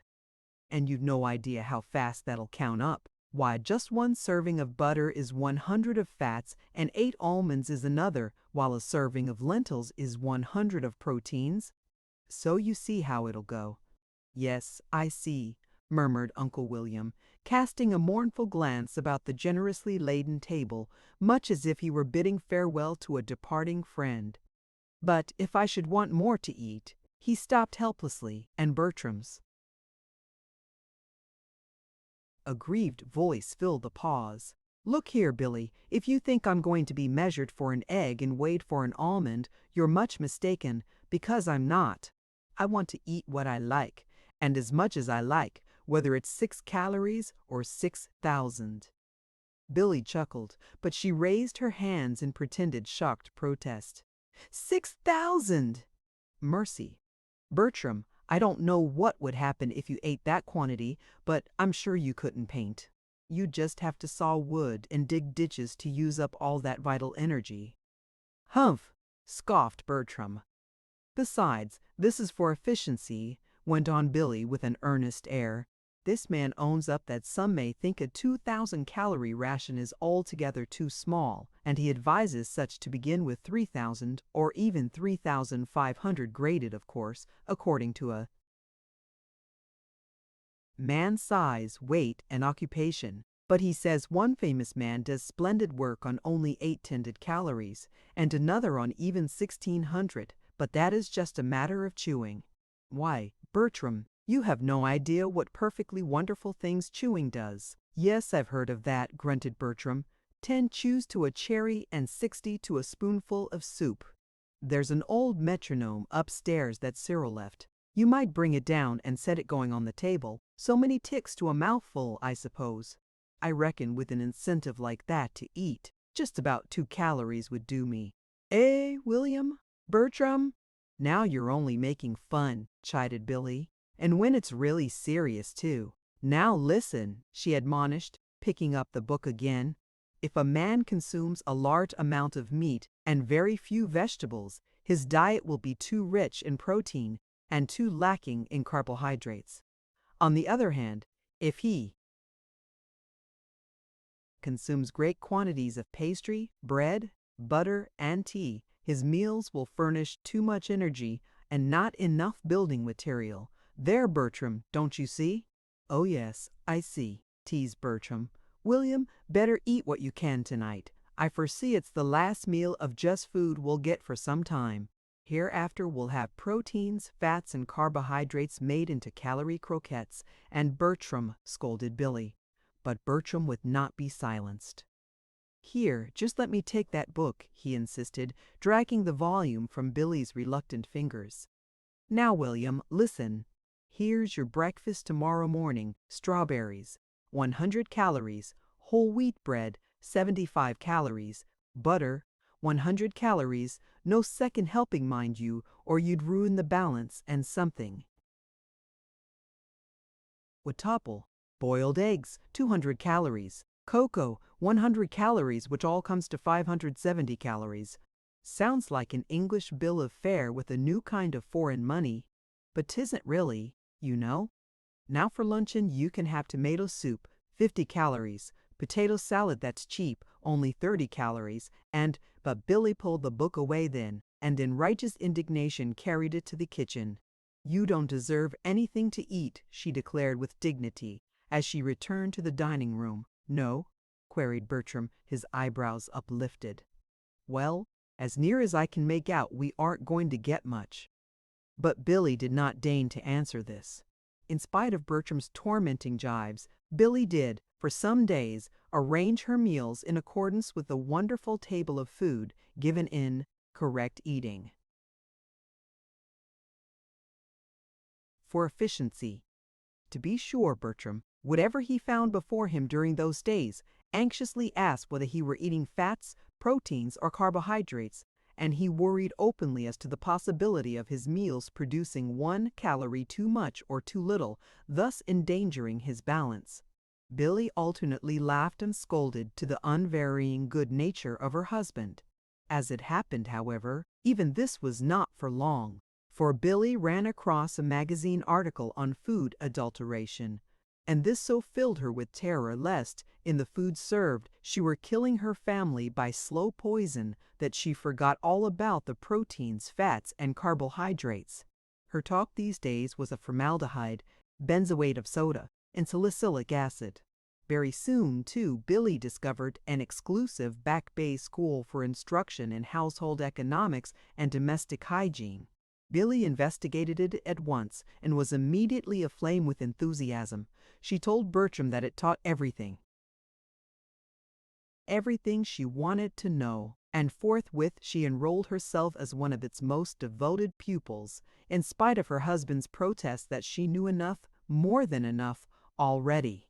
This school attendance, to her consternation, Billy discovered, took added time, but in some way she contrived to find it to take.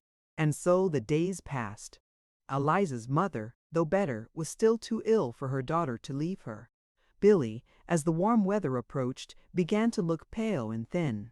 Billy, to tell the truth, was working altogether too hard, but she would not admit it even to herself. At first the novelty of the work and her determination to conquer at all costs had given a fictitious strength to her endurance. Now that the novelty had become a customness and the conquering a surety, Billy discovered that she had a back that could ache and limbs that, at times, could almost refuse to move from weariness. There was still, however, one spur that never failed to urge her to fresh endeavor and to make her, at least temporarily, forget both ache and weariness, and that was the comforting thought that now, certainly, even Bertram himself must admit that she was tending to her home and her husband. As to Bertram, it is true, had at first uttered frequent and vehement protests against his wife's absorption of both mind and body in that plaguey housework, as he termed it. But as the days passed, and blessed order superseded chaos, peace followed discord, and delicious, well-served meals took the place of the horrors that had been called meals in the past. He gradually accepted the change with tranquil satisfaction, and forgot to question how it was brought about, though he did still, sometimes, rebel because Billy was always too tired or too busy to go out with him. Of late, however, he had not done even this so frequently, for a new face of a girl had possessed his soul, and all his thoughts and most of his time had gone to putting on canvas the vision of loveliness that his mind's eye saw. By June 15th, the picture was finished. Bertram awoke then to his surroundings. He found summer was upon him with no plans made for its enjoyment. He found William had started west for a 2 weeks' business trip.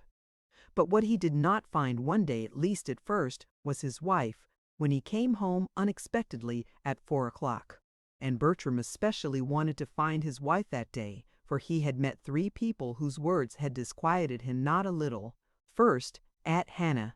She had said, "Bertram, where is Billy? She hasn't been out to the annex for a week, and the last time she was there, she looked sick. I was real worried about her." Cyril had been next. "Where's Billy?" he had asked abruptly. "Marie says she hasn't seen her for 2 weeks. Marie's afraid she's sick. She says Billy didn't look well a bit when she did see her." Calderwell had capped the climax. He had said, "Great Scott, Henshaw, where have you been keeping yourself? And where's your wife? Not one of us has caught more than a glimpse of her for weeks. She hasn't sung with us, nor played for us, nor let us take her anywhere for a month of Sundays. Even Miss Gregory says she hasn't seen much of her, and that Billy always says she's too busy to go anywhere. But Miss Gregory says she looks pale and thin, and that she thinks she's worrying too much over running the house. I hope she isn't sick." "Why, no, Billy isn't sick." "Billy's all right," Bertram had answered. He had spoken lightly, nonchalantly, with an elaborate air of carelessness. But after he had left Calderwell, he had turned his steps abruptly and a little hastily toward home. And he had not found Billy, at least, not at once. He had gone first down into the kitchen and dining room. He remembered then, uneasily, that he had always looked for Billy in the kitchen and dining room of late. Today, however, she was not there. On the kitchen table Bertram did see a book wide open, and, mechanically, he picked it up. It was a much-thumped cookbook, and it was open where 2 once-blank pages bore his wife's handwriting. On the first page, under the printed heading "Things to Remember," he read these sentences: "That rice swells till every dish in the house is full, and that spinach shrinks till you can't find it. That beats boiled dry if you look out the window. That biscuits, which look as if they'd been mixed up with a rusty stove poker, haven't really been so, but have only got too much undissolved soda in them. There were other sentences, but Bertram's eyes chanced to fall on the opposite page, where the things to remember had been changed to things to forget, and here Billy had written just 4 words: burns, cuts, and yesterday's failures. Bertram dropped the book then, with a spasmodic clearing of his throat, and hurriedly resumed his search. When he did find his wife, at last, he gave a cry of dismay. She was on her own bed, huddled in a little heap, and shaking with sobs. "Billy! Why, Billy!" he gasped, striding to the bedside. Billy sat up at once and hastily wiped her eyes. "Oh, is it you, B. Bertram? I didn't hear you come in. You said you weren't coming till 6 o'clock," she choked. "Billy, what is the meaning of this?" "And nothing. I guess I'm just tired." "What have you been doing?" Bertram spoke sternly, almost sharply. He was wondering why he had not noticed before the little hollows in his wife's cheeks. "Billy, what have you been doing?" "Why, nothing extra. Only some sweeping and cleaning out the refrigerator." "Sweeping! Cleaning! You! I thought Mrs. Durgin did that." "She does. I mean she did. But she couldn't come. She broke her leg, fell off the stepladder where she was 3 days ago, so I had to do it. And today, some way, everything went wrong. I burned me, and I cut me, and I used 2 sodas with not any cream of tartar, and I should think I didn't know anything, not anything." And down went Billy's head into the pillows again in another burst of sobs. With gentle yet uncompromising determination, Bertram gathered his wife into his arms and carried her to the big chair. There, for a few minutes, he soothed and petted her as if she were a tired child, which indeed she was. "Billy, this thing has got to stop," he said then. There was a very inexorable ring of decision in his voice. "What thing?" "This housework business." Billy sat up with a jerk. "But Bertram, it isn't fair." "You can't. You mustn't just because of today. I can do it. I have done it. I've done it days and days, and it's gone beautifully, even if they did say I couldn't." "Couldn't what?" "Be an efficient housekeeper." "Who said you couldn't?" "Aunt Hannah and Kate." Bertram said a savage word under his breath. "Holy smoke, Billy! I didn't marry you for a cook or a scrub lady. If you had to do it, that would be another matter, of course, and if we did have to do it, we wouldn't have a big house like this for you to do it in. But I didn't marry for a cook, and I knew I wasn't getting one when I married you." Billy bridled into instant wrath. "Well, I like that Bertram Henshaw. Can't I cook?" "Haven't I proved that I can?" "Cook?" Bertram laughed and kissed the indignant lips till they quivered into an unwilling smile. "Bless your spunky little heart, of course you have. But that doesn't mean that I want you to do it. You see, it so happens that you can do other things too. And I'd rather you did those. Billy, you haven't played to me for a week, nor sung to me for a month. You're too tired every night to talk, or read together, or go anywhere with me. I married for companionship, not cooking and sweeping." Billy shook her head stubbornly. Her mouth settled into determined lines. "That's all very well to say. You aren't hungry now, Bertram, but it's different when you are, and they said 'twould be." "Humph! They are Aunt Hannah and Kate, I suppose." "Yes, and the talk to young wives, the wagfas." Billy choked a little. She had forgotten that Bertram did not know about the talk to young wives. She wished that she had not mentioned the book, but now that she had, she would make the best of it. She drew herself up with dignity. "It's a book, a very nice book. It says lots of things that have come true." "Where is that book?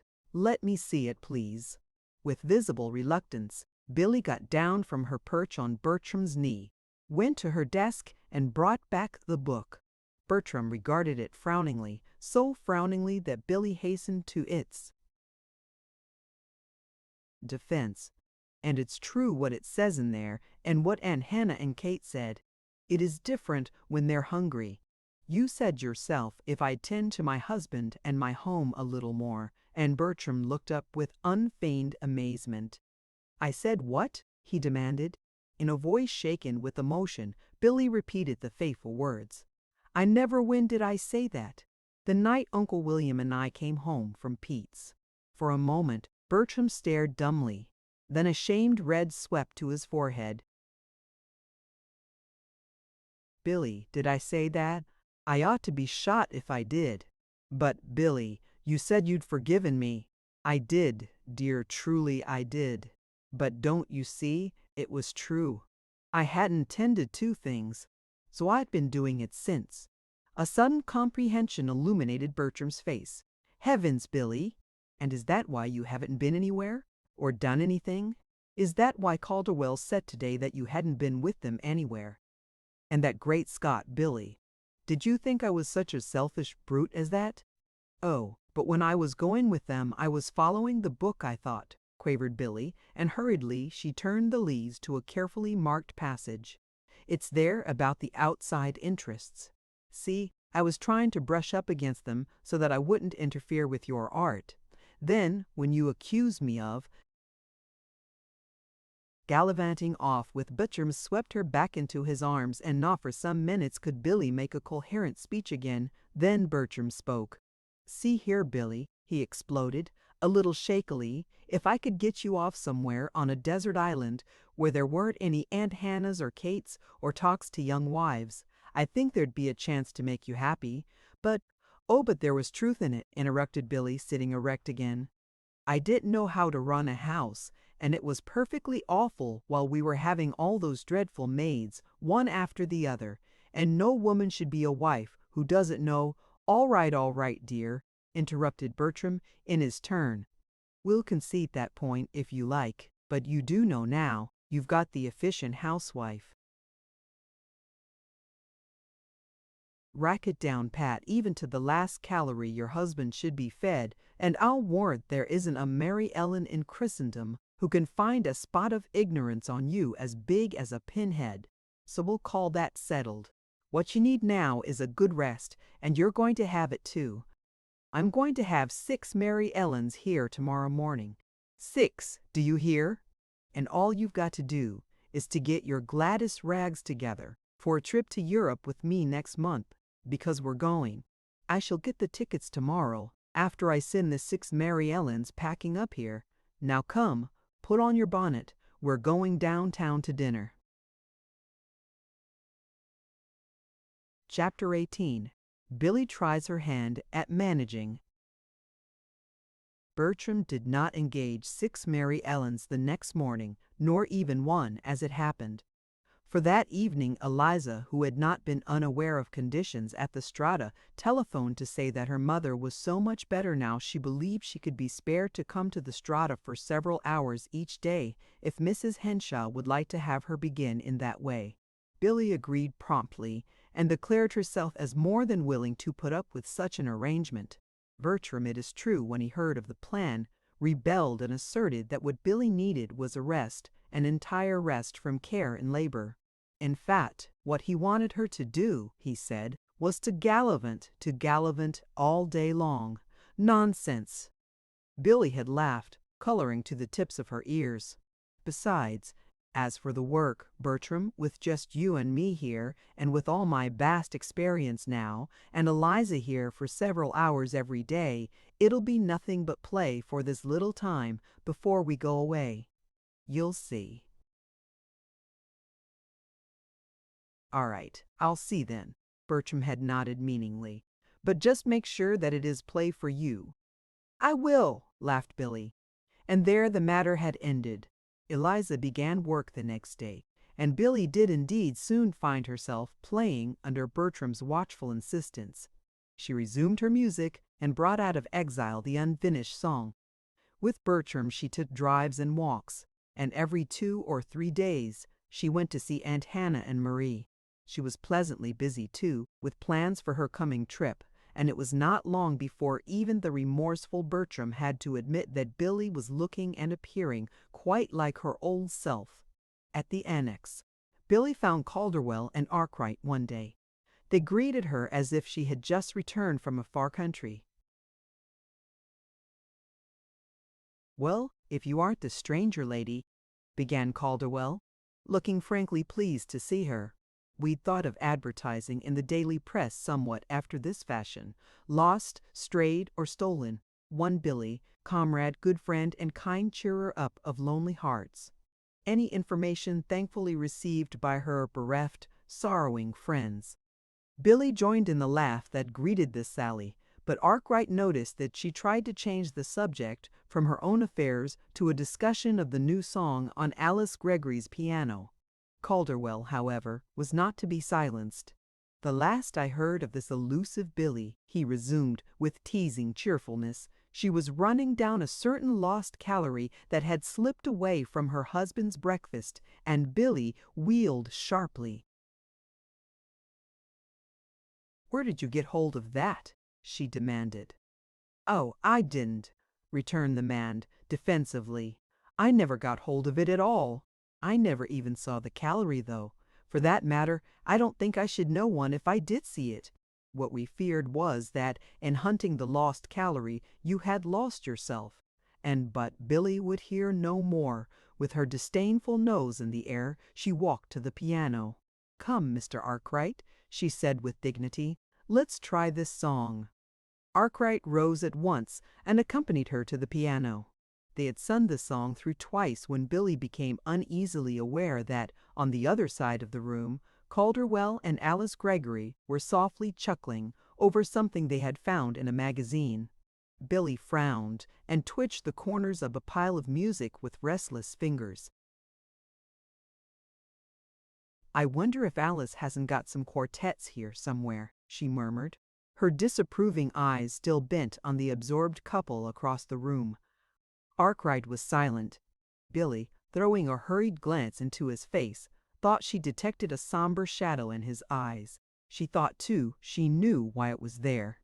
So possessed had Billy been, during the early winter, of the idea that her special mission in life was to inaugurate and foster a love affair between disappointed Mr. Arkwright and lonely Alice Gregory, that now she forgot, for a moment, that Arkwright himself was quite unaware of her efforts. She thought only that the present shadow on his face must be caused by the same thing that brought worry to her own heart, the manifest devotion of Calderwell to Alice Gregory just now across the room. Instinctively, therefore, as to a co-worker in a common cause, she turned a disturbed face to the man at her side. "It is indeed high time that I looked after something besides lost calories," she said significantly. Then, at the evident uncomprehension in Arkwright's face, she added, "Has it been going on like this very long?" Arkwright still, apparently, did not understand. "Has what been going on?" he questioned. "That over there," answered Billy impatiently, scarcely knowing whether to be more irritated at the threatened miscarriage of her cherished plans, or at Arkwright's to her willfully blind insistence on her making her meaning more plain. "Has it been going on long, such utter devotion?" As she asked the question, Billy turned and looked squarely into Arkwright's face.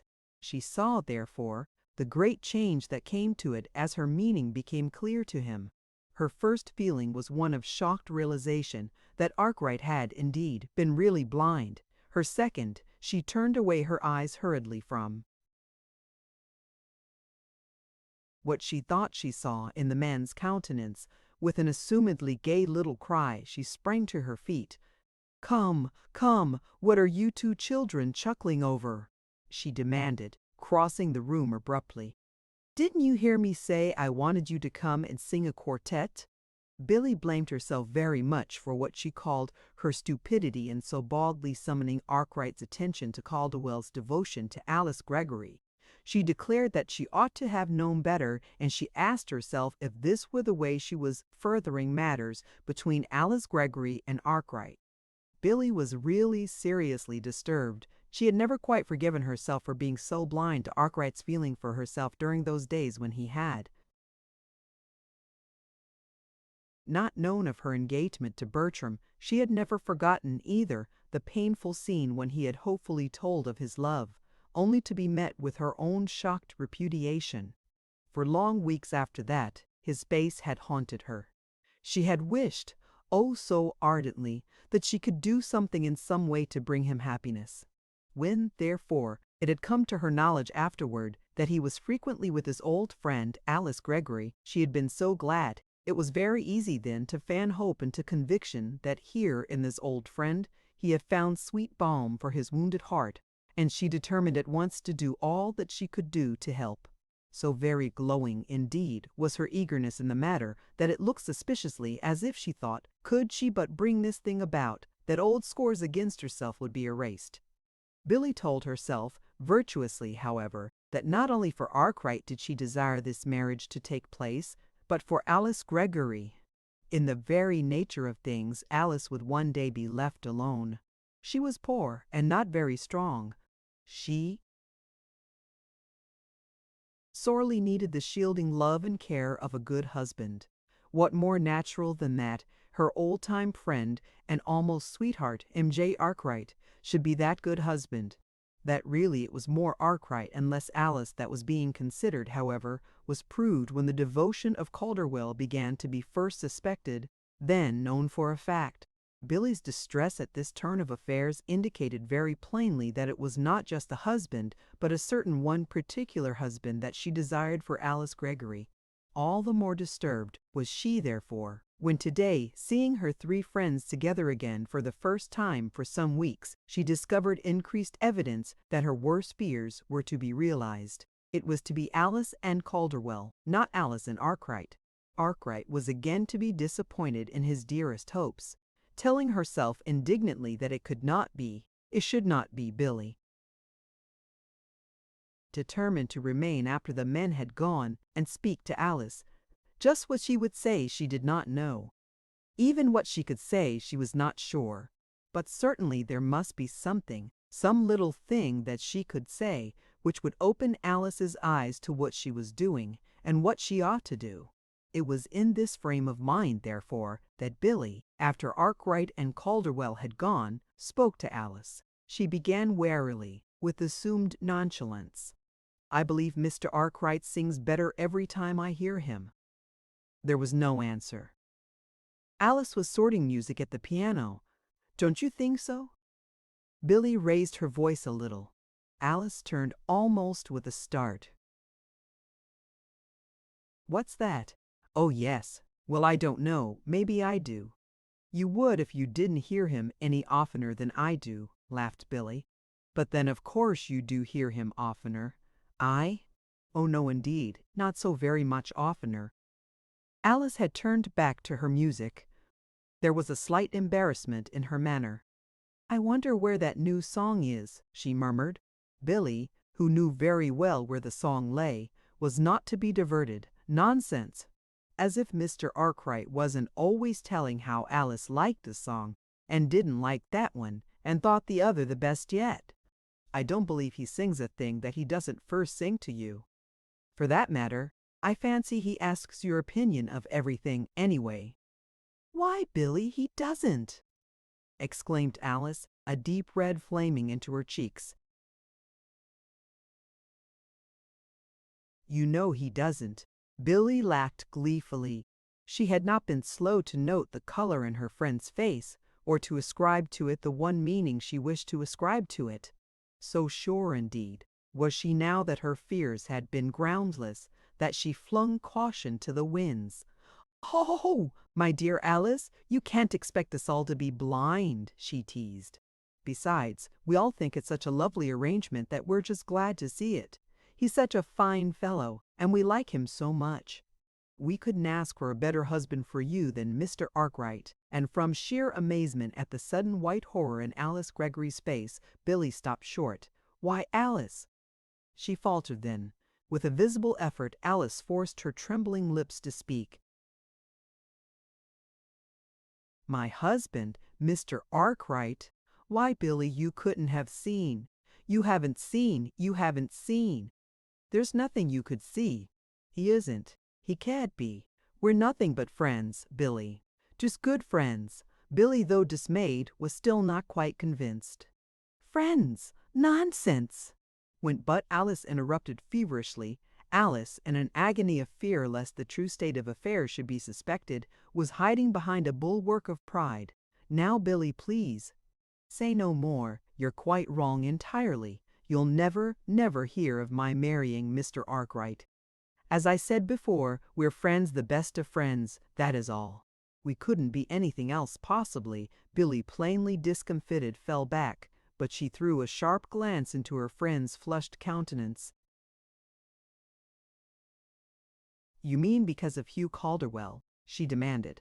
Then, for the second time that afternoon, throwing discretion to the winds, she went on plaintively. You won't listen, of course. Girls in love never do. Hugh is all right, and I like him, but there's more real solid worth in Mr. Arkwright's little finger than there is in Hugh's whole self. But a merry peal of laughter from Alice Greggory interrupted. And, pray, do you think I'm in love with Hugh Calderwell? She demanded. There was a curious note of something very like relief in her voice. Well, I didn't know, began Billy uncertainly. Then I'll tell you now, smiled Alice. I'm not. Furthermore, perhaps it's just as well that you should know right now that I don't intend to marry ever. Oh, Alice! No, there was determination, and there was still that curious note of relief in the girl's voice. It was as if, somewhere, a great danger had been avoided. I have my music. That is enough. I'm not intending to marry. Oh, but Alice, while I will own up I'm glad it isn't Hugh Calderwell, there is Mr. Arkwright, and I did hope. But Alice shook her head and turned resolutely away. At that moment, too, Aunt Hannah came in from the street, so Billy could say no more. Aunt Hannah dropped herself a little wearily into a chair. I've just come from Marie's, she said. How is she? Asked Billy. Aunt Hannah smiled and raised her eyebrows. Well, just now she's quite exercised over another rattle from her cousin out west this time. There were 4 little silver bells on it, and she hasn't got any janitor's wife now to give it to. Billy laughed softly, but Aunt Hannah had more to say. You know she isn't going to allow any toys but teddy bears and woolly lambs, of which I believe she has already bought quite an assortment. She says they don't rattle or squeak.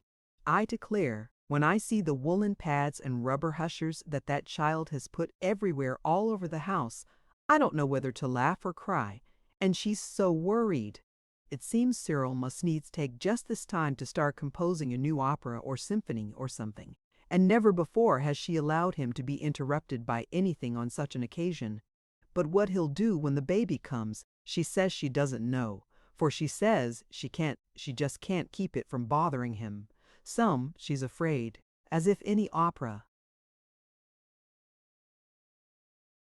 or symphony that ever lived was of more consequence than a man's own child, finished Aunt Hannah with an indignant sniff as she reached for her shawl. Chapter 19. A tough nut to crack for Cyril. It was early in the forenoon of the first day of July that Eliza told her mistress that Mrs. Stetson was asking for her at the telephone. Eliza's face was not a little troubled. I'm afraid maybe it isn't good news, she stammered as her mistress hurriedly arose. She's at Mr. Cyril Henshaw's. Mrs. Stetson is, and she seemed so terribly upset about something that there was no making real sense out of what she said. But she asked for you and said to have you come quick. Billy, her own face paling, was already at the telephone. Yes, Aunt Hannah. What is it? Oh, my grief and conscience, Billy, if you can. Come up here, please. You must come. Can't you come? Why, yes, of course. But Marie, the baby. A faint groan came across the wires. Oh, my grief and conscience, Billy. It isn't the baby. It's babies. It's twins, boys. Cyril has them now. The nurse hasn't got here yet. Twins. Cyril has them, broke in Billy hysterically. Yes, and they're crying something terrible. We've sent for a second nurse to come too, of course, but she hasn't got here yet either. And those babies, if you could hear them. That's what we want you for, to—" But Billy was almost laughing now. "All right, I'll come out and hear them," she called a bit wildly as she hung up the receiver. Some little time later, a palpably nervous maid admitted Billy to the home of Mr. and Mrs. Cyril Henshaw. Even as the door was opened, Billy heard faintly but unmistakably the moaning wails of two infants. "Mrs. Stetson says if you will please to help Mr. Henshaw with the babies," stammered the maid after the preliminary questions and answers. "I've been in when I could, and they're all right, only they're crying. They're in his den. We had to put them as far away as possible. Their crying worried Mrs. Henshaw so." "Yes, I see," murmured Billy. "I'll go to them at once." "No, don't trouble to come. I know the way. Just tell Mrs. Stetson I'm here, please," she finished as she tossed her hat and gloves onto the hall table and turned to go upstairs. Billy's feet made no sound on the soft rugs. The crying, however, grew louder and louder as she approached the den. Softly she turned the knob and pushed open the door. She stopped short then at what she saw. Cyril had not heard her nor seen her. His back was partly toward the door. His coat was off, and his hair stood fiercely on end as if a nervous hand had ruffled it. His usually pale face was very red, and his forehead showed great drops of perspiration. He was on his feet, hovering over the couch, at each end of which lay a rumpled roll of linen, lace, and flannel, from which emerged a prodigiously puckered little face, two uncertainly waving rose-leaf fists, and a wail of protesting rage that was not uncertain in the least. In one hand Cyril held a teddy bear, in the other his watch dangling from its fob chain. Both of these he shook feebly, one after the other, above the tiny faces. "Oh, come, come, pretty baby, good baby, hush, hush," he begged agitatedly. In the doorway, Billy clapped her hands to her lips and stifled a laugh. Billy knew, of course, that what she should do was to go forward at once and help this poor, distracted man, but Billy just then was not doing what she knew she ought to do. With a muttered ejaculation, which Billy, to her sorrow, could not catch, Cyril laid down the watch and flung the teddy bear aside.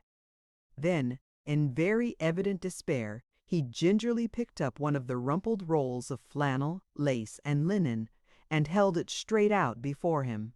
After a moment's indecision, he began awkwardly to jounce it, teeter it, rock it back and forth, and to pat it jerkily.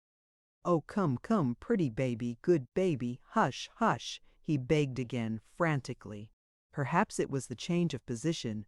Perhaps it was the novelty of the motion. Perhaps it was only utter weariness or lack of breath. Whatever the cause, the wailing sobs from the bundle in his arms dwindled suddenly to a gentle whisper, then ceased altogether. With a ray of hope illuminating his drawn countenance, Cyril carefully laid the baby down and picked up the other. Almost confidently now, he began the jouncing and teetering and rocking as before. "There, there, oh, come, come, pretty baby, good baby, hush, hush," he chanted again. This time he was not so successful. Perhaps he had lost his skill. Perhaps it was merely the world-old difference in babies. At all events, this infant did not care for jerks and jounces, and showed it plainly by emitting loud and yet louder wails of rage, wails in which his brother on the couch speedily joined. "Oh, come, come, pretty baby, good baby, hush, hush, confounded, hush, I say," exploded the frightened, weary, baffled, distracted man, picking up the other baby and trying to hold both his sons at once. Billy hurried forward then tearfully, remorsefully, her face all sympathy, her arms all tenderness. "Here, Cyril, let me help you," she cried. Cyril turned abruptly. "Thank God, someone's come," he groaned, holding out both the babies with an exuberance of generosity. "Billy, you've saved my life." Billy laughed tremulously. "Yes, I'd come, Cyril, and I'll help every bit I can, but I don't know a thing, not a single thing about them myself. Dear me, aren't they cunning? But, Cyril, do they always cry so?" The father of an hour drew himself stiffly erect. "Cry? What do you mean? Why shouldn't they cry?" he demanded indignantly.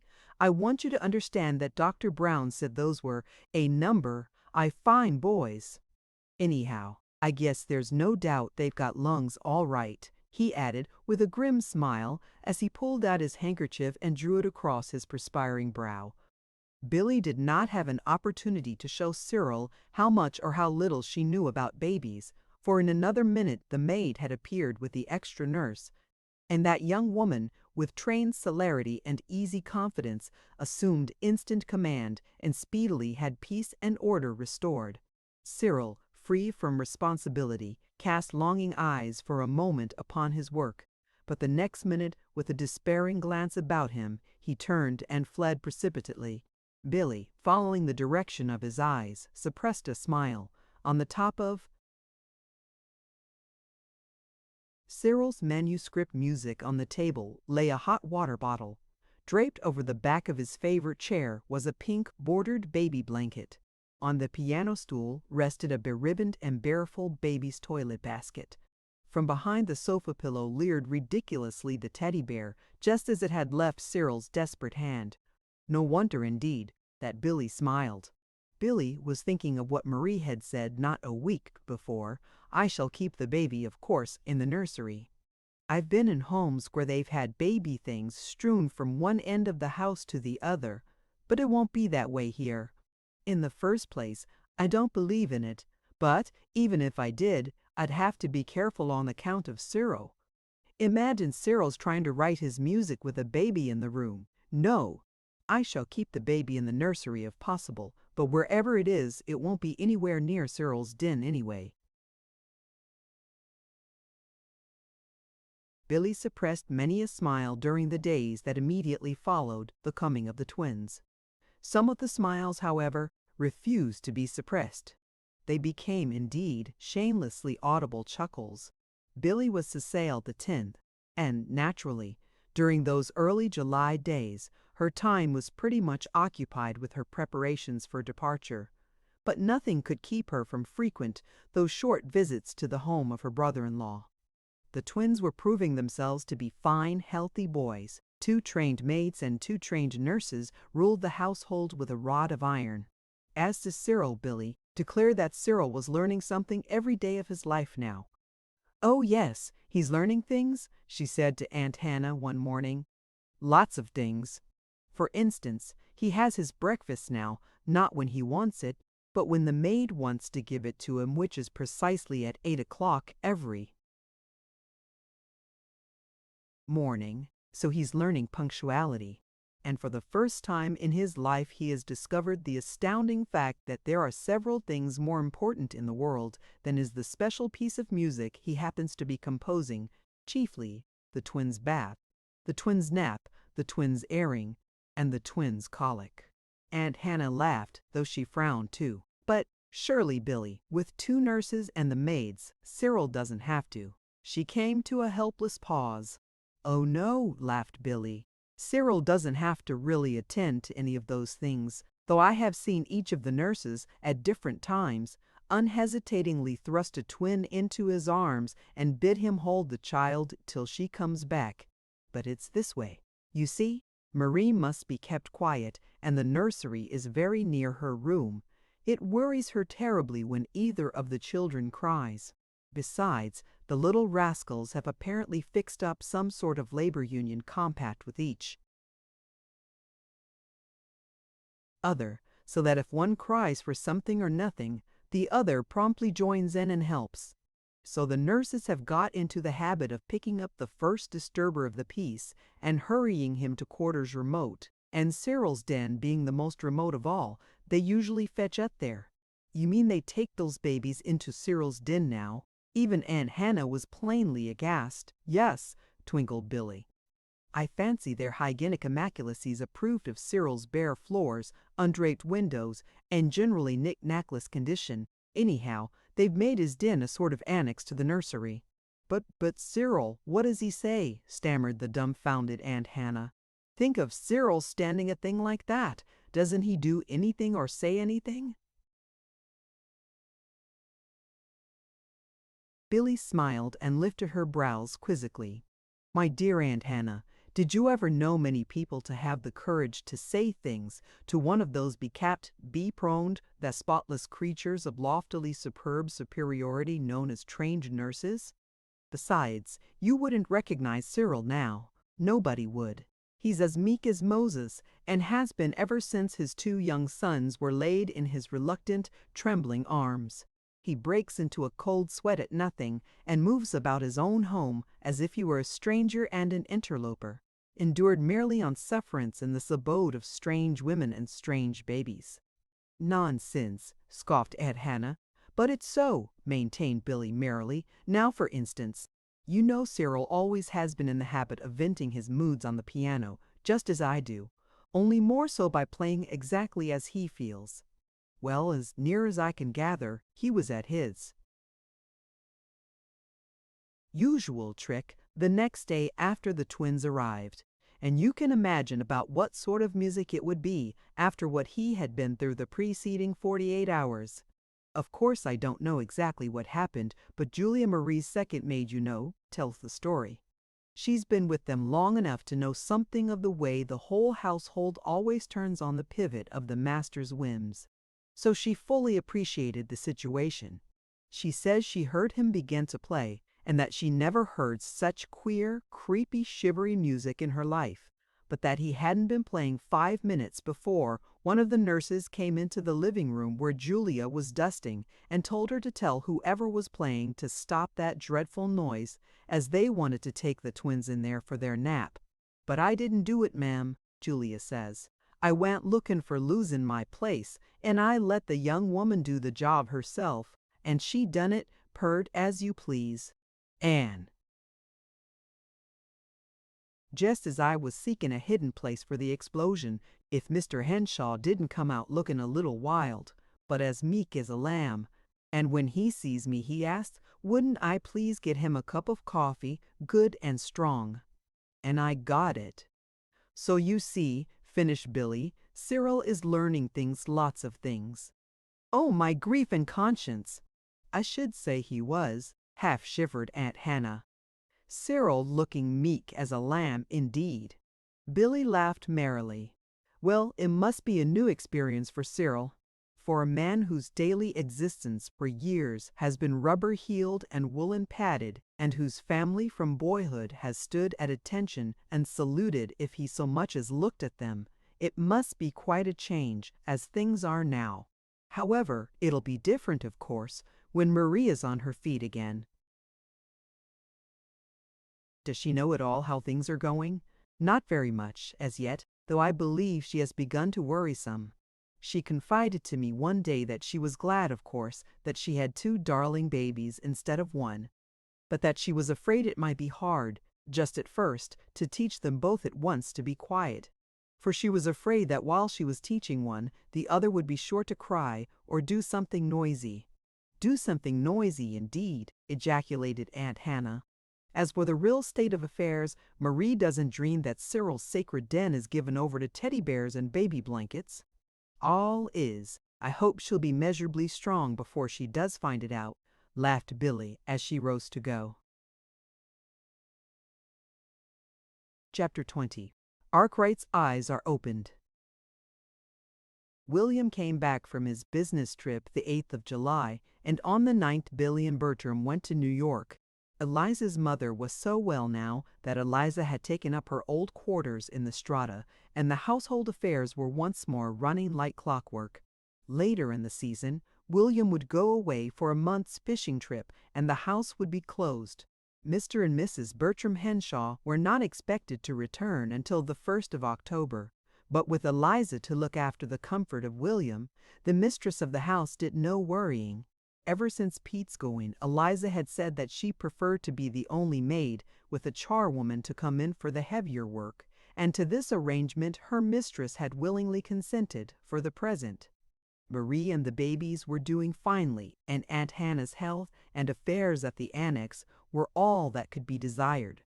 As Billy, indeed, saw it, there was only one flaw to mar her perfect content on this holiday trip with Bertram, and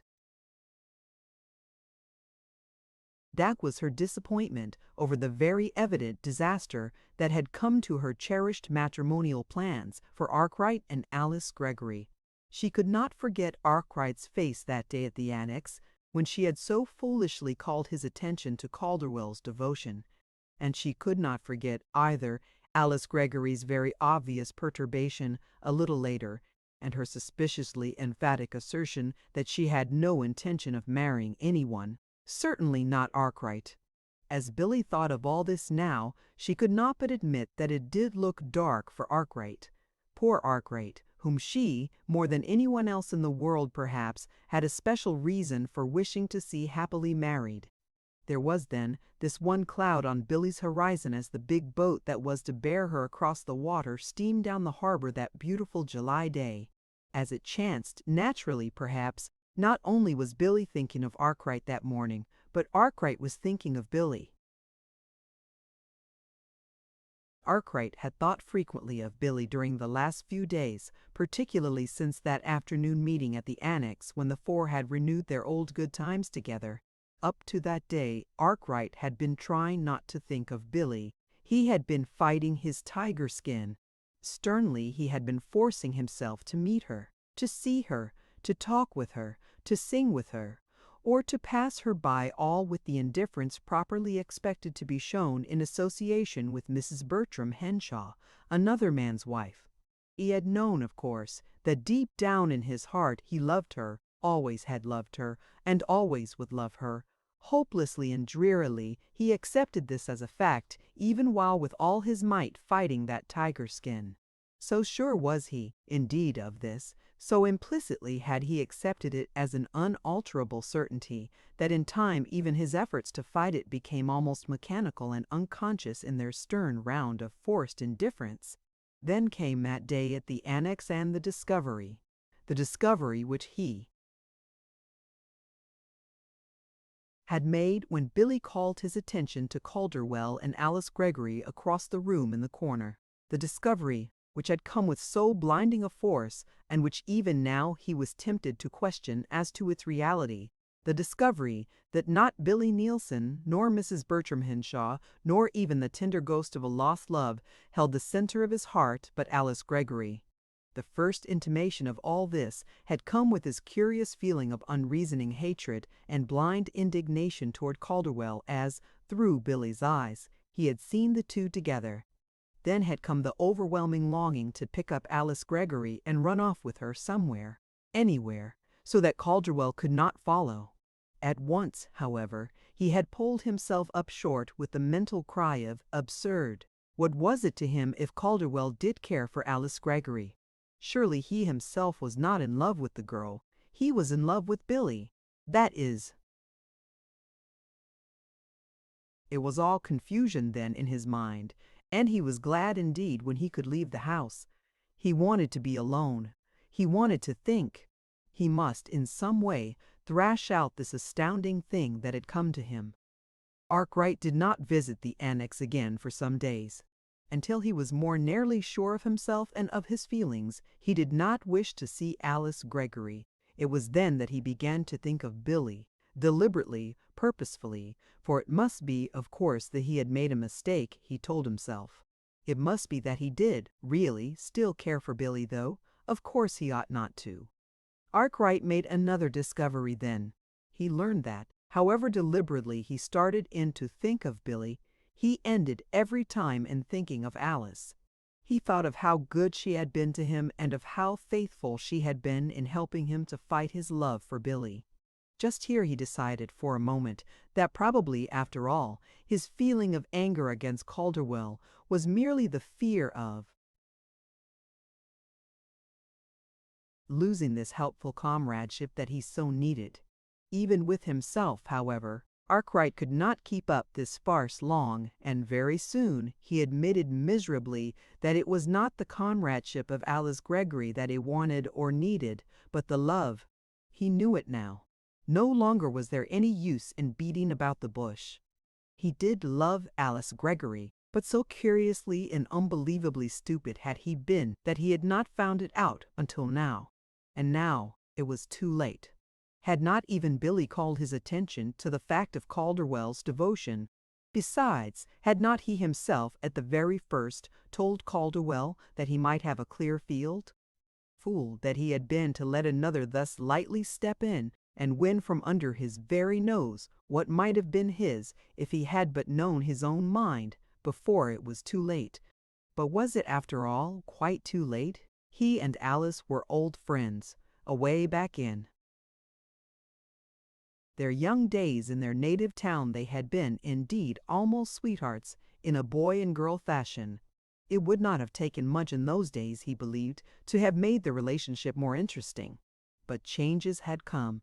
Alice had left town, and for years they had drifted apart. Then had come Billy, and Billy had found Alice, thus bringing about the odd circumstance of their renewing of acquaintanceship. Perhaps, at that time, if he had not already thought he cared for Billy, there would have been something more than acquaintanceship. But he had thought he cared for Billy all these years, and now at this late day, to wake up and find that he cared for Alice, a pretty mess he had made of things. Was he so inconstant then, so fickle? Did he not know his own mind 5 minutes at a time? What would Alice Gregory think, even if he found the courage to tell her? What could she think? What could anybody think? Arkwright fairly ground his teeth in impotent wrath, and he did not know whether he were the most angry that he did not love Billy, or that he had loved Billy, or that he loved somebody else now. It was while he was in this unenviable frame of mind that he went to see Alice. Not that he had planned definitely to speak to her of his discovery, nor yet that he had planned not to. He had, indeed, planned nothing. For a man usually so decided as to purpose and energetic as to action, he was in a most unhappy state of uncertainty and changeableness. One thing only was unmistakably clear to him, and that was that he must see Alice. For months now he had taken to Alice all his hopes and griefs, perplexities and problems, and never had he failed to find comfort in the shape of sympathetic understanding and wise counsel. To Alice, therefore, now he turned as a matter of course, telling himself vaguely that, perhaps, after he had seen Alice, he would feel better. Just how intimately this particular problem of his concerned Alice herself, he did not stop to realize. He did not, indeed, think of it at all from Alice's standpoint until he came face to face with the girl in the living room at the annex. Then, suddenly, he did. His manner became at once consequently full of embarrassment and quite devoid of its usual frank friendliness.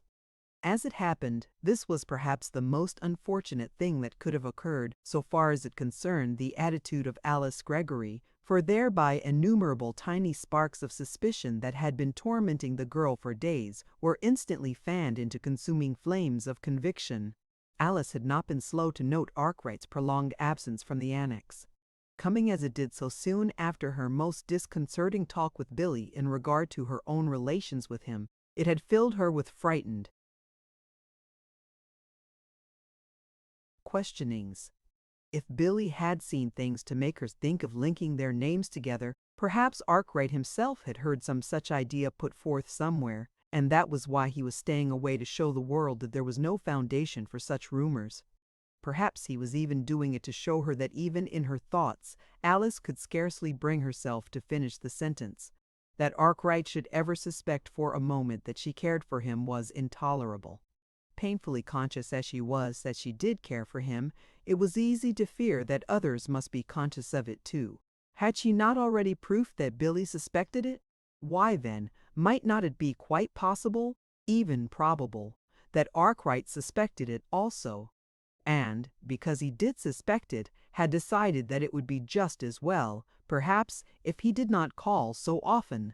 in spite of Alice's angry insistence to herself that, after all, this could not be the case that the man knew she understood. He still loved Billy. She could not help fearing, in the face of Arkwright's unusual absence, that it might yet be true. When, therefore, he finally did appear, only to become at once obviously embarrassed in her presence, her fears instantly became convictions. It was true, then. The man did believe she cared for him, and he had been trying to teach her to save her. To teach her! To save her, indeed! Very well, he should see.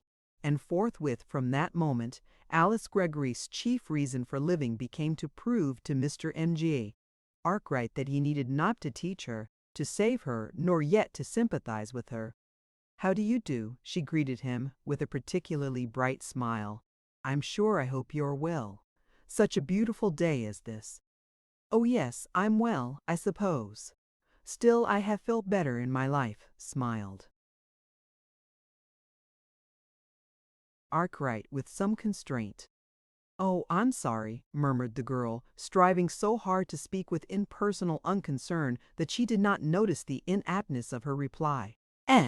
Sorry I felt better, are you?" retorted Arkwright with nervous humor. Then, because he was embarrassed, he said the one thing he had meant not to say. "Don't you think I'm quite a stranger? It's been some time since I've been here."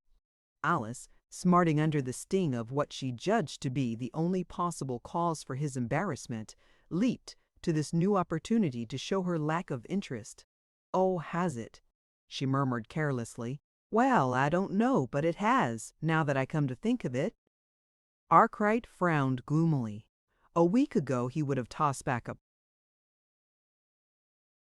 laughingly aggrieved remark as to her unflattering indifference to his presence. Now he was in no mood for such joking. It was too serious a matter with him. "You've been busy, no doubt, with other matters," he presumed forlornly, thinking of Calderwell. "Yes, I have been busy," assented the girl. "One is always happier, I think, to be busy. Not that I meant that I needed the work to be happy," she added hastily, in a panic lest he think she had a consuming sorrow to kill. "No, of course not," he murmured abstractedly, rising to his feet and crossing the room to the piano. Then, with an elaborate air of trying to appear very natural, he asked jovially, "Anything new to play to me?" Alice arose at once. "Yes, I have a little nocturne that I was playing to Mr. Calderwell last night." Oh, to Calderwell. Arkwright had stiffened perceptibly. Yes, he didn't like it. "I'll play it to you and see what you say." She smiled, seating herself at the piano. "Well, if he had liked it, it's safe to say I shouldn't," shrugged Arkwright. "Nonsense," laughed the girl, beginning to appear more like her natural self. "I should think you were Mr. Cyril Henshaw. Mr. Calderwell is partial to ragtime, I'll admit, but there are some good things he likes." "There are, indeed, some good things he likes," returned Arkwright, with grim emphasis, his somber eyes fixed on what he believed to be the one especial object of Calderwell's affections at the moment. Alice, unaware both of the melancholy gaze bent upon herself and of the cause thereof, laughed again merrily. "Poor Mr. Calderwell," she cried as she let her finger slide into soft introductory chords. "He isn't to blame for not liking what he calls our lost spirits that wail. It's just the way he's made." Arkwright vouchsafed no reply. With an abrupt gesture he turned and began to pace the room moodily. At the piano Alice slipped from the chords into the nocturne. She played it straight through, then with a charm and skill that brought Arkwright's feet to a pause before it was half finished. "By George, that's great!"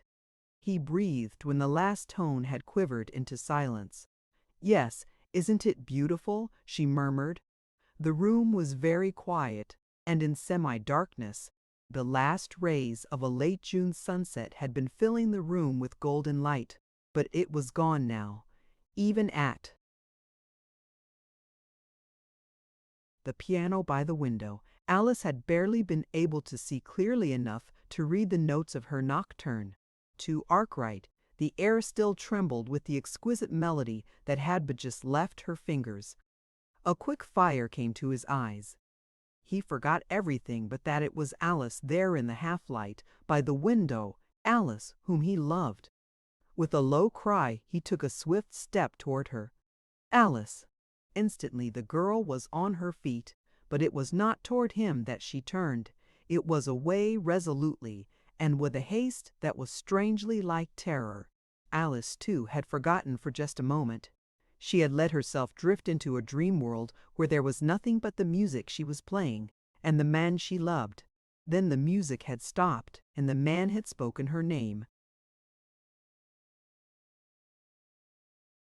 Alice remembered then. She remembered Billy, whom this man loved. She remembered the long days just past when this man had stayed away, presumably to teach her to save her. And now, at the sound of his voice speaking her name, she had almost bared her heart to him. No wonder that Alice, with a haste that looked like terror, crossed the floor and flooded the room with light. Dear me, she shivered, carefully avoiding Arkwright's eyes. If Mr. Calderwell were here now, he'd have some excuse to talk about our lost spirits that wail. That is a creepy piece of music when you play it in the dark. And, for fear that he should suspect how her heart was aching, she gave a particularly brilliant and joyous smile. Once again at the mention of Calderwell's name, Arkwright stiffened perceptibly. The fire left his eyes. For a moment he did not speak. Then, gravely, he said, "Calderwell? Yes, perhaps he would. And you ought to be a judge, I should think. You see him quite frequently, don't you?" "Why, yes, of course. He often comes out here, you know." "Yes. I had heard that he did since you came." His meaning was unmistakable. Alice looked up quickly. A prompt denial of his implication was on her lips when the thought came to her that perhaps just here lay a sure way to prove to this man before her that there was indeed no need for him to teach her, to save her, or yet to sympathize with her. She could not affirm, of course, but she need not deny yet. Nonsense!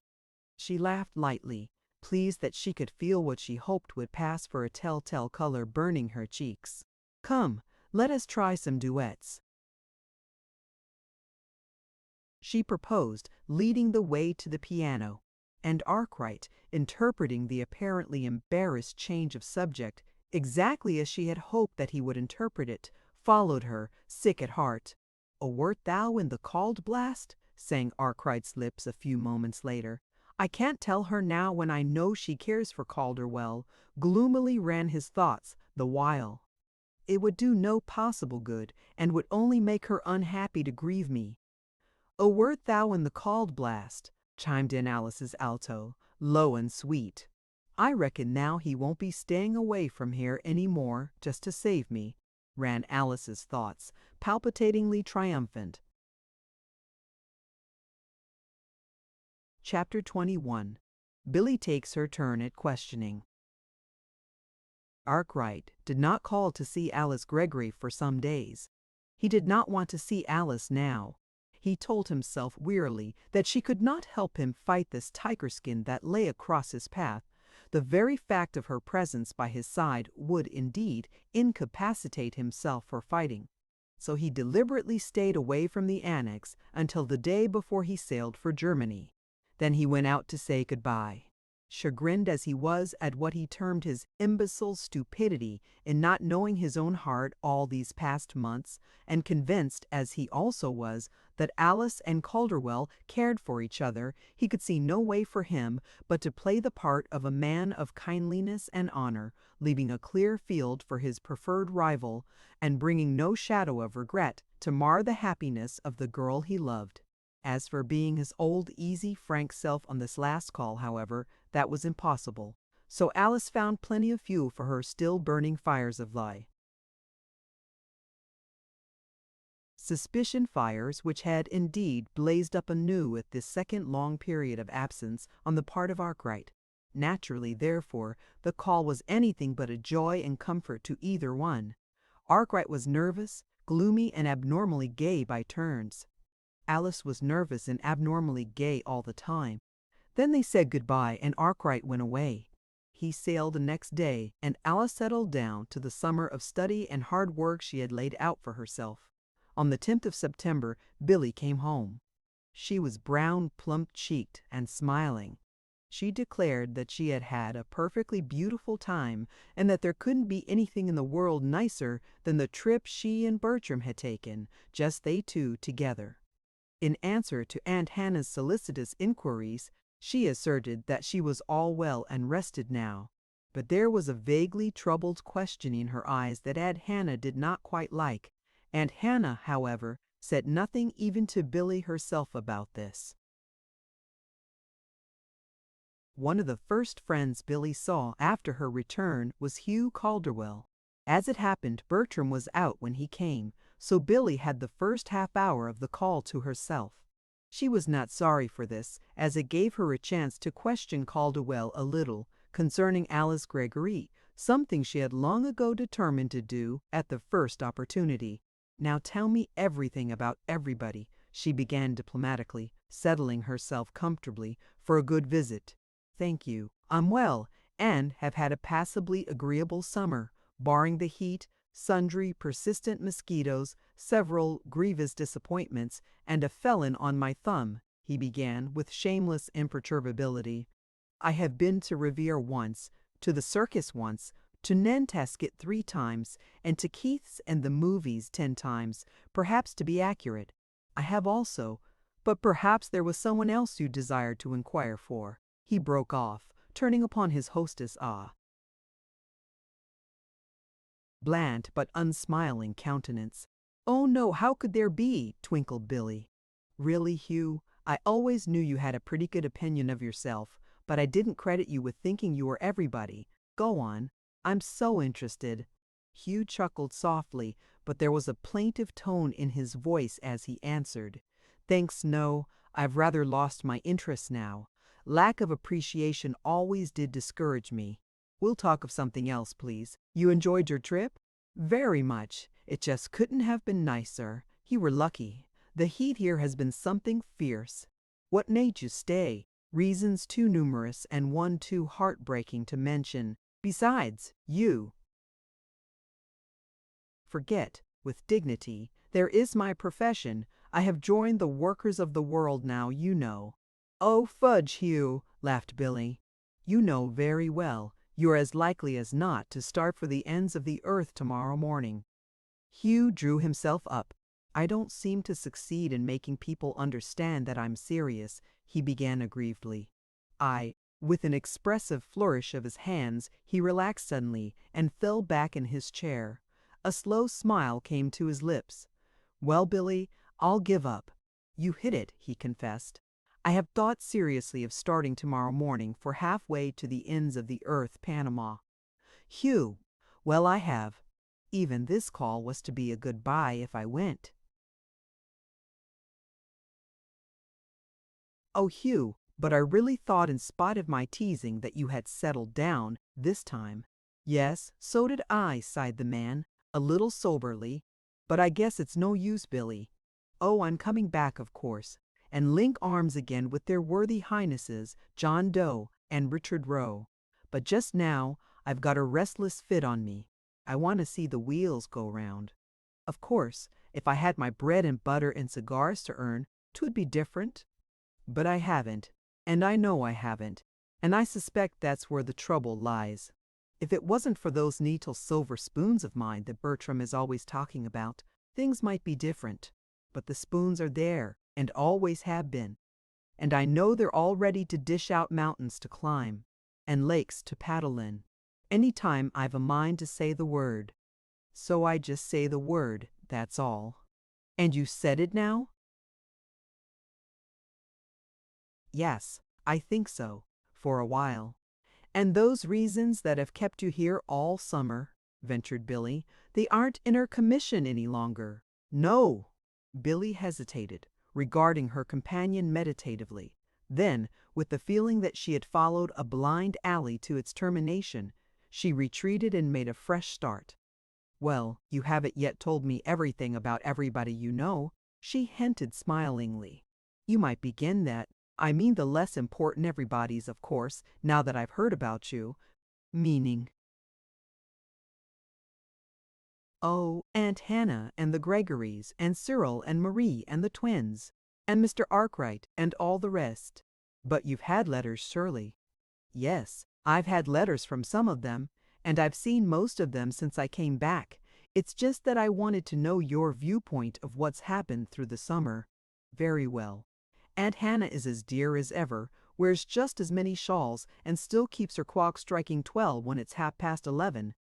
Mrs. Gregory is just as sweet as ever, and a little more frail, I fear, bless her heart.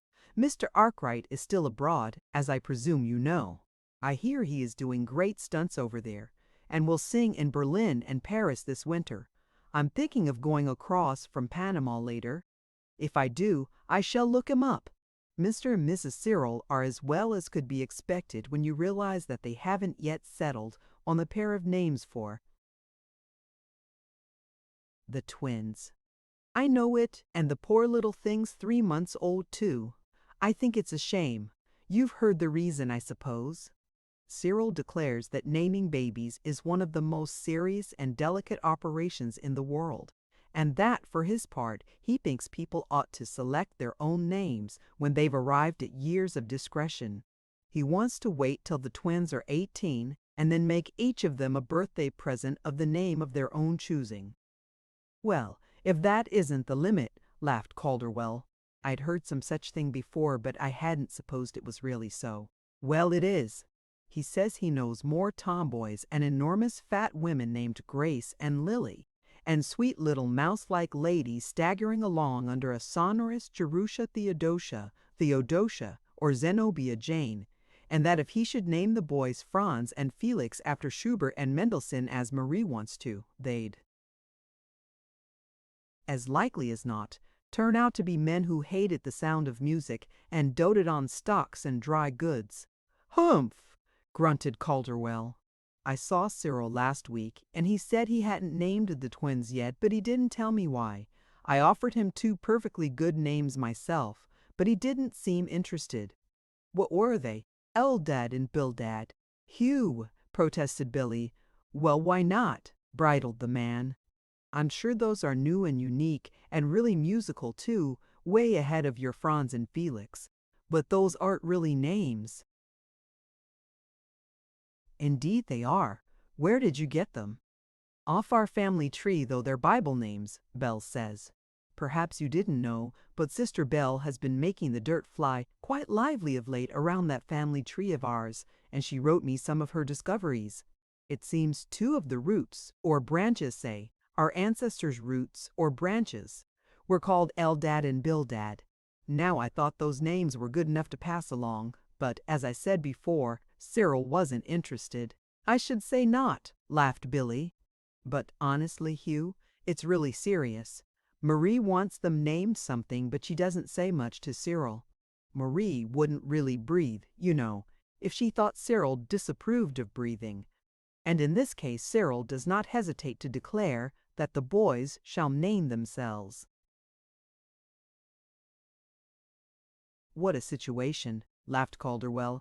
Isn't it? But do you know, I can sympathize with it in a way, for I've always mourned so over my name. Billy was always such a trial to me.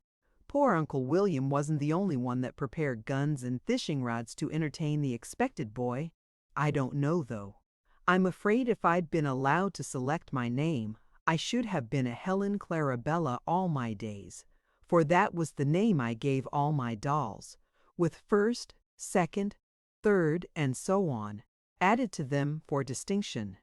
Evidently, I thought that Helen Clarabella was the most feminine appellation possible and the most foreign to the despised Billy. So you see, I can sympathize with Cyril to a certain extent, but they must call the little chap something now, argued Hugh. Billy gave a sudden merry laugh. They do, she gurgled, and that's the funniest part of it. Oh, Cyril doesn't. He always calls them impersonally they or it. He doesn't see much of them anyway. Now I understand. Marie was horrified when she realized how the nurses had been using his den as a nursery annex, and she changed all that instanter when she took charge of things again. The twins stay in the nursery now, I'm told. But about the names, the nurses, it seems, have got into the way of calling them Dewtand and Dimple. One has a dimple in his cheek, and the other is a little smaller of the two. Marie is no end distressed, particularly as she finds that she herself calls them that, and she says the idea of boys being Dot and Dimple. I should say so, laughed Calderwell. Not I regard that as worse than my Eldad and Bildad. I know it, and Alice says, by the way, you haven't mentioned Alice, but I suppose you see her occasionally. Billy paused in evident expectation of a reply. Billy was, in fact, quite pluming herself on the adroit casualness with which she had introduced the subject nearest her heart. Calderwell raised his eyebrows. "Oh yes, I see her. But you hadn't mentioned her." There was the briefest of pauses. Then with a half-quizzical dejection there came the remark, "You seem to forget. I told you that I stayed here this summer for reasons too numerous and one too heartbreaking to mention. She was the one." "You mean—" "Yes, the usual thing.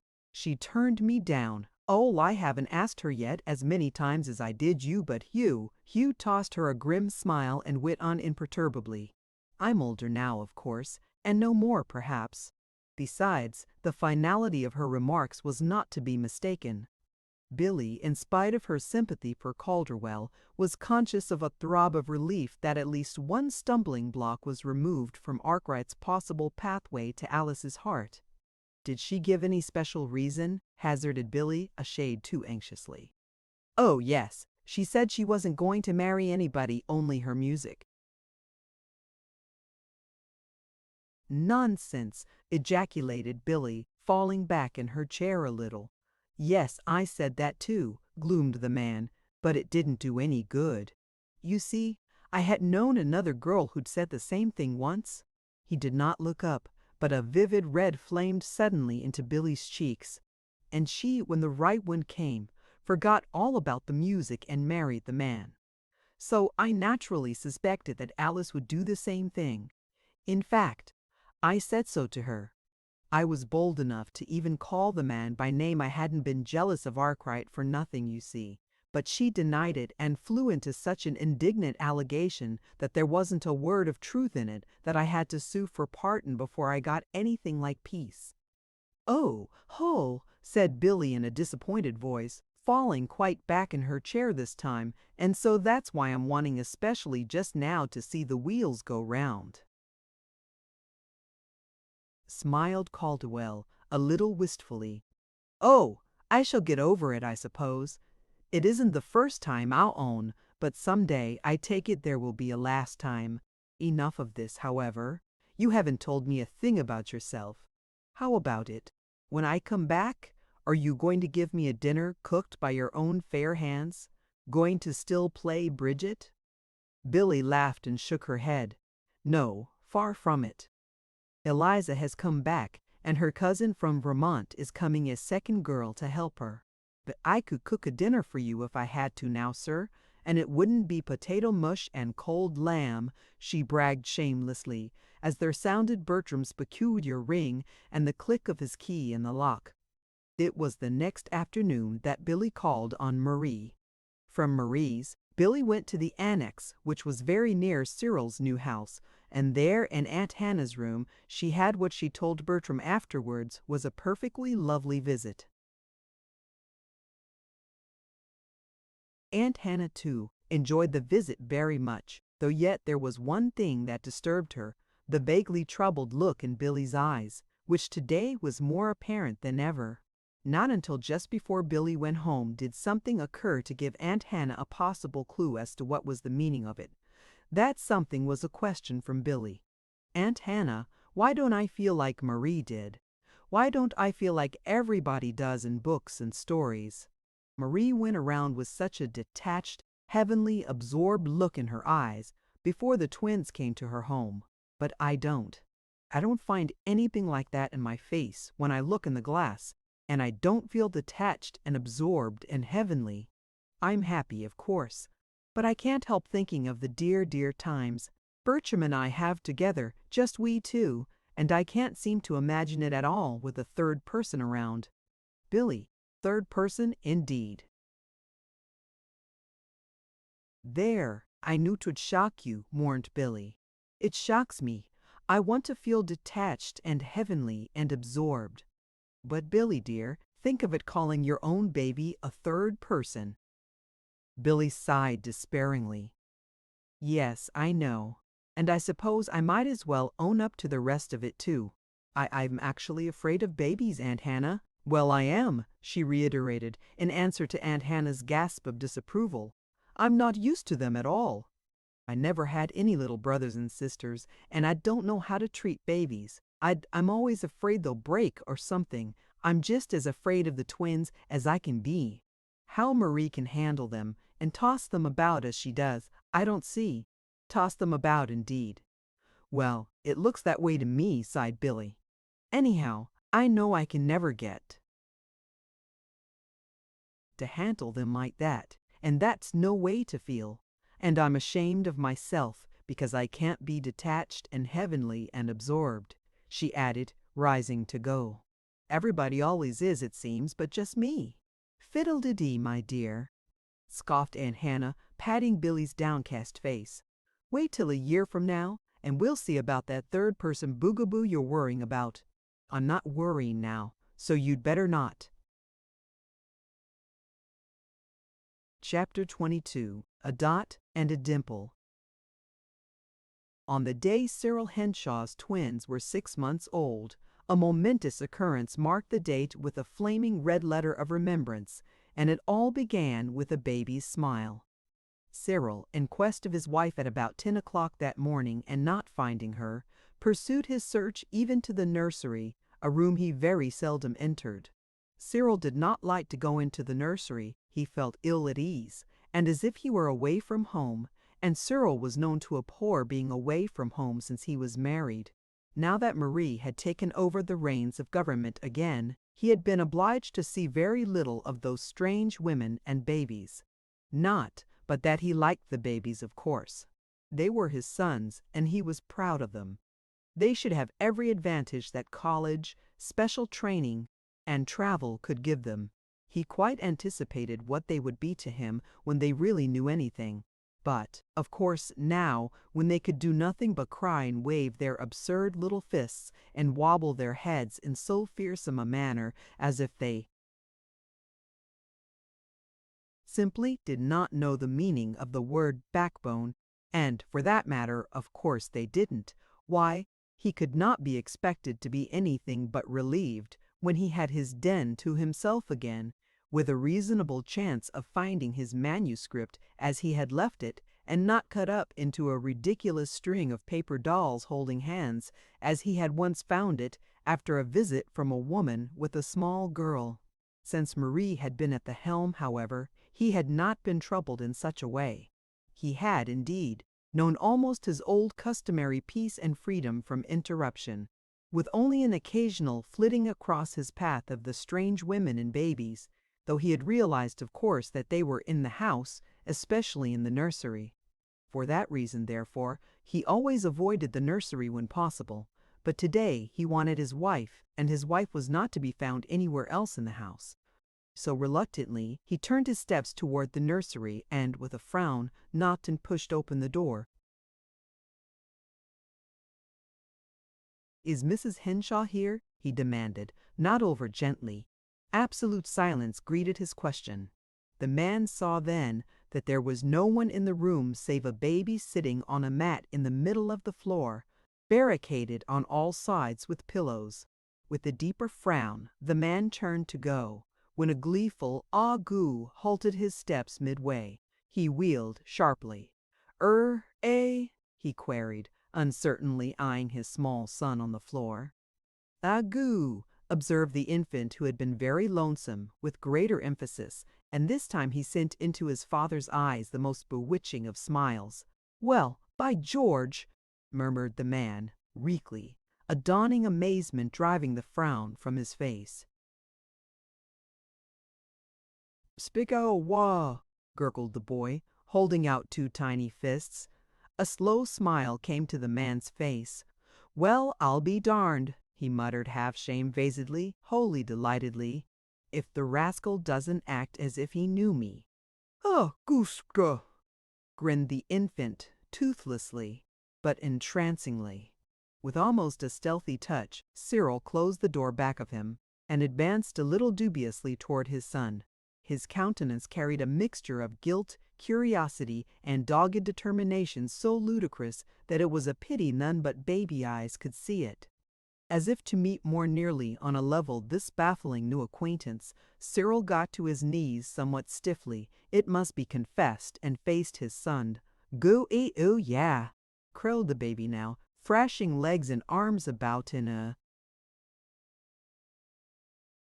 transport of joy at the acquisition of this new playmate. "Well, well, young man, you don't say so," stammered the growingly proud father, thrusting a plainly timid and unaccustomed finger toward his offspring. "So you do know me, eh? Well, who am I? Dada?" gurgled the boy, triumphantly clutching the outstretched finger and holding on with a tenacity that brought a gleeful chuckle to the lips of the man. "Jove! But aren't you the strong little beggar, though? Needn't tell me you don't know a good thing when you see it. So I'm Dada, am I?" he went on, unhesitatingly accepting as the pure gold of knowledge the shameless imitation vocabulary his son was foisting upon him. "Well, I expect I am, and oh, Cyril!" The door had opened and Marie was in the room. If she gave a start of surprise at her husband's unaccustomed attitude, she quickly controlled herself. "Julia said you wanted me. I must have been going down the back stairs when you came up the front, and please, Mrs. Henshaw, is it Dot you have in here, or Dimple?" asked a new voice, as the second nurse entered by another door. Before Mrs. Henshaw could answer, Cyril, who had got to his feet, turned sharply. "Is it who?" he demanded. "Oh, Mr. Henshaw," stammered the girl. "I beg your pardon. I didn't know you were here. It was only that I wanted to know which baby it was. We thought we had Dot with us until Dot, Dimple," exploded the man. "Do you mean to say you have given my sons the ridiculous names of Dot and Dimple?" "Why, no, yes. Well, that is we had to call them something," faltered the nurse, as with a despairing glance at her mistress, she plunged through the doorway. Cyril turned to his wife. "Marie, what is the meaning of this?" he demanded.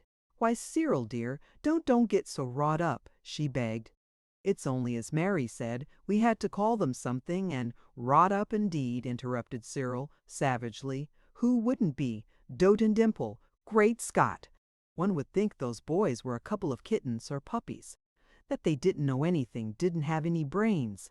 But they have, if the other is anything like this one, at least," he declared, pointing to his son on the floor, who, at this opportune moment, joined in the conversation to the extent of an appropriate "ah, goo da da." "There, hear that, will you?" triumphed the father. "What did I tell you? That's the way he's been going on ever since I came into the room. The little rascal knows me so soon." Marie clapped her fingers to her lips and turned her back suddenly with a spasmodic little cough, but her husband, if he noticed the interruption, paid no heed. "Dutai and Dimple, indeed," he went on wrathfully. "That settles it. We'll name those boys today, Marie, today. Not once again will I let the sun go down on a Dot and a Dimple under my roof." Marie turned with a quick little cry of happiness. "Oh, Cyril, I'm so glad. I've so wanted to have them named, you know. And shall we call them Franz and Felix as we talked?" Franz, Felix, John, James, Paul, Charles, anything so it's sane and sensible. I'd even adopt Calderwell's absurd Bildad and Herr Tomdad or whatever it was, rather than have those poor little chaps insulted a day longer with a Dot and a Dimple. Great Scott! And, entirely forgetting what he had come to the nursery for, Cyril strode from the room. "A goose big," commented Baby from the middle of the floor. It was on a very windy March day that Bertram Henshaw's son, Bertram Jr., arrived at the Strata. Billy went so far into the valley of the shadow of death for her baby that it was some days before she realized in all its importance the presence of the new member of her family. Even when the days had become weeks, and Bertram Jr. was a month and a half old, the extreme lassitude and weariness of his young mother was a source of ever-growing anxiety to her family and friends. Billy was so unlike herself, they all said. If something could only rouse her, suggested the Henshaw's old family physician one day. A certain sort of mental shock, if not too severe, would do the deed, I think, and with no injury, only benefit. Her physical condition is in just the state that needs a stimulus to stir it into new life and vigor. As it happened, this was said on a certain Monday. 2 days later, Bertram's sister, Kate, on her way with her husband to Mr. Hartwell's old home in Vermont, stopped over in Boston for a 2 days visit. She made her headquarters at Cyril's home, but very naturally she went, without much delay, to pay her respects to Bertram Jr. Mr. Pram. Hartwell's brother isn't well, she explained to Billy, after the greetings were over. You know he's the only one left there, since Mother and Father Hartwell came west. We shall go right on up to Vermont in a couple of days, but we just had to stay over long enough to see the baby, and we hadn't ever seen the twins either, you know. By the way, how perfectly ridiculous Cyril is over those boys. Is he? Smiled Billy faintly. Yes. One would think there were never any babies born before, to hear him talk. He thinks they're the most wonderful things in the world, and they're cunning little fellows, I'll admit. But Cyril thinks they know so much, went on Kate laughingly. He's always bragging of something one or the other of them has done. Think of it, Cyril. Marie says it all started from the time last January when he discovered the nurses had been calling them Dot and Dimple. Yes, I know, smiled Billy again, faintly, lifting a thin, white, very un-Billy-like hand to her head. Kate frowned and regarded her sister-in-law thoughtfully. Mercy, how you look, Billy, she exclaimed with cheerful tactlessness. They said you did, but I declare you look worse than I thought. Billy's pale face reddened perceptibly. Nonsense. It's just that I'm so tired, she insisted. I shall be all right soon. How did you leave the children? Well, and happy specially little Kate, because Mother was going away. Kate is mistress, you know, when I'm gone, and she takes herself very seriously. Mistress? A little thing like her. Why, she can't be more than 10 or 11, murmured Billy. She isn't. She was 10 last month. But you'd think she was 40. The airs she gives herself sometimes. Oh, of course there's Nora and the cook and Miss Winton, the governess. They're to really manage things, and Mother Hartwell is just around the corner, but little Kate thinks she's managing, so she's happy. Billy suppressed a smile. Billy was thinking that little Kate came naturally by at least one of her traits. Really, that child is impossible sometimes, resumed Mrs. Hartwell with a sigh. You know the absurd things she was always saying 2 or 3 years ago when we came on to Cyril's wedding. Yes, I remember. Well, I thought she would get over it. But she doesn't. She's worse, if anything. And sometimes her insight or intuition, or whatever you may call it, is positively uncanny. I never know what she's going to remark next when I take her anywhere, but it's safe to say whatever it is, it'll be unexpected and usually embarrassing to somebody. And is that the baby? Broke off Mrs. Hartwell as a cooing laugh and a woman's voice came from the next room. Yes, the nurse has just brought him in, I think, said Billy. Then I'll go right now and see him, rejoined Kate, rising to her feet and hurrying into the next room. Left alone, Billy lay back wearily in her reclining chair. She wondered why Kate always tired her so. She wished she had had on her blue kimono, then perhaps Kate would not have thought she looked so badly. Blue was always more becoming to her. Then Billy turned her head suddenly. From the next room had come Kate's clear-cut, decisive voice. Oh no, I don't think he looks a bit like his father. That little snubby nose was never the Henshaw nose. Billy drew in her breath sharply and pulled herself half erect in her chair. From the next room came Kate's voice again, after a low murmur from the nurse. "Oh, but he isn't, I tell you. He isn't one bit of a Henshaw baby. The Henshaw babies are always pretty ones. They have more hair, and they look, well, different."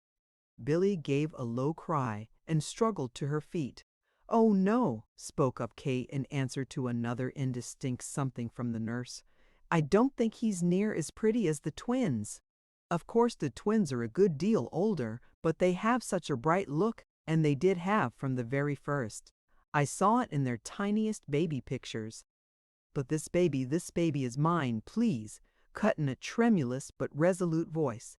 And Mrs. Hartwell turned to confront Bertram Jr.'s mother, manifestly weak and trembling, but no less manifestly blazing-eyed and determined. "Why, Billy?" expostulated Mrs. Hartwell, as Billy stumbled forward and snatched the child into her arms. "Perhaps he doesn't look like the Henshaw babies. Perhaps he isn't as pretty as the twins. Perhaps he hasn't much hair, and does have a snub nose. He's my baby just the same, and I shall not stay calmly by and see him abused. Besides, I think he's prettier than the twins ever thought of being, and he's got all the hair I want him to have, and his nose is just exactly what a baby's nose ought to be." And, with a superb gesture, Billy turned and bore the baby away. Chapter 23. Billy and the Enormous Responsibility. When the doctor heard from the nurse of Mrs. Hartwell's visit and what had come of it, he only gave a discreet smile, as befitted himself and the occasion. But to his wife privately, that night, the doctor said when he had finished telling the story, "And I couldn't have prescribed a better pill if I'd tried." "Pill, Mrs. Hartwell? Oh, Harold," reproved the doctor's wife mildly. But the doctor only chuckled the more and said, "You wait and see."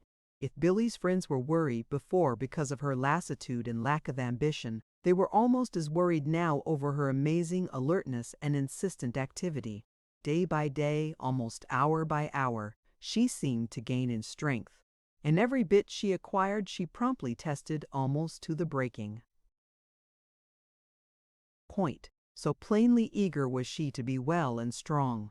And always, from morning until night, and again from night until morning, the pivot of her existence, around which swung all thoughts, words, actions, and plans, was the sturdy little plump-cheeked, firm-fleshed atom of humanity known as Bertram Jr. Even Aunt Hannah remonstrated with her at last. "But, Billy dear," she exclaimed, "one would almost get the idea that you thought there wasn't a thing in the world but that baby." Billy laughed. "Well, do you know, sometimes I most think there isn't," she retorted unblushingly. "Billy," protested Aunt Hannah. Then, a little severely, she demanded, "And who was it that just last September was calling this same only object in world a third person in your home? Third person, indeed. Aunt Hannah, did I? Did I really say such a dreadful thing as that? But I didn't know then, of course. I couldn't know how perfectly wonderful a baby is, especially such a baby as Bertram Jr. is. Why, Aunt Hannah, that little thing knows a whole lot already. He's known me for weeks, I know he has, and ages ago he began to give me little smiles when he saw me. They were smiles, real smiles.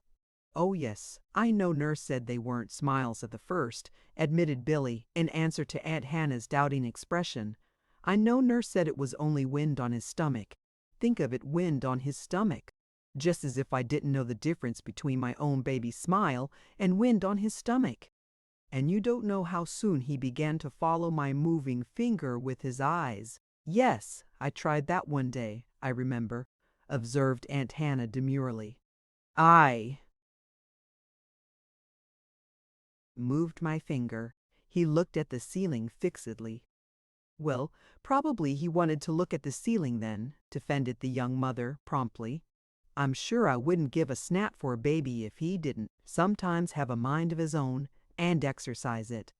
"Oh, Billy, Billy," laughed Aunt Hannah with a shake of her head as Billy turned away, chin up-tilted. By the time Bertram Jr. was 3 months old, Billy was unmistakably her old happy merry self, strong and well. Affairs at the Strata once more were moving as by clockwork only. This time it was a baby's hand that set the clock, and that wound it too. Billy told her husband very earnestly that now they had entered upon a period of enormous responsibility. The life, character, and destiny of a human soul was entrusted to their care, and they must be wise, faithful, and efficient. They must be at once proud and humble at this, their great opportunity. They must observe, learn, and practice. First and foremost in their eyes must always be this wonderful, important trust. Bertram laughed at first very heartily at Billy's instructions, which, he declared, were so bristling with capitals that he could fairly see them drop from her lips. Then, when he found how really very much in earnest she was, and how hurt she was at his levity, he managed to pull his face into something like sobriety while she talked to him, though he did persist in dropping kisses on her cheeks, her chin, her fingertips, her hair, and the little pink lobes of her ears, just by way of punctuation to her sentences, he said. And he told her that he wasn't really sliding her lips, only that they moved so fast he could not catch them. Whereat Billy pouted and told him severely that he was a bad, naughty boy, and that he did not deserve to be the father of the dearest, most wonderful baby in the world.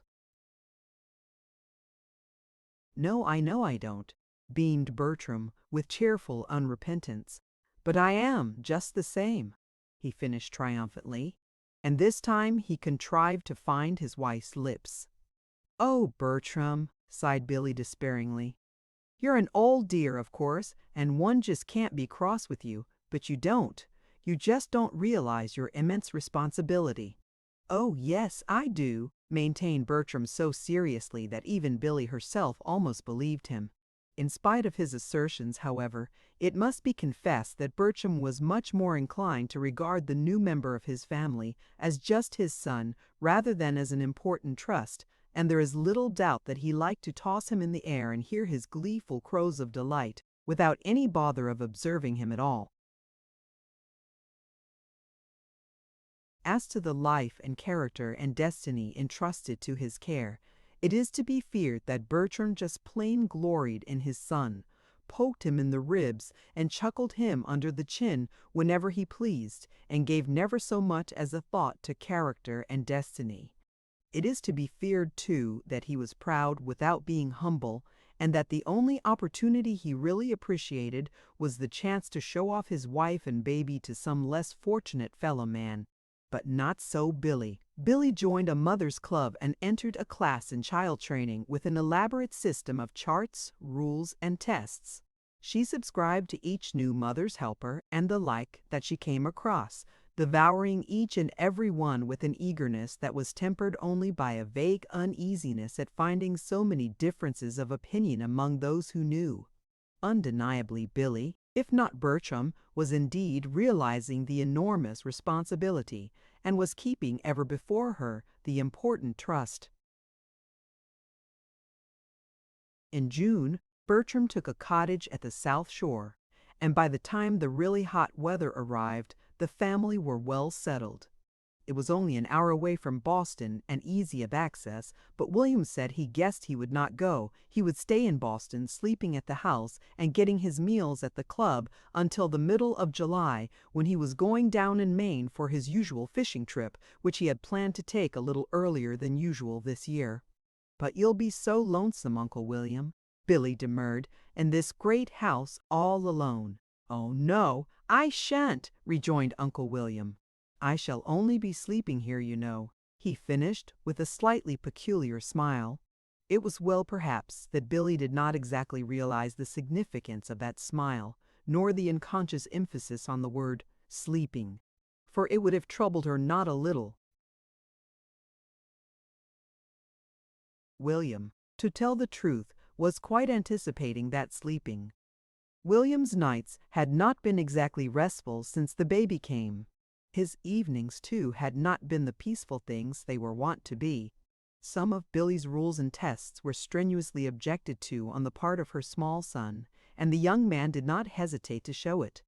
Billy said that it was good for the baby to cry, that it developed his lungs, but William was very sure that it was not good for him. Certainly, when the baby did cry, William never could help hovering near the center of disturbance, and he always had to remind Billy that it might be a pin, or some cruel thing that was hurting. As if he, William, a great strong man, could sit calmly by and smoke a pipe, or lie in his comfortable bed and sleep, while that blessed little baby was crying his heart out like that. Of course, if one did not know he was crying, hence William's anticipation of those quiet, restful nights when he could not know it. Very soon after Billy's arrival at the cottage, Aunt Hannah and Alice Gregory came down for a day's visit. Aunt Hannah had been away from Boston for several weeks, so it was some time since she had seen the baby. "My, but hasn't he grown!" she exclaimed, picking the baby up and stooping to give him a snuggling kiss. The next instant she almost dropped the little fellow, so startling had been Billy's cry. "No, no, wait, Aunt Hannah, please," Billy was entreating, hurrying to the little corner cupboard. In a moment she was back with a small bottle and a bit of antiseptic cotton. "We always sterilize our lips now before we kiss him. It's so much safer, you know." Aunt Hannah sat down limply, the baby still in her arms. "Fiddle-dee, Billy. What an absurd idea. What have you got in that bottle?" "Why, Aunt Hannah, it's just a little simple Listerine," bridled Billy. "And it isn't absurd at all. It's very sensible. My hygienic guide for mothers says—" "Well, I suppose I may kiss his hand," interposed Aunt Hannah, just a little curtly, "without subjecting myself to a city hospital treatment." Billy laughed shamefacedly, but she still held her ground. "No, you can't, nor even his foot. He might get them in his mouth." "Aunt Hannah, why does a baby think that everything, from his own toes to his father's watch, fob, and the plush balls on a caller's wrist bag, is made to eat? As if I could sterilize everything and keep him from getting hold of germs somewhere." "You'll have to have a germ-proof room for him," laughed Alice Gregory, playfully snapping her fingers at the baby in Aunt Hannah's lap. Billy turned eagerly. "Oh, did you read about that too?" she cried. "I thought it was so interesting, and I wondered if I could do it." Alice stared frankly. "You don't mean to say they actually have such things?" she challenged. "Well, I read about them in a magazine," asserted Billy. "How you could have a germ-proof room. They said it was very simple, too. Just pasteurize the air, by heating it to 110½ degrees Fahrenheit for 17½ minutes. I remembered just the figures." "Simple indeed. It sounds so," scoffed Aunt Hannah with uplifted eyebrows. "Oh, well, I couldn't do it, of course," admitted Billy regretfully. "Bertram never'd stand for that in the world. He's always rushing in to show the baby off to every Tom, Dick, and Harry and his wife that comes. And of course if you open the nursery door, that would let in those germ things, and you couldn't very well pasteurize your collars by heating them to 110½ degrees for 17½ minutes. I don't see how you can manage such a room anyway, unless you had a system of rooms like locks, same as they do for water and canals." "Oh, my grief and conscience, locks indeed," almost groaned Aunt Hannah. "Here, Alice, will you please take this child, that is, if you have a germ-proof certificate about you, to show to his mother? I want to take off my bonnet and gloves." "Take him! Of course I'll take him," laughed Alice. "And right under his mother's nose, too," she added with a playful grimace at Billy. "And we'll make patty cakes, and send the little pigs to market, and have such a beautiful time that we'll forget there ever was such a thing in the world as an old germ." "Eh?" "Babykins?" Babykins cooed his unqualified approval of this plan, but his mother looked troubled. "That's all right, Alice. You may play with him," she frowned doubtfully. "But you mustn't do it long, not over 5 minutes." 5 minutes! Well, I like that when I've come all the way from Boston purposely to see him, pouted Alice. What's the matter now? Time for his nap? Oh no, not for 13 minutes, replied Billy, consulting the watch at her belt. But we never play with baby more than 5 minutes at a time. My scientific care of infants says it isn't wise, that with some babies it's positively dangerous until after they're 6 months old. It makes them nervous and forces their mind, she explained anxiously. So of course we want to be. Careful. Bertrand Jr. isn't quite 4 yet. Why, yes, of course, murmured Alice politely, stopping a pat of cake before it was half-baked. The infant, as if suspecting that he was being deprived of his lawful baby rights, began to fret and whimper. Poor itty sing, crooned Aunt Hannah, who, having divested herself of bonnet and gloves, came hurriedly forward with outstretched hands. Do they just 'buse 'em? Come here to your old auntie, sweetums, and we'll go walkie. I saw a wow, such a ton and icky wicky bow wow on the steps when I came in. Come we go see, icky wicky bow wow. Aunt Hannah, please, protested Billy, both hands upraised in horror. Won't you say dog and leave out that dreadful Nicky? Of course he can't understand things now, really, but we never know when he'll begin to, and we aren't ever going to let him hear baby talk at all, if we can help it. And truly, when you come to think of it, it is absurd to expect a child to talk sensibly and rationally on the mental diet of moo-moos and choo-choos served out to them. Our professor of metaphysics and ideology in our child study course says that nothing is so receptive and plastic as the mind of a little child, and that it is perfectly appalling how we fill it with trivial absurdities that haven't even the virtue of being accurate. So that's why we're trying to be so careful with baby. You didn't mind my speaking, I know, Aunt Hannah. Oh no, of course not, Billy, retorted Aunt Hannah, a little tartly, and with a touch of sarcasm most unlike her gentle self. I'm sure I shouldn't wish to fill this infant's plastic mind with anything so appalling as trivial inaccuracies. May I be pardoned for suggesting, however, she went on as the baby's whimper threatened to become a lusty wail, that this young gentleman cries as if he were sleepy and hungry? Yes, he is, admitted Billy. Well, doesn't your system of scientific training allow him to be given such trivial absurdities as food and naps? Inquired the lady mildly. Of course it does, Aunt Hannah, retorted Billy, laughing in spite of herself. And it's almost time now. There are only a few more minutes to wait. Few more minutes to wait, indeed, scorned Aunt Hannah. I suppose the poor little fellow might cry and cry, and you wouldn't set that clock ahead by a teeny-weeny minute. Certainly not, said the young mother decisively. My daily guide for mothers says that a time for everything and everything in its time is the very ABC and whole alphabet of right training. He does everything by the clock, and to the minute, declared Billy proudly. Aunt Hannah sniffed, obviously skeptical and rebellious. Alice Gregory laughed. Aunt Hannah looks as if she'd like to bring down her clock that strikes half an hour ahead, she said mischievously. But Aunt Hannah did not deign to answer this. How long do you rock him? She demanded of Billy. I suppose I may do that, mayn't I? Mercy, I don't rock him at all, Aunt Hannah, exclaimed Billy, nor sing to him? Certainly not. But you did before I went away. I remember that you did. Yes, I know I did, admitted Billy, and I had an awful time, too. Some evenings, every single one of us, even to Uncle William, had to try before we could get him off to sleep. But that was before I got my efficiency of mother and child, or my scientific training, and, oh, lots of others. You see, I didn't know a thing then, and I loved to rock him, so I did it though the nurse said it wasn't good for him. But I didn't believe her. I've had an awful time changing, but I've done it.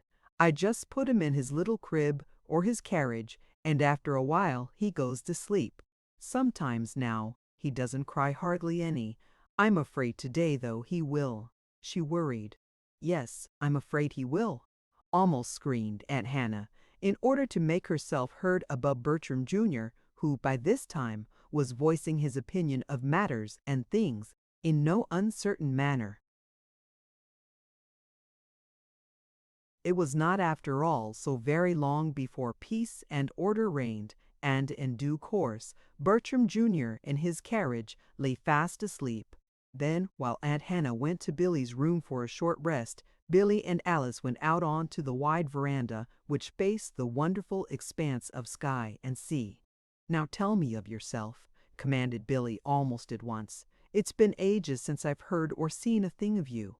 "There's nothing to tell." "Nonsense!" "But there must be," insisted Billy. "You know it's months since I've seen anything of you, hardly." "I know. We feel quite neglected at the Annex," said Alice.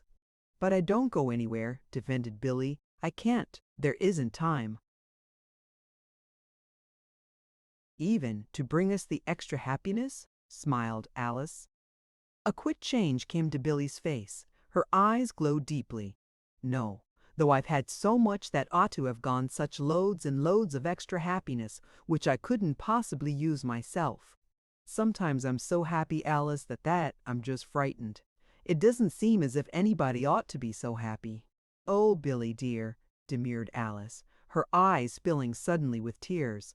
"Well, I've got the Annex."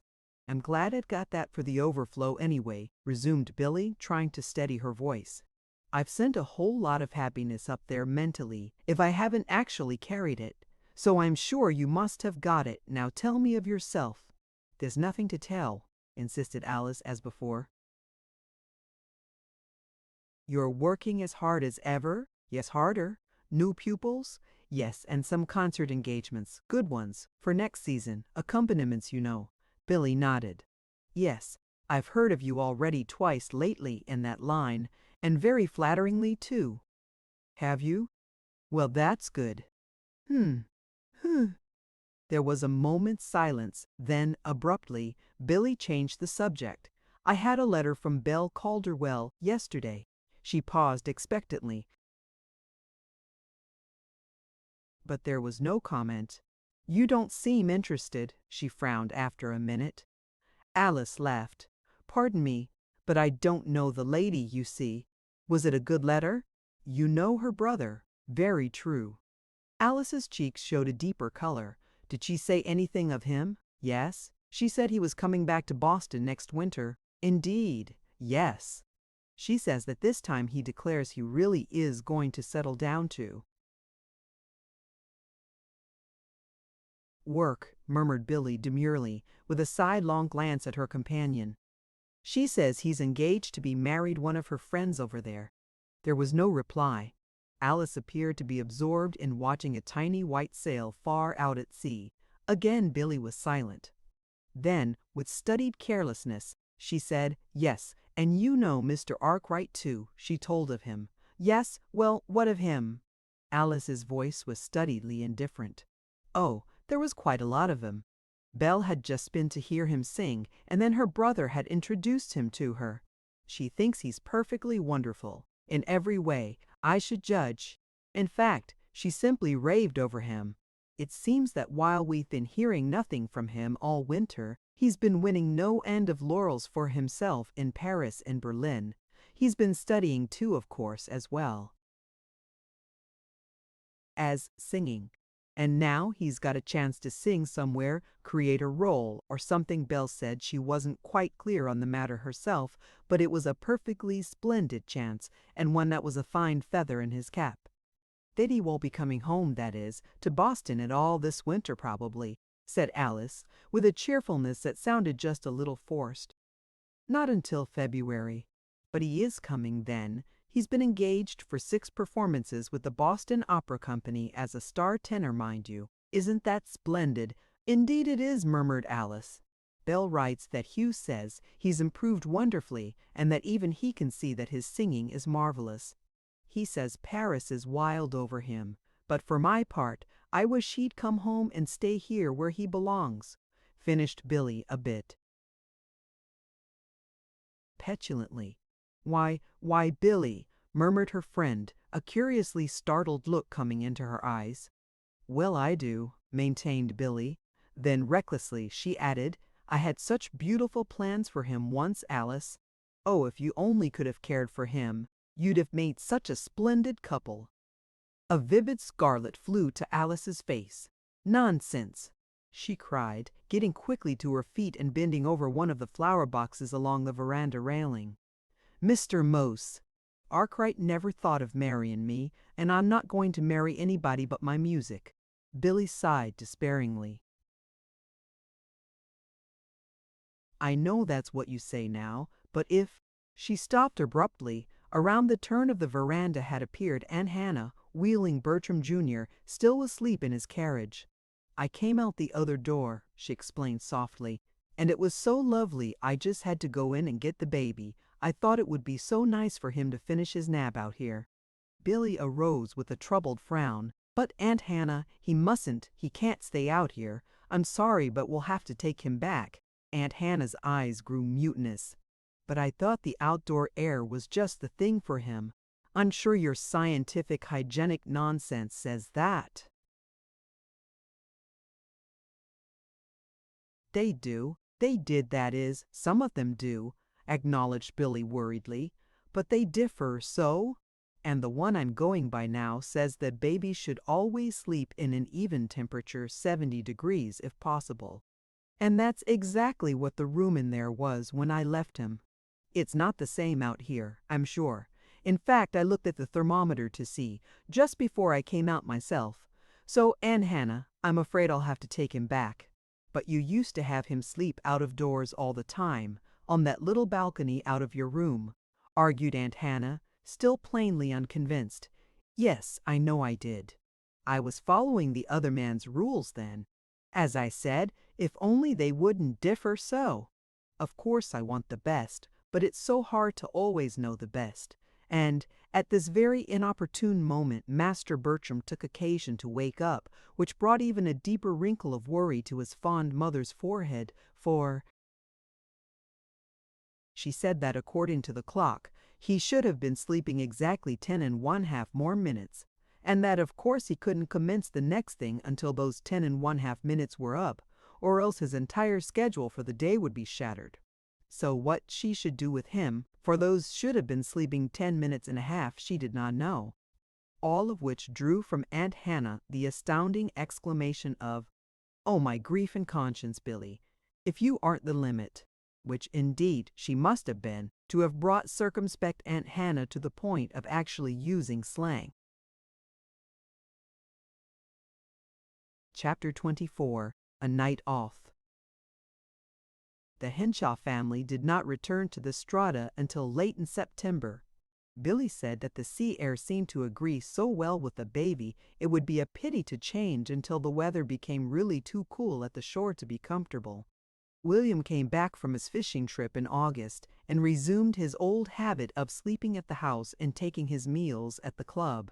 To be sure, for a week he went back and forth between the city and the beach house, but it happened to be a time when Bertram Jr. was cutting a tooth, and this so wore upon William's sympathy. William still could not help insisting it might be a pin, that he concluded peace lay only in flight.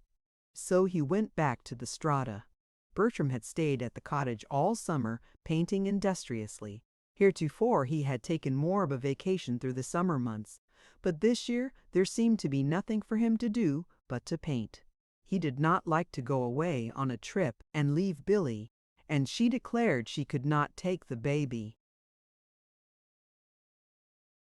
nor leave him, and that she did not need any trip anyway. "All right then, we'll just stay at the beach and have a fine vacation together," he had answered her. As Bertram saw it, however, he could detect very little vacation to it. Billy had no time for anything but the baby. When she was not actually engaged in caring for it, she was studying how to care for it. Never had she been sweeter or dearer, and never had Bertram loved her half so well. He was proud, too, of her devotion and of her triumphant success as a mother. But he did wish that sometimes, just once in a while, she would remember she was a wife, and pay a little attention to him, her husband.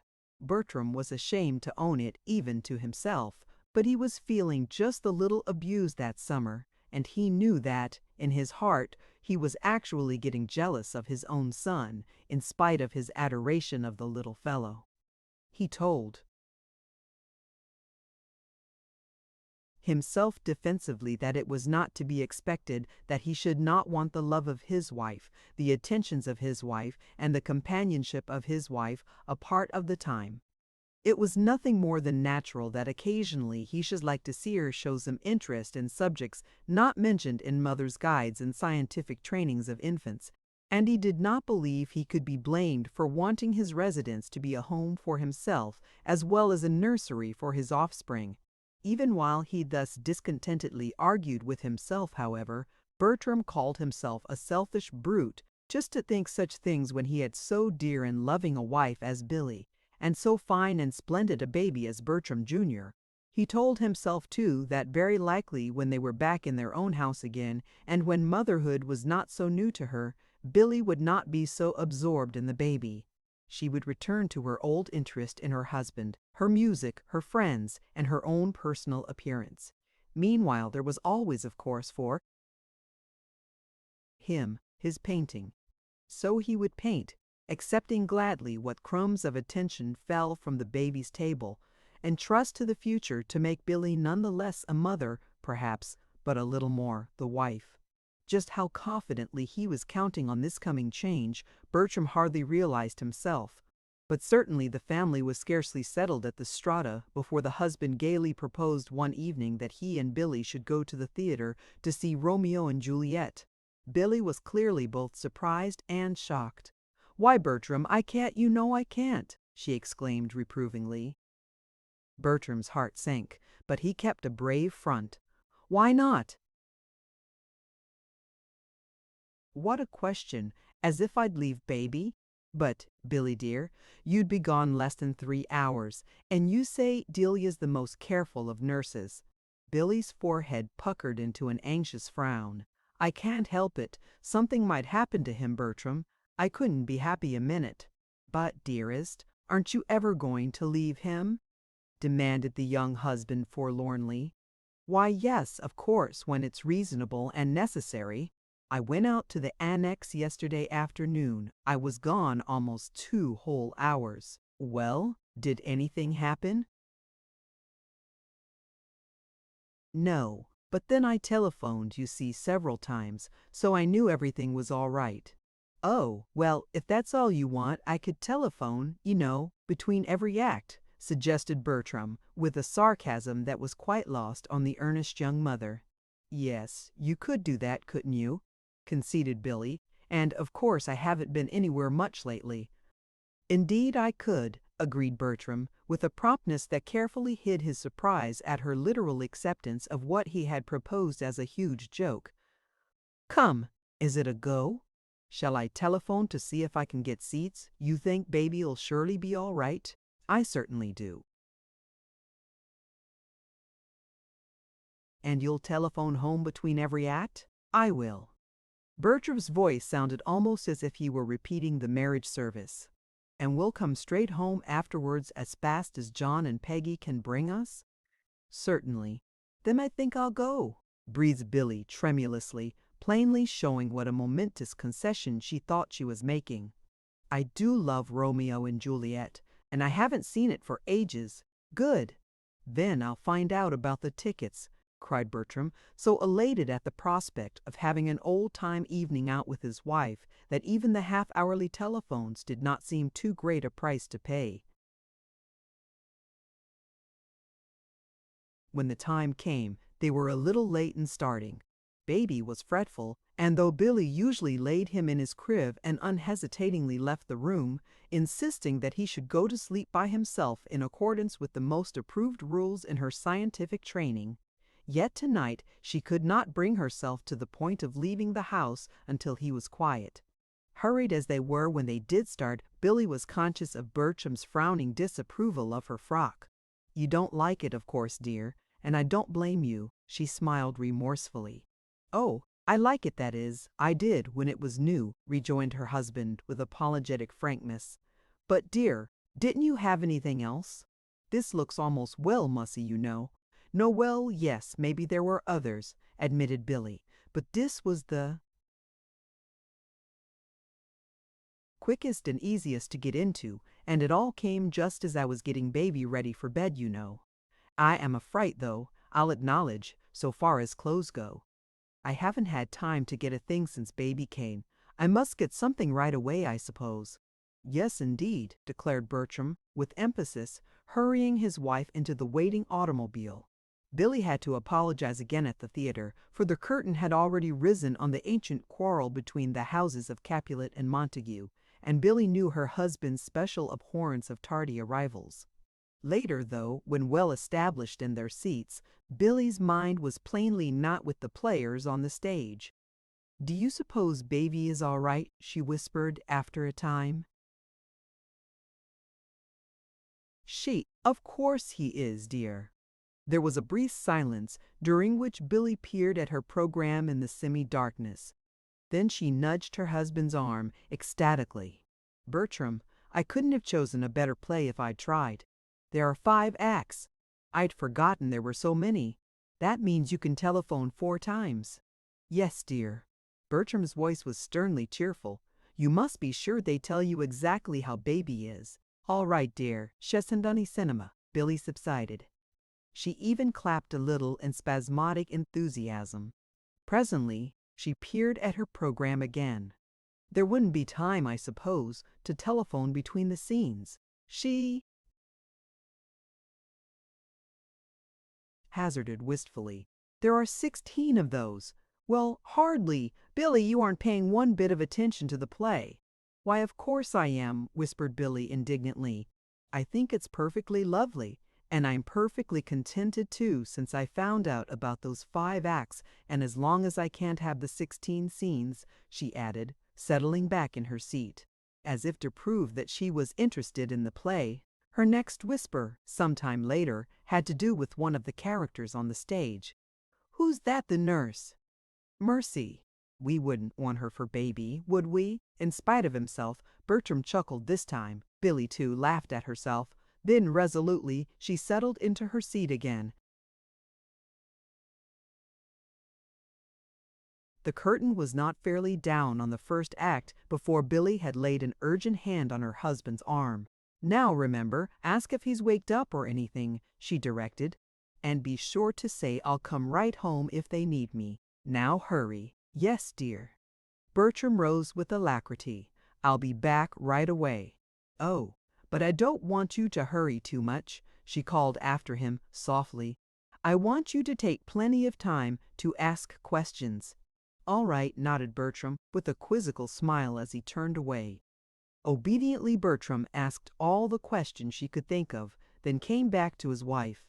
There was nothing in his report that even Billy could disapprove of, or worry about, and with almost a contented look on her face, she turned toward the stage as the curtain went up on the second act. "I love this balcony scene," she sighed happily. Romeo, however, had not half finished his impassioned love-making when Billy clutched her husband's arm almost fiercely. "Bertram," she fairly hissed in a tragic whisper, "I've just happened to think, won't it be awful when baby falls in love? I know I shall just hate that girl for taking him away from me." Billy!" expostulated her husband, choking with half-stifled laughter. "That woman in front heard you. I know she did." "Well, I shall," sighed Billy mournfully, turning back to the stage. Good night, parting is such sweet sorrow, that I shall say good night till it be morrow," sighed Juliet passionately to her Romeo. "Mercy!" "I hope not," whispered Billy flippantly in Bertram's ear. "I'm sure I don't want to stay here till tomorrow. I want to go home and see baby." "Billy!" pleaded Bertram so despairingly that Billy, really conscience-smitten, sat back in her seat and remained for the rest of the act very quiet indeed. Deceived by her apparent tranquility, Bertram turned as the curtain went down. "Now, Billy," Surely you don't think it'll be necessary to telephone so soon as this again, he ventured. Billy's countenance fell. But, Bertram, you said you would. Of course, if you aren't willing to. But I'd been counting on hearing all through this horrid, long act. And goodness me, Billy, I'll telephone every minute for you, of course, if you want me to, cried Bertram, springing to his feet and trying not to show his impatience. He was back more promptly this time. Everything okay. He smiled reassuringly into Billy's anxious eyes. Delia said she'd just been up, and the little chap was sound asleep. To the man's unbounded surprise, his wife grew actually white. Up, up, she exclaimed. Do you mean that Delia went downstairs to stay and left my baby up there alone? But, Billy, she said he was all right, murmured Bertram softly, casting uneasy, sidelong glances at his two interested neighbors. All right, perhaps he was then, but he may not be, later.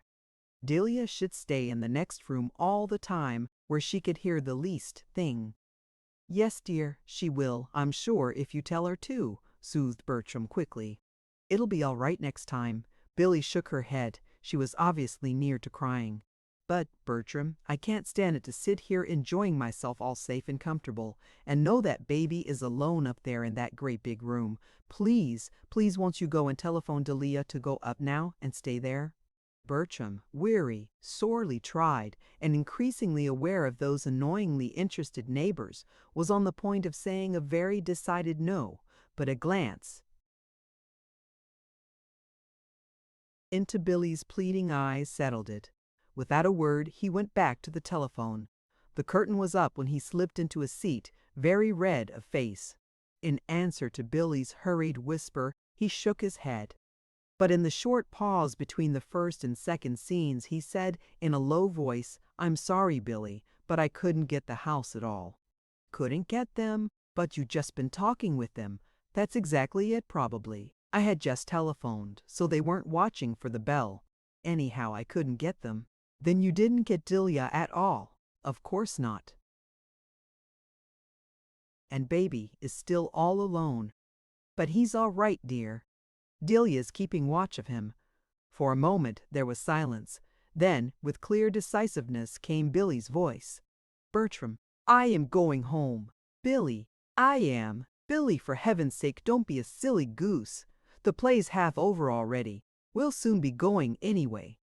Billy's lips came together in a thin little determined line. Bertram, I am going home now, please, she said. You needn't come with me. I can go alone.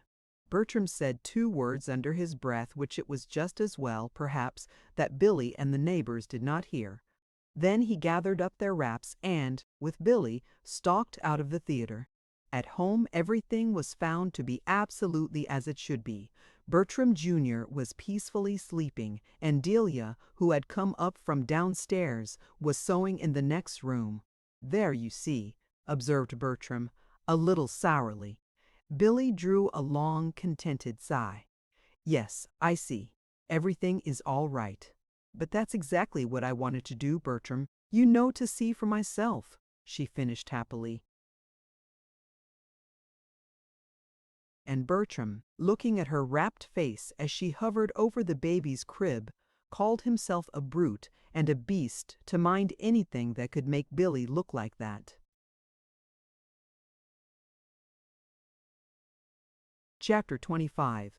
Should Old Acquaintance Be Forgot? Bertram did not ask Billy very soon again to go to the theater. For some days, indeed, he did not ask her to do anything. Then, one evening, he did beg for some music. Billy, you haven't played to me or sung to me since I could remember, he complained. I want some music. Billy gave a merry laugh and wriggled her fingers experimentally. Mercy, Bertram, I don't believe I could play a note. You know I'm all out of practice. But why don't you practice? Why, Bertram, I can't. In the first place, I don't seem to have any time except when baby's asleep. And I can't play, then I'd wake him up. Bertram sighed irritably, rose to his feet, and began to walk up and down the room. He came to a pause at last, his eyes bent a trifle disapprovingly on his wife. "Billy, dear, don't you wear anything but those wrapper things nowadays?" he asked plaintively. Again Billy laughed. But this time a troubled frown followed the laugh. "I know, Bertram. I suppose they do look dowdy sometimes," she confessed. "But, you see, I hate to wear a really good dress. Baby rumples them up so, and I'm usually in a hurry to get to him mornings, and these are so easy to slip into, and so much more comfortable for me to handle him in." "Yes, of course, I see," mumbled Bertram, listlessly taking up his walk again. Billy, after a moment's silence, began to talk animatedly. Baby had done a wonderfully cunning thing that morning, and Billy had not had a chance yet to tell Bertram. Baby was growing more and more cunning anyway, these days. And there were several things she believed she had not told him, so she told them now. Bertram listened politely, interestedly. He told himself that he was interested too. Of course he was interested in the doings of his own child. But he still walked up and down the room a little restlessly, coming to a halt at last by the window, across which the shade had not been drawn. "Billy," he cried suddenly, with his old boyish eagerness, "there's a glorious moon. Come on, let's take a little walk, a real fellow and his best girl walk, will you? Mercy! Dear, I couldn't," cried Billy, springing to her feet. "I'd love to, though, if I could," she added hastily, as she saw disappointment cloud her husband's face. "But I told Delia she might go out. It isn't her regular evening, of course. But I told her I didn't mind staying with Baby a bit, so I'll have to go right up now. She'll be going soon. But, dear, you go and take your walk. It'll do you good. Then you can come back and tell me all about it, only you must come in quietly so not to wake the baby," she finished, giving her husband an affectionate kiss as she left the room. After a disconsolate 5 minutes of solitude, Bertram got his hat and coat and went out for his walk, but he told himself he did not expect to enjoy it. Bertram Henshaw knew that the old rebellious jealousy of the summer had him fast in its grip. He was heartily ashamed of himself, but he could not help it. He wanted Billy, and he wanted her then. He wanted to talk to her. He wanted to tell her about a new portrait commission he had just obtained, and he wanted to ask her what she thought of the idea of a brand new Face of a Girl for the Bohemian Tin exhibition next March. He wanted, but then, what would be the use? She would listen, of course, but he would know by the very looks of her face that she would not be really thinking of what he was saying, and he would be willing to wager his best canvas that in the very first pause she would tell about the baby's newest tooth or latest toy. Not but that he liked to hear about the little fellow, of course, and not but that he was proud as punch of him too, but that he would like sometimes to hear Billy talk of something else. The sweetest melody in the world, if dinned into one's ears day and night, became something to be fled from. And Billy ought to talk of something else too. Bertram Jr., wonderful as he was, really was not the only thing in the world, or even the only baby. And other people outsiders, their friends had a right to expect that sometimes other matters might be considered their own, for instance. But Billy seemed to have forgotten this.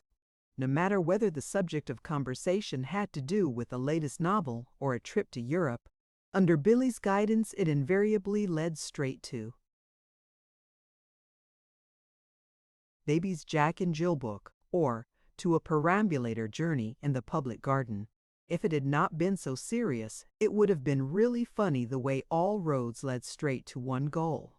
He himself, when alone with Billy, had started the most unusual and foreign subjects, sometimes just to see if there were not somewhere a little bypath that did not bring up in his own nursery. He never, however, found one, but it was not funny, it was serious. Was this glorious gift on parenthood, to which he had looked forward as the crowning joy of his existence, to be nothing but a tragedy that would finally wreck his domestic happiness? It could not be. It must not be. He must be patient and wait. Billy loved him. He was sure she did.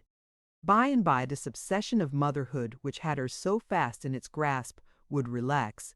She would remember that her husband had rights as well as her child. Once again, she would give him the companionship, love, and sympathetic interest so dear to him. Meanwhile, there was his work. He must bury himself in that. And fortunate indeed he was, he told himself, that he had something so absorbing. It was at this point in his meditations that Bertram rounded a corner and came face to face with a man who stopped him short with a jovial, "Isn't it, by George, it is Bertie Henshaw. Well, what do you think of that for luck? And me only 2 days home from Gay Paris. Oh, Seaver, how are you? You are a stranger." Bertram's voice and handshake were a bit more cordial than they would have been had he not at the moment been feeling so abused and forlorn. In the old days he had liked this Bob Seaver well. Seaver was an artist like himself, and was good company always. But Seaver and his crowd were a little too bohemian for William's taste. And after Billy came, she too had objected to what she called that horrid Seaver man. In his heart, Bertram knew that there was good foundation for their objections, so he had avoided Seaver for a time, and for some years now, the man had been abroad, somewhat to Bertram's relief. Tonight, however, Seaver's genial smile and hearty friendliness were like a sudden burst of sunshine on a rainy day, and Bertram detested rainy days. He was feeling now, too, as if he had just had a whole week of them. "Yes, I am something of a stranger here," nodded Seaver. "But I tell you what, little old Boston looks mighty good to me, all the same. Come on, you're just the fellow we want. I'm on my way now to the old stamping ground. Come right about face, old chap, and come with me." Bertram shook his head. "Sorry, but I guess I can't, tonight," he sighed. Both gesture and words were unhesitating, but the voice carried the discontent of a small boy who, while the sun is still shining, has been told to come into the house. "Oh, rats! Yes, you can too. Come on. Lots of the old crowd will be there. Griggs, Beebe, Jack Jenkins, and Tully. We need you to complete the show." "Jack Jenkins, is he here?" A new eagerness had come into Bertram's voice. "Sure, he came on from New York last night. Great boy, Jenkins, just back from Paris, barely covered with medals, you know." "Yes, so I hear. I haven't seen him for 4 years." "Better come tonight, then." "No, began Bertram with obvious reluctance. "It's already 9 o'clock, and 9 o'clock." Cut in Seaver with a broad grin. "Since when has your limit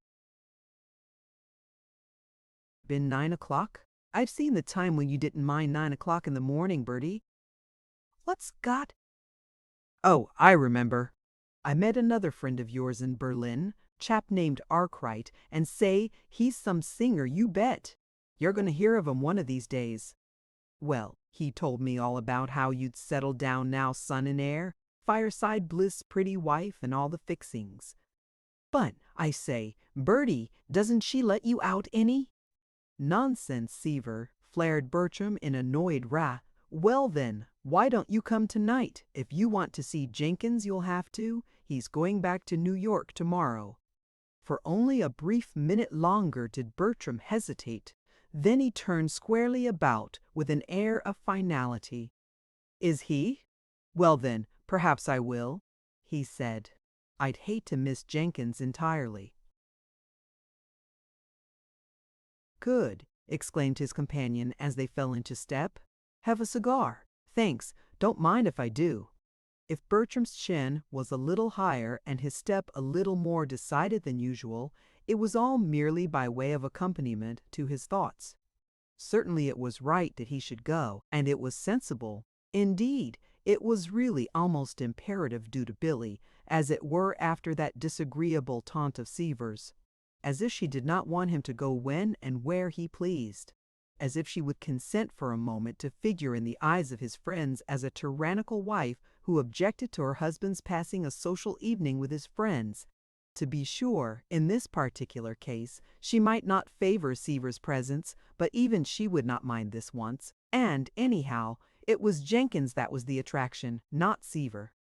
Besides, he himself was no undeveloped boy now. He was a man, presumably able to take care of himself. Besides, again, had not Billy herself told him to go out and enjoy the evening without her, as she had to stay with the baby? He would telephone her, of course, that he had met some old friends and that he might be late. Then she would not worry. And forthwith, having settled the matter in his mind, and to his complete satisfaction, Bertram gave his undivided attention to Seaver, who had already plunged into an account of a recent art exhibition he had attended in Paris. Chapter 26. Ghosts that Walked for Bertram. October proved to be unusually mild, and about the middle of the month, Bertram, after much unselfish urging on the part of Billy, went to a friend's camp in the Adirondacks for a week's stay. He came back with an angry, lugubrious face and a broken arm. "Oh, Bertram, and your right one too, the same one you broke before," mourned Billy tearfully. "Of course," retorted Bertram, trying in vain to give an air of jauntiness to his reply. "Didn't want to be too changeable, you know. But how did you do it, dear?" Fell into a silly little hole covered with underbrush.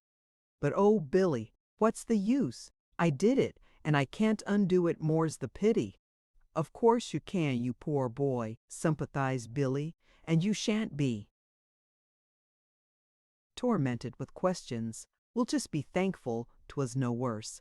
You can't paint for a while, of course, but we won't mind that. It'll just give Baby and me a chance to have you all to ourselves for a time, and we'll love that." "Yes, of course," sighed Bertram, so abstractedly that Billy bridled with pretty resentment. "Well, I like your enthusiasm, sir," she frowned. "I'm afraid you don't appreciate the blessings you do have, young man. Did you realize what I said? I remarked that you could be with Baby and me," she emphasized. Bertram laughed and gave his wife an affectionate kiss. "Indeed, I do appreciate my blessings, dear, when those blessings are such treasures as you and Baby." But lonely his doleful eyes, fixed on his injured arm, finished his sentence. "I know, dear, of course, and I understand," murmured Billy, all tenderness at once.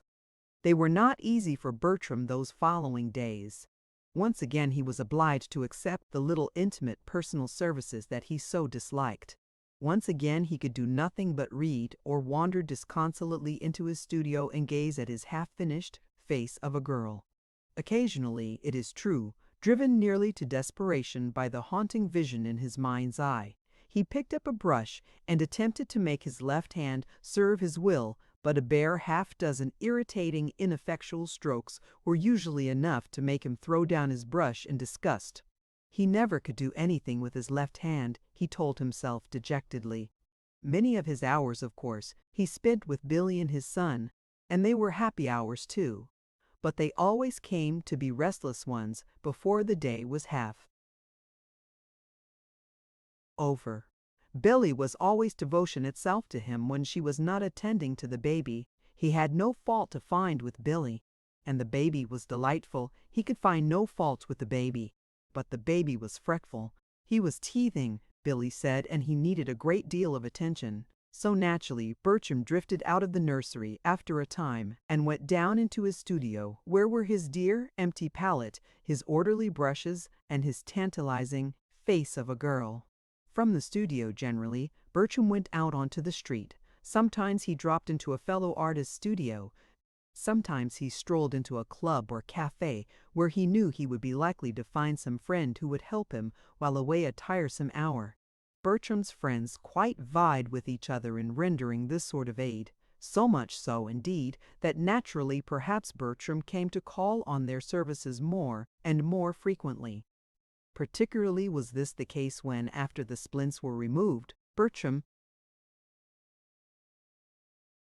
found, as the days passed, that his arm was not improving as it should improve. This not only disappointed and annoyed him, but worried him. He remembered sundry disquieting warnings given by the physician at the time of the former break warnings concerning the probable seriousness of a repetition of the injury. To Billy, of course, Bertram said nothing of all this. But just before Christmas, he went to see a noted specialist. An hour later, almost in front of the learned surgeon's door, Bertram met Bob Seaver. "Great Scott, Bertie, what's up?" ejaculated Seaver. "You look as if you'd seen a ghost." "I have," answered Bertram with grim bitterness. "I've seen the ghost of every face of a girl I ever painted." "Gory, so bad as that? No wonder you look as if you'd been disporting in graveyards," chuckled Seaver, laughing at his own joke. "What's the matter, arm on a rampage today?" He paused for reply, but as Bertram did not answer at once, he resumed with gay insistence. "Come on, you need cheering up. Suppose we go down to Trentini's and see who's there." "All right," agreed Bertram dully. "Suit yourself." Bertram was not thinking of Seaver, Trentini's, or whom he might find there. Bertram was thinking of certain words he had heard less than half an hour ago. He was wondering, too, if ever again he could think of anything but those words. "The truth?" the great surgeon had said. "Well, the truth is, I'm sorry to tell you the truth, Mr. Henshaw, but if you will have it, you've painted the last picture you'll ever paint with your right hand, I fear. It's a bad case. This break, coming as it did on top of the serious injury of 2 or 3 years ago, was bad enough. But, to make matters worse, the bone was imperfectly set and wrongly treated, which could not be helped, of course, as you were miles away from skilled surgeons at the time of the injury. We'll do the best we can, of course. But, well, you asked for the truth, you remember, so I had to give it to you." Chapter 27. The Mother, the Wife. Bertram made up his mind at once that, for the present at least, he would tell no one what the surgeon had said to him. He had placed himself under the man's care, and there was nothing to do but to take the prescribed treatment and await results as patiently as he could. Meanwhile, there was no need to worry Billy, or William, or anybody else with the matter. Billy was so busy with her holiday plans that she was only vaguely aware of what seemed to be an increase of restlessness on the part of her husband during those days just before Christmas. "Poor dear, is the arm feeling horrid today?" she asked one morning when the gloom on her husband's face was deeper than usual. Bertram frowned and did not answer directly. "Lots of good I am these days," he exclaimed, his nudie eyes on the armful of many-shaped, many-sized packages she carried. "What are those for the tree?" "Yes, and it's going to be so pretty, Bertram," exulted Billy. "And do know, Baby positively acts as if he suspected things little as he is," she went on eagerly. "He's as nervous as a witch. I can't keep him still a minute." "How about his mother?" hinted Bertram with a faint smile. Billy laughed. "Well, I'm afraid she isn't exactly calm herself," she confessed, as she hurried out of the room with her parcels. Bertram looked after her longingly, despondently. "I wonder what she'd say if she knew," he muttered. "But she shan't know till she just has to," he vowed suddenly, under his breath, striding into the hall for his hat and coat. Never had the Strata known such a Christmas as this was planned to be. Cyril, Marie, and the twins were to be there. Also Kate, her husband and 3 children, Paul, Egbert, and little Kate, from the West. On Christmas Day there was to be a big family dinner, with Aunt Hannah down from the annex. Then, in concession to the extreme youth of the young host and his twin cousins, there was to be an afternoon tree. The shades were to be drawn and the candles lighted, however, so that there might be no loss of effect. In the evening, the tree was to be once more loaded with fascinating packages and candy bags, and this time the Gregorys, Tommy Dunn, and all the rest from the annex were to have the fun all over again. From garret to basement, the Strata was aflame with holly and egg-glitter with tinsel. Nowhere did there seem to be a spot that did not have its bit of tissue, paper, or its trail of red ribbon.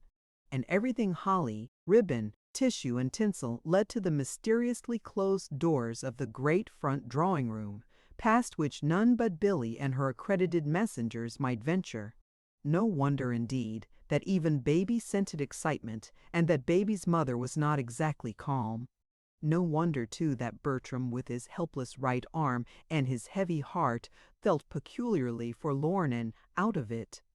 No wonder, also, that he took himself literally out of it with growing frequency. Mr. and Mrs. Hartwell and little Kate were to stay at the Strata. The boys, Paul and Egbert, were to go to Cyril's. Promptly at the appointed time, 2 days before Christmas, they arrived. And from that hour until 2 days after Christmas, when the last bit of holly, ribbon, tissue, and tinsel disappeared from the floor, Billy moved in a whirl of anxious responsibility that was yet filled with fun, frolic, and laughter. It was a great success, the whole affair. Everybody seemed pleased and happy. That is, everybody but Bertram. And he very plainly tried to seem pleased and happy. Even Cyril unbent to the extent of not appearing to mind the noise one bit, and Sister Kate, Bertram said, found only the extraordinarily small number of 4 details to change in the arrangements. Baby obligingly let his teeth get and go for the occasion, and he and the twins, Franz and Felix, were the admiration and delight of all. Little Kate, to be sure, was a trifle disconcerting once or twice, but everybody was too absorbed to pay much attention to her. Billy did, however, remember her opening remarks. "Well, little Kate, do you remember me?" Billy had greeted her pleasantly. "Oh, yes," little Kate had answered with a winning smile. "You're my Aunt Billy, what married my Uncle Bertram instead of Uncle William, as you said you would first." Everybody laughed, and Billy colored, of course. But little Kate went on eagerly, "And I've been wanting just awfully to see you," she announced. "Have you? I'm glad, I'm sure." "I feel highly flattered," smiled Billy. "Well, I have. You see, I wanted to ask you something. Have you ever wished that you had married Uncle William instead of Uncle Bertram, or that you'd tried for Uncle Cyril before Auntie Marie got him?" "Kate," gasped her horrified mother, "I told you, you see," she broke off, turning to Billy despairingly. "She's been pestering me with questions like that ever since she knew she was coming. She never has forgotten the way you changed from one uncle to the other. You may remember, it made a great impression on her at the time." "Yes, I remember," stammered Billy, trying to laugh off her embarrassment. "But you haven't told me yet whether you did wish you'd married Uncle William or Uncle Cyril," interposed little Kate persistently. "No, no, of course not," exclaimed Billy with a vivid blush, casting her eyes about for a door of escape and rejoicing greatly when she spied Delia with the baby coming toward them. "There, look, my dear, here's your new cousin, little Bertram," she exclaimed. "Don't you want to see him?" Little Kate turned dutifully. "Yes, I'm Aunt Billy, but I'd rather see the twins. Mother says they're real pretty and cunning." Yes, they are," murmured Billy, on whom the emphasis of the "there" had not been lost. Naturally, as may be supposed, therefore, Billy had not forgotten little Kate's opening remarks. Immediately after Christmas, Mr. Hartwell and the boys went back to their Western home, leaving Mrs. Hartwell and her daughter to make a round of visits to friends in the East. For almost a week after Christmas they remained at the Strata, and it was on the last day of their stay that little Kate asked the question that proved so momentous in results. Billy, almost unconsciously, had avoided tempt with her small guest. But today they were alone together. "Aunt Billy," began the little girl after a meditative gaze into the other's face, "you're married to Uncle Bertram, aren't you?" "I certainly am, my dear," smiled Billy, trying to speak unconcernedly. "Well then, what makes you forget it?" "What makes me forget? Why, child, what a question! What do you mean?" "I don't forget it," exclaimed Billy indignantly. "Then what did Mother mean?" I heard her tell Uncle William myself she didn't know I heard, though that she did wish you'd remember you were Uncle Bertram's wife, as well as Cousin Bertram's mother." Billy flushed scarlet, then grew very white. At that moment Mrs. Hartwell came into the room. Little Kate turned triumphantly. "There, she hasn't forgotten, and I knew she hadn't, Mother. I asked her just now, and she said she hadn't." "Hadn't what?" questioned Mrs. Hartwell, looking a little apprehensively at her sister-in-law's white face and angry eyes. "Hadn't forgotten that she was Uncle Bertram's wife." "Kate," interposed Billy, steadily meeting her sister-in-law's gaze, "will you be good enough to tell me what this child is talking about?" Mrs. Hartwell sighed and gave an impatient gesture. "Kate, I've a mind to take you home on the next train," she said to her daughter. "Run away now, downstairs. Your Aunt Billy and I want to talk. Come, come, hurry. I mean what I say," she added warningly, as she saw unmistakable signs of rebellion on the small young face. "I wish," pouted little Kate, rising reluctantly and moving toward the door, "that you didn't always send me away just when I wanted most to stay." "Well, Kate?" prompted Billy as the door closed behind the little girl. "Yes, I suppose I'll have to say it now, as long as that child has put her finger in the pie. But I hadn't intended to speak, no matter what I saw. I promised myself I wouldn't before I came. I know, of course, how Bertram and Cyril and William, too, say that I'm always interfering in affairs that don't concern me, though, for that matter, if my own brother's affairs don't concern me, I don't know who should. But, as I said, I wasn't going to speak this time, no matter what I saw. And I haven't, except to William and Cyril and Aunt Hannah. But I suppose somewhere little Kate got hold of it. It's simply this, Billy. It seems to me it's high time you began to realize that you're Bertram's wife as well as the baby's mother." "That I am. I don't think I quite understand," said Billy unsteadily. "No, I suppose you don't," sighed Kate, "though where your eyes are, I don't see, or rather, I do see. They're on the baby, always. It's all very well and lovely, Billy, to be a devoted mother, and you certainly are that. I'll say that much for you, and I'll admit I never thought you would be. But can't you see what you're doing to Bertram? Doing to Bertram, by being a devoted mother to his son. Yes, doing to Bertram. Can't you see what a change there is in the boy? He doesn't act like himself at all. He's restless and gloomy and entirely out of sorts." "Yes, I know, but that's his arm," pleaded Billy. "Poor boy, he's so tired of it." Kate shook her head decisively. "It's more than his arm, Billy. You'd see it yourself if you weren't blinded by your absorption in that baby. Where is Bertram every evening? Where is he daytimes? Do you realize that he's been at home scarcely one evening since I came? And as for the days, he's almost never here. But Kate, he can't paint now, you know, so of course he doesn't need to stay so closely at home," defended Billy. "He goes out to find distraction from himself." "Yes, distraction indeed," sniffed Kate. "And where do you suppose he finds it?" "Do you know where he finds it? I tell you, Billy, Bertram Henshaw is not the sort of man that should find too much distraction outside his home. His tastes and his temperament are altogether too bohemian, and—" Billy interrupted with a peremptorily upraised hand. "Please remember, Kate, you are speaking of my husband to his wife, and his wife has perfect confidence in him, and is just a little particular as to what you say." "Yes, well, I'm speaking of my brother too, whom I know very well," shrugged Kate. "All is, you may remember sometime that I warned you, that's all. This trusting business is all very pretty, but I think 'twould be a lot prettier, and a vast deal more sensible if you'd give him a little attention as well as trust, and see if you can't keep him at home a bit more. At least you'll know whom he's with then. Cyril says he saw him last week with Bob Seaver." "With Bob Seaver?" faltered Billy, changing color. "Yes, I see you remember him," smiled Kate, not quite agreeably. "Perhaps now you'll take some stock in what I've said, and remember it, "I'll remember it certainly," returned Billy, a little proudly. "You've said a good many things to me in the past, Mrs. Hartwell, and I've remembered them all, every one." It was Kate's turn to flush, and she did it. "Yes, I know.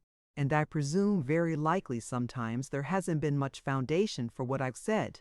I think this time, however, you'll find there is." She finished with an air of hurt dignity. Billy made no reply, perhaps because Delia, at that moment, brought in the baby. Mrs. Hartwell and little Kate left the Strata the next morning. Until then, Billy contrived to keep, before them, a countenance serene and a manner free from unrest. Even when, after dinner that evening, Bertram put on his hat and coat and went out, Billy refused to meet her sister-in-law's meaning gaze.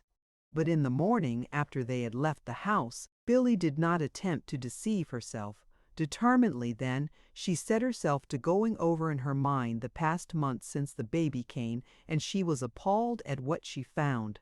Ever in her ears, too, was that feared name, Bob Seaver. And ever before her eyes was that night years ago when, as an 18-year-old girl, she had followed Bertram and Bob Seaver into a glittering cafe at 11 o'clock at night, because Bertram had been drinking and was not himself. She remembered Bertram's face when he had seen her, and what he had said when she begged him to come home. She remembered, too, what the family had said afterward. But she remembered also that years later Bertram had told her what that escapade of hers had really done for him, and that he believed he had actually loved her from that moment. After that night, at all events, he had had little to do with Bob Seaver. And now Seaver was back again, it seemed, and with Bertram they had been seen together. But if they had, what could she do? Surely she could hardly now follow them into a public cafe and demand that Seaver let her husband come home. But she could keep him at home, perhaps. Billy quite brightened at this thought. Kate had said that she was so absorbed in baby that her husband received no attention at all. Billy did not believe this was true, but if it were true, she could at least rectify that mistake. If it were attention that he wanted, he should want no more. Poor Bertram! No wonder that he had sought distraction. Outside, when one had a horrid broken arm that would not let one do anything, what else could one do? Just here Billy suddenly remembered the book, A Talk to Young Wives. If she recollected rightly, there was a chapter that covered the very claim Kate had been making. Billy had not thought of the book for months, but she went at once to get it now. There might be, after all, something in it that would help her. The coming of the first baby.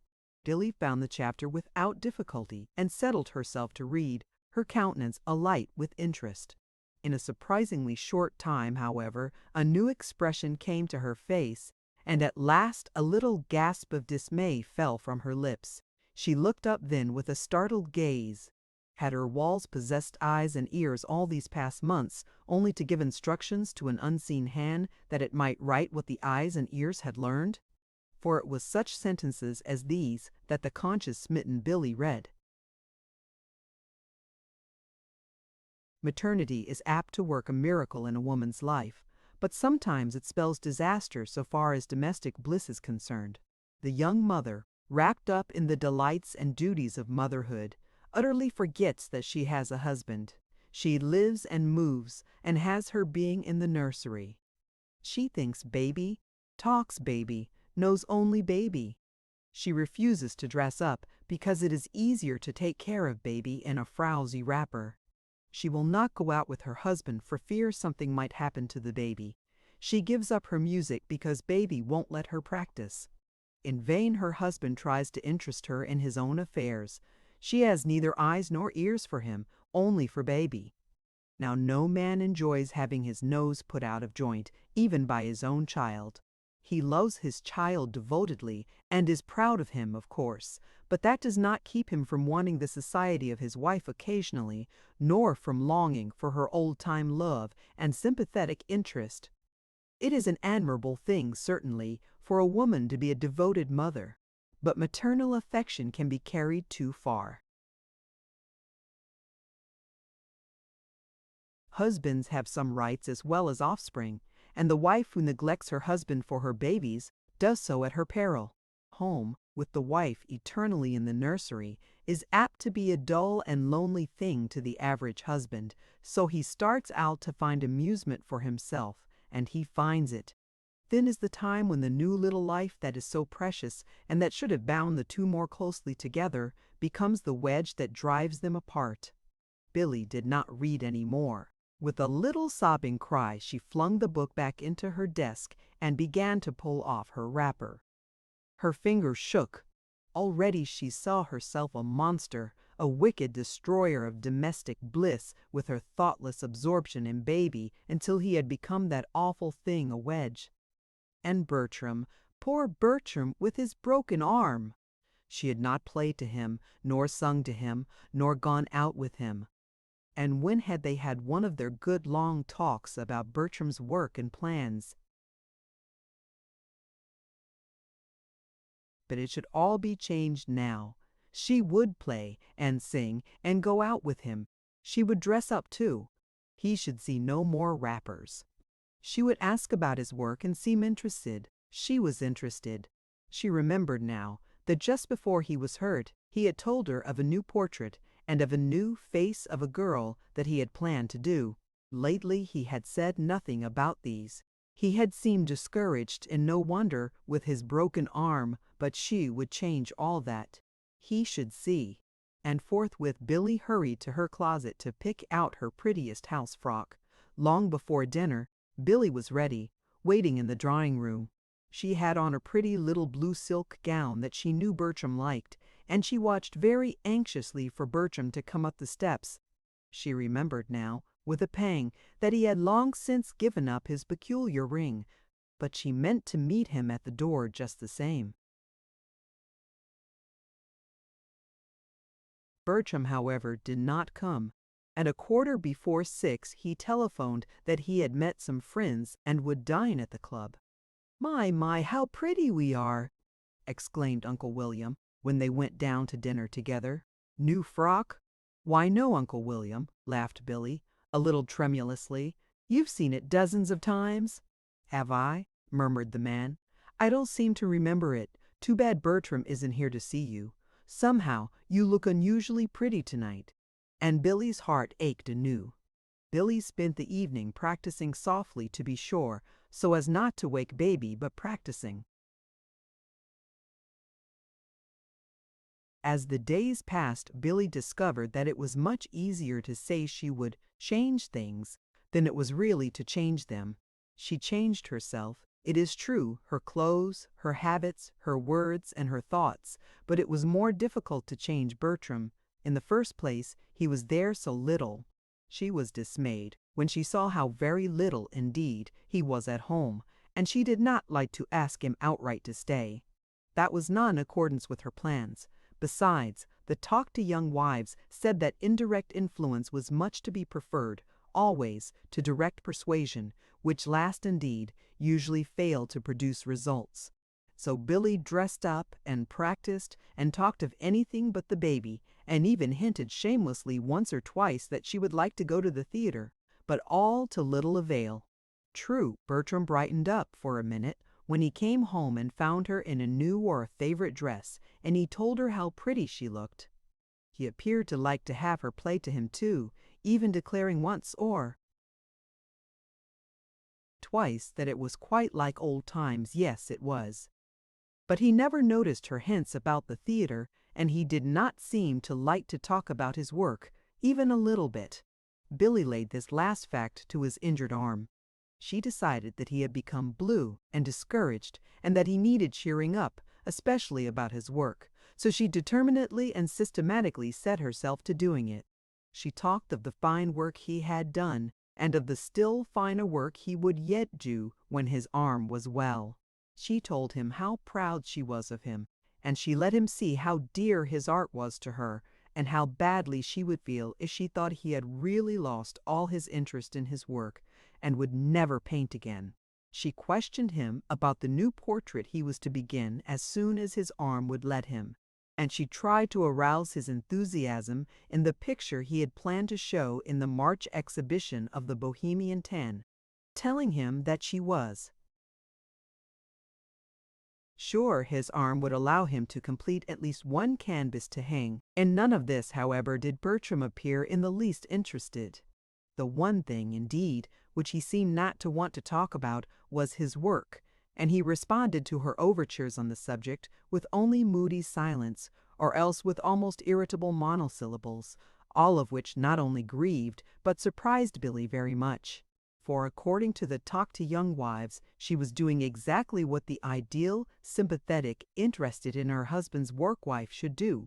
When February came, bringing with it no change for the better, Billy was thoroughly frightened. Bertram's arm plainly was not improving. He was more gloomy and restless than ever. He seemed not to want to stay at home at all, and Billy knew now for a certainty that he was spending more and more time with Bob Seaver and the boys. Poor Billy.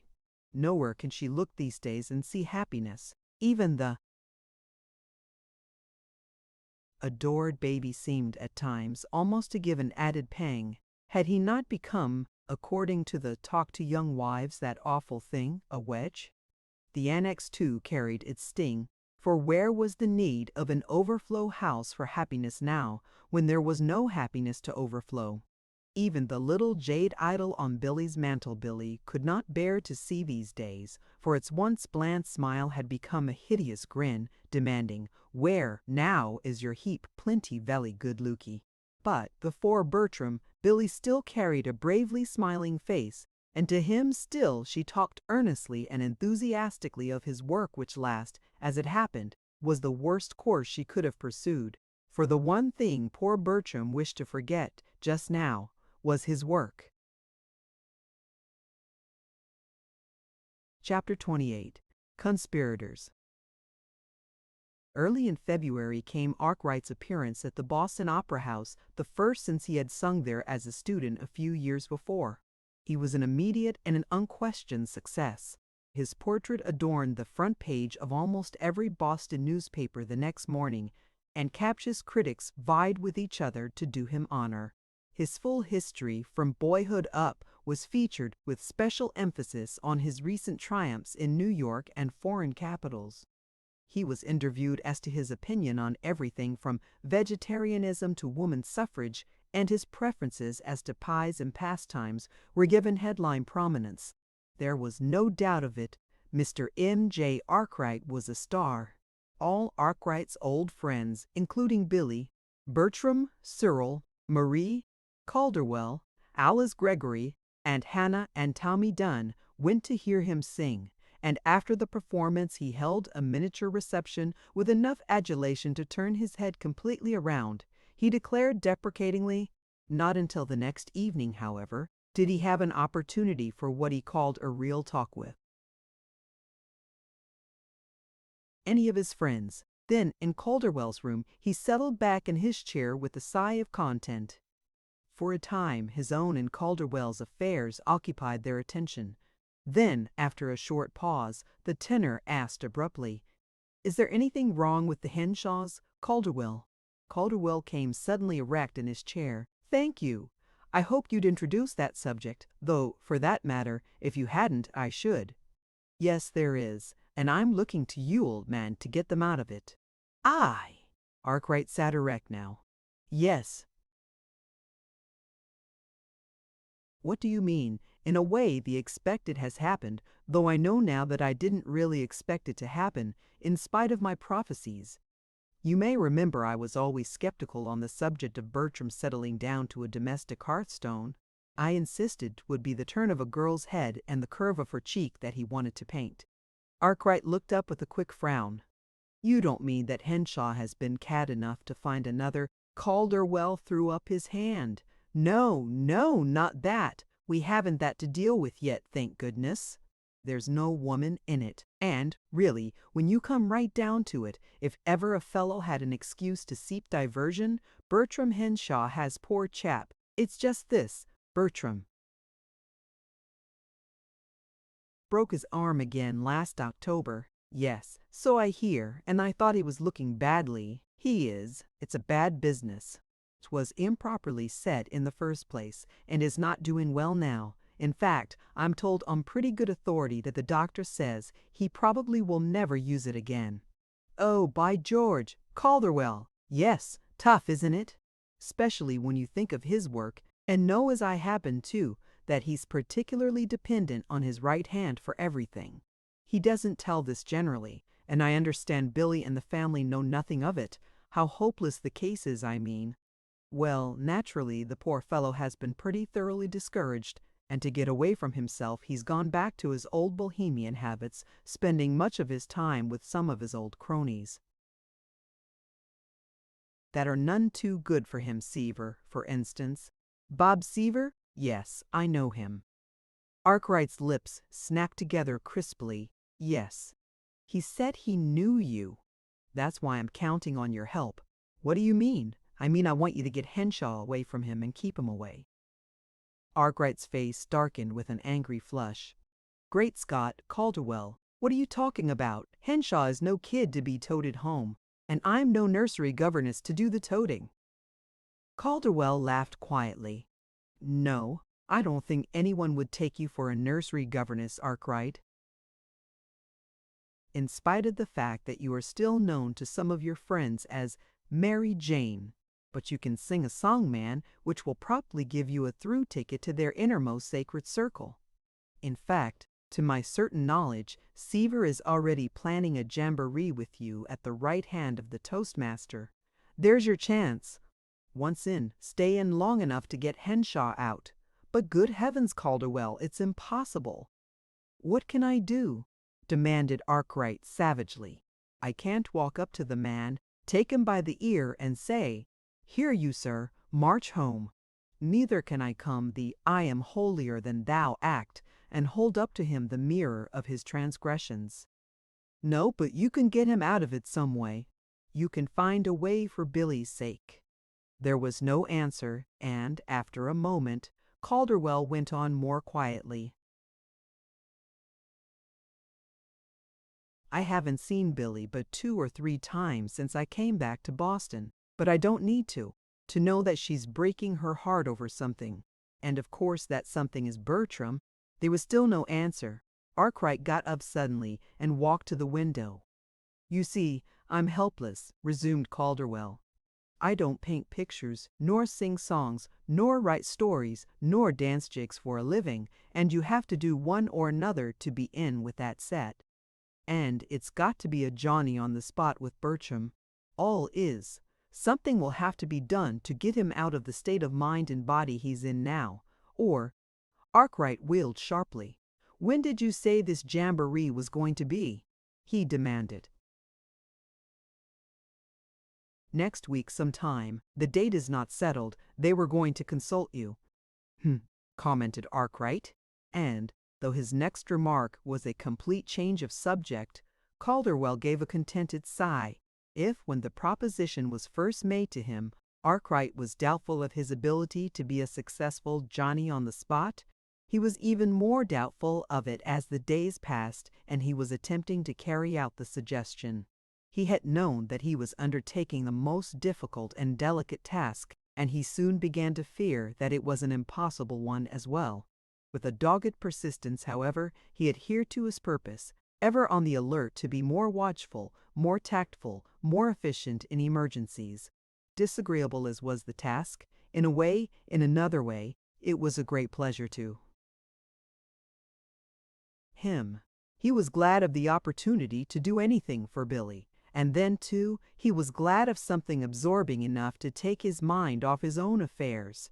He told himself sometimes that this helping another man to fight his tiger skin was assisting himself to fight his own. Arkwright was trying very hard not to think of Alice Gregory these days. He had come back hoping that he was in a measure cured of his folly, as he termed it, but the first look into Alice Gregory's blue-gray eyes had taught him the fallacy of that idea. In that very first meeting with Alice, he feared that he had revealed his secret, for she was plainly so nervously distant and ill at ease with him that he could but construe her embarrassment and chilly dignity as pity for him and a desire to show him that she had nothing but friendship for him. Since then he had seen but little of her, partly because he did not wish to see her, and partly because his time was so fully occupied.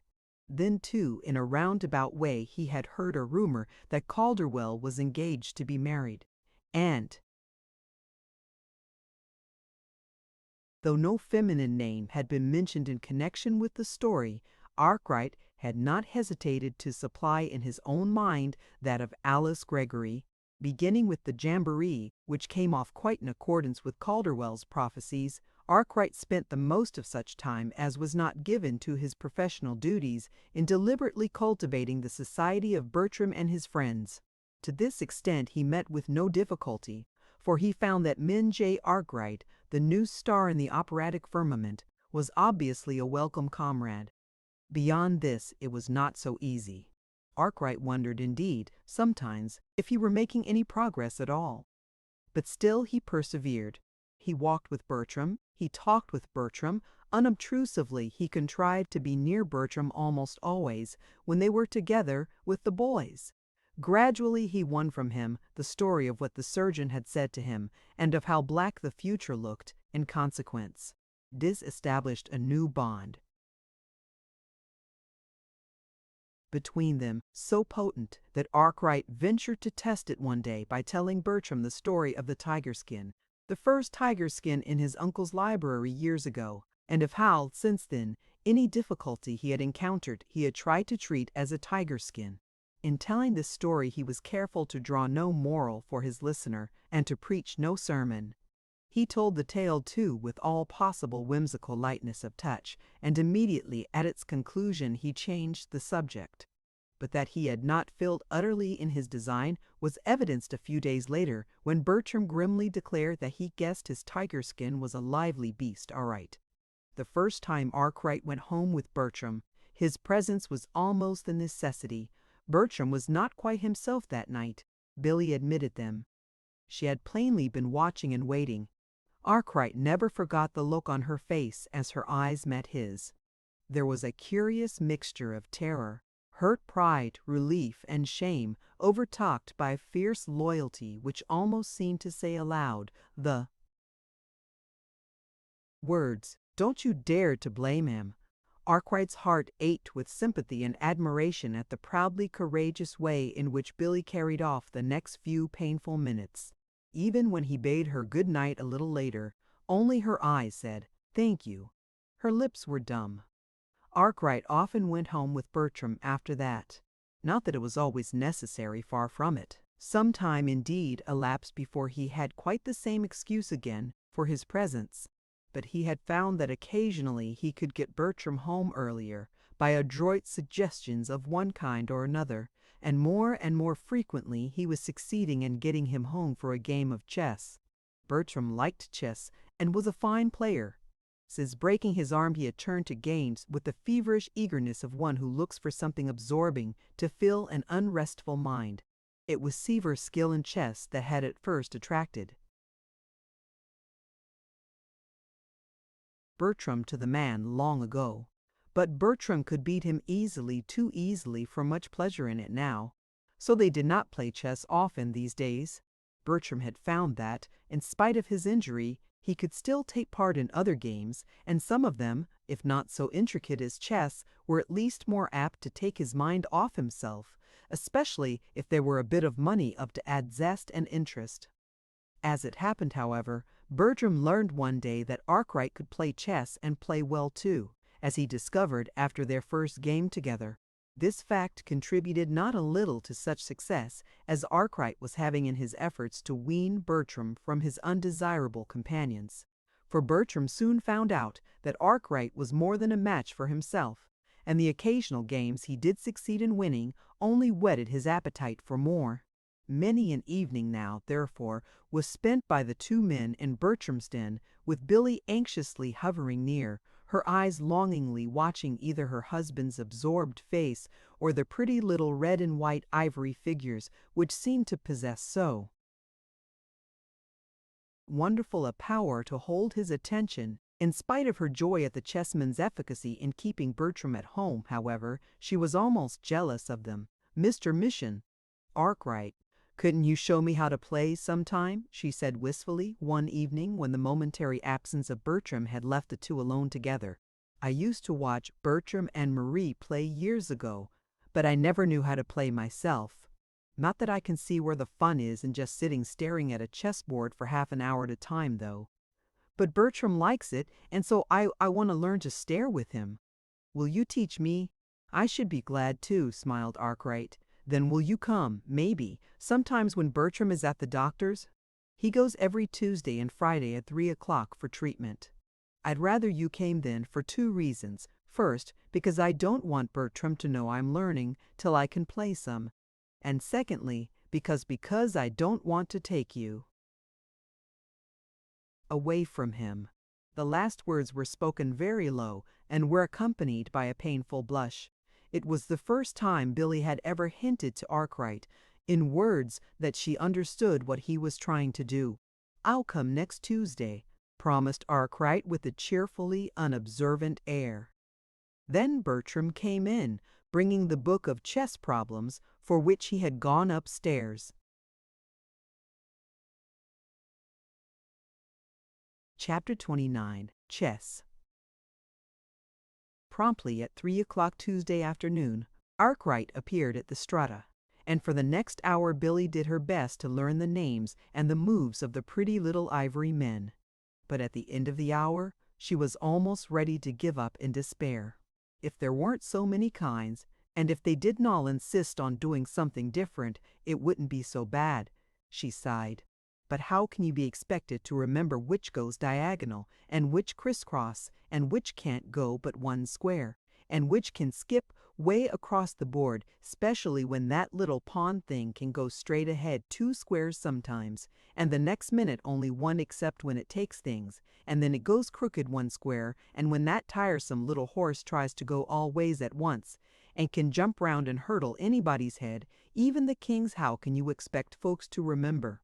But then Bertram remembers, she added resolutely, so I guess I can. Whenever possible, after that, Arkwright came on Tuesdays and Fridays, and in spite of her doubts, Billy did very soon begin to remember. Spurred by her great desire to play with Bertram and surprise him, Billy spared no pains to learn well her lessons. Even among the baby's books and playthings these days might be found a manual of chess, for Billy pursued her study at all hours, and some nights even her dreams were of ruined castles where kings and queens and bishops disported themselves, with pawns for servants, and where a weird knight on horseback used the castle's highest tower for a hurdle, landing always 100 yards to one side of where he would be expected to come down.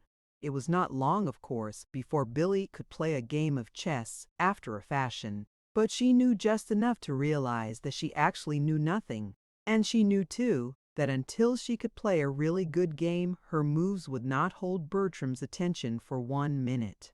Not at present, therefore, was she willing Bertram should know what she was attempting to do. Billy had not yet learned what the great surgeon had said to Bertram. She knew only that his arm was no better and that he never voluntarily spoke of his painting. Over her now seemed to be hanging a vague horror. Something was the matter, she knew that, but what it was she could not fathom. She realized that Arkwright was trying to help, and her gratitude, though silent, knew no bounds. Not even to Aunt Hannah or Uncle William could she speak of this thing that was troubling her. That they too understood in the measure she realized. But still she said no word. Billy was wearing a proud little air of aloofness these days that was heartbreaking to those who saw it and read it aright. For what it was, loyalty to Bertram, no matter what happened. And so Billy pored over her chessboard feverishly, tirelessly, having ever before her longing eyes the dear time when Bertram, across the table from her, should sit happily staring for half an hour at a move she had made. Whatever Billy's chess-playing was to signify, however, in her own life it was. destined to play a part in the lives of two friends of hers that was most unexpected. During Billy's very first lesson, as it chanced, Alice Gregory called and found Billy and Arkwright so absorbed in their game that they did not at first hear Eliza speak her name. The quick color that flew to Arkwright's face at sight of herself was construed at once by Alice as embarrassment on his part at being found the Tef with Bertram Henshaw's wife, and she did not like it. She was not pleased that he was there. She was less pleased that he blushed for being there. It so happened that Alice found him there again several times. Alice gave a piano lesson at 2 o'clock every Tuesday and Friday afternoon to a little Beacon Street neighbor of Billy's, and she had fallen into the habit of stepping in to see Billy for a few minutes afterward, which brought her there at a little past 3. Just after the chess lesson was well started. If the first time that Alice Gregory found Arkwright opposite Billy at the chess table she was surprised and displeased, the second and third time she was much more so. When it finally came to her one day with sickening illumination that always the tests were during Bertram's hour at the doctor's, she was appalled. What could it mean? Had Arkwright given up his fight? Was he playing false to himself and to Bertram by trying thus, on the sly, to win the love of his friend's wife? Was this man, whom she had so admired for his brave stand, and to whom all unasked she had given her heart's best love, more, the pity of it, was this idol of hers to show feet of clay after all? She could not believe it, and yet sick at heart, but imbued with the determination of a righteous cause, Alice Gregory resolved, for Billy's sake, to watch and wait. If necessary, she should speak to someone, though, to whom she did not know. Billy's happiness should not be put in jeopardy if she could help it. Indeed, no. As the weeks passed, Alice came to be more and more uneasy, distressed, and grieved. Of Billy she could believe no evil, but of Arkwright she was beginning to think she could believe everything that was dishonorable and despicable. And to believe that of the man she still loved, no wonder that Alice did not look nor act like herself these days.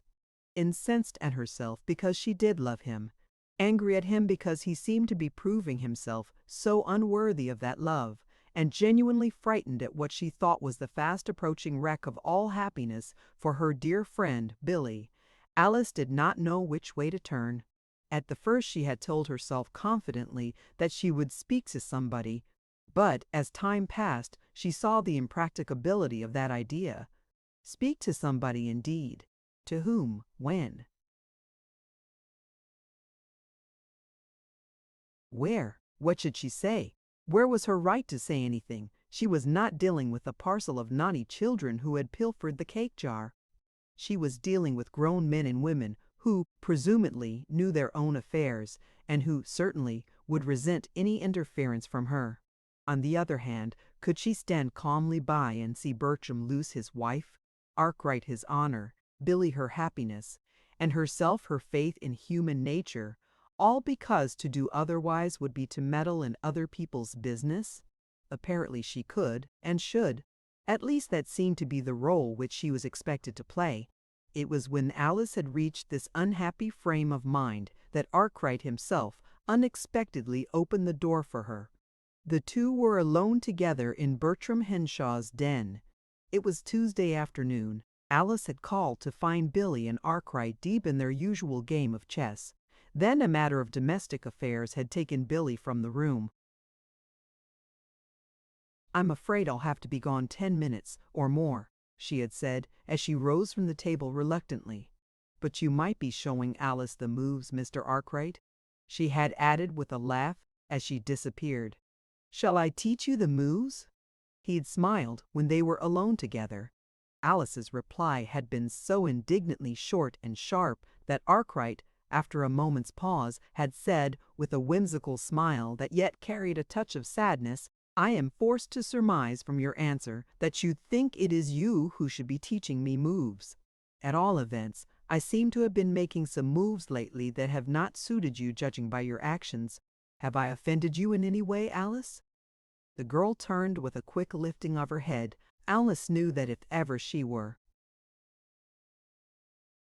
to speak, it must be now. Never again could she hope for such an opportunity as this. Suddenly throwing circumspect caution quite aside, she determined that she would speak. Springing to her feet, she crossed the room and seated herself in Billy's chair at the chess table. "Me! Offend me!" she exclaimed in a low voice. "As if I were the one you were offending. Why, Alice?" murmured the man in obvious stupefaction. Alice raised her hand, palm outward. "Now please don't pretend you don't know," she begged, almost piteously. "Please don't add that to all the rest.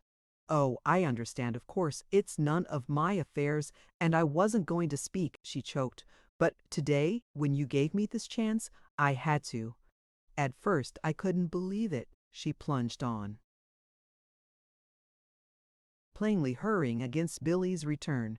"After all you'd told me of how you meant to fight at your tiger skin. And I thought it merely happened that you were here along with her. Those days I came. Then, when I found out they were always the days Mr. Henshaw was away at the doctor's, I had to believe." She stopped for breath.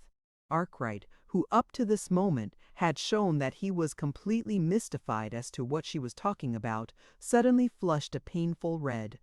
He was obviously about to speak, but she prevented him with a quick gesture. "There's a little more I've got to say, please. As if it weren't bad enough to do what you're doing at all, but you must needs take it at such a time as this, when her husband isn't doing just what he ought to do. And we all know it. It's so unfair to take her now and try to the quote. And you aren't even fair with him," she protested tremulously. "You pretend to be his friend. You go with him everywhere. It's just as if you were helping to pull him down. You're one with the whole bunch." The blood suddenly receded from Arkwright's face, leaving it very white. But if Alice saw it, she paid no heed. "Everybody says you are. Then to come here like this, on the sly, when you know he can't be here. Oh, can't you see what you're doing?" There was a moment's pause. Then Arkwright spoke. A deep pain looked from his eyes. He was still very pale, and his mouth had settled into sad lines. "I think, perhaps, it may be just as well if I tell you what I am doing, or, rather, trying to do," he said quietly. Then he told her.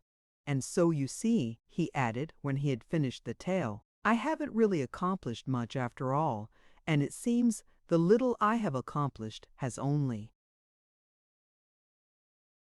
led to my being misjudged by you, my best friend."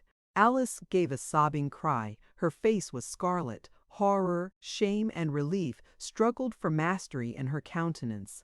"Oh, but I didn't know. I didn't know," she moaned, twisting her hands nervously. "And now, when you've been so brave, so true for me to accuse you of, oh, can you ever forgive me? But you see, knowing that you did care for her, it did look—" She choked into silence and turned away her head. He glanced at her tenderly, mournfully. "Yes," he said, after a minute, in a low voice, "I can see how it did look. And so I'm going to tell you now something I had meant never to tell you. There really couldn't have been anything in that, you see, for I found out long ago that it was gone, whatever love there had been for Billy. But your tiger skin, oh yes, I thought it was alive," smiled Arkwright sadly, "when I asked you to help me fight it. But one day, very suddenly, I discovered that it was nothing but a dead skin of dreams and memories. But I made another discovery too. I found that just beyond lay another one, and that was very much alive." "Another one?" Alice turned to him in wonder. "But you never asked me to help you fight that one." He shook his head. "No, I couldn't, you see. You couldn't have helped me. You'd only have hindered me." "Hindered you?" "Yes. You see, it was my love for you that I was fighting then." Alice gave a low cry and flushed vividly. But Arkwright hurried on. His eyes turned away. "Oh, I understand. I know. I'm not asking for anything. I heard some time ago of your engagement to Caldwell. I've tried many times to say the proper expected pretty speeches, but I couldn't. I will now, though. I do. You have all my tenderest, best wishes for your happiness, dear." If long ago I hadn't been such a blind fool as not to know my own heart, but there's some mistake, interposed Alice, palpitatingly, with hanging head. I'm not engaged to Mr. Calderwell. Arkwright turned and set a keen glance into her face. You're not? No, but I heard that Calderwell. He stopped helplessly. You heard that Mr. Calderwell was engaged, very likely. But it so happens he isn't engaged to me, murmured Alice faintly. But long ago, you said. Arkwright paused, his eyes still keenly searching her face. Never mind what I said long ago, laughed Alice, trying unsuccessfully to meet his gaze. One says lots of things at times, you know. Into Arkwright's eyes came a new light, a light that plainly needed but a breath to fan it into quick fire. Alice, he said softly, do you mean that maybe now I needn't try to fight that other tiger skin? There was no answer. Arkwright reached out a pleading hand. Alice, dear, I've loved you so long, he begged unsteadily. Don't you think that sometime, if I was very, very patient, you could just begin to care a little for me? Still there was no answer. Then, slowly, Alice shook her head. Her face was turned quite away, which was a pity, for if Arkwright could have seen the sudden tender mischief in her eyes, his own would not have become so somber. Not even a little bit. I couldn't ever begin, answered a half-smothered voice. Alice, cried the man, heartbrokenly. Alice turned now, and for a fleeting instant let him see her eyes, glowing with the love so long kept in relentless exile. I couldn't, because, you see, I began long ago, she whispered. Alice! It was the same single word, but spoken with a world of difference, for into it now was crowded all the glory and the wonder of a great love. Alice! Breathed the man again, and this time the word was, oh, so tenderly whispered into the little pink and white ear of the girl in his arms. I got delayed, began Billy in the doorway. Oh, heck, she broke off, beating a hushed but precipitate retreat. Fully 30 minutes later, Billy came to the door again. This time her approach was heralded by a snatch of song. I hope you'll excuse my being gone so long, she smiled as she entered the room where her two guests sat decorously face to face at the chess table. Well, you know you said you'd be gone 10 minutes, Arkwright reminded her politely. Yes, I know I did. And Billy, to her credit, did not even smile at the man who did not know 10 minutes from 50. Chapter 30. By a Baby's Hand. After all, it was the baby's hand that did it, as was proper, and perhaps to be expected, for surely was it not Bertram Jr.'s place to show his parents that he was indeed no wedge, but a dear and precious tie, binding two loving, loyal hearts more and more closely together? It would seem, indeed, that Bertram Jr. thought so, perhaps, and very bravely he set about it, though to carry out his purpose he had to turn his steps into an unfamiliar way, a way of pain and weariness and danger. It was Arkwright who told Bertram that the baby was very sick and that Billy wanted him. Bertram went home at once to find a distracted, white-faced Billy and a twisted, pain-racked little creature who it was almost impossible to believe was the happy, laughing baby boy he had left that morning. For the next 2 weeks nothing was thought of in the silent old Beacon Street house but the tiny little life hovering so near death's door that twice it appeared to have slipped quite across the threshold. All through those terrible weeks, it seemed as if Billy neither ate nor slept, and always at her side, comforting, cheering, and helping wherever possible was Bertram, tender, loving, and marvelously thoughtful. Then came the turning point when the universe itself appeared to hang upon a baby's breath. Gradually, almost imperceptibly, came the fluttering back of the tiny spirit into the longing arms stretched so far, far out to meet and hold it. And the father and the mother, looking into each other's sleepless, dark-ringed eyes, knew that their son was once more theirs to love and cherish. When two have gone together with a dear one down into the valley of the shadow of death and have come back, either mourning or rejoicing, they find a different world from the one they had left. Things that were great before seem small, and some things that were small seem great. At least Bertram and Billy found their world thus changed when together they came back, bringing their son with them.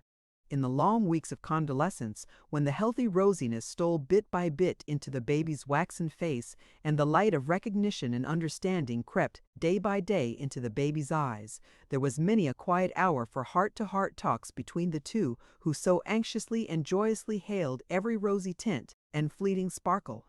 And there was so much to tell, so much to hear, so much to talk about. And always running through everything was that golden thread of joy, beside which all else paled, that they had baby and each other. As if anything else mattered.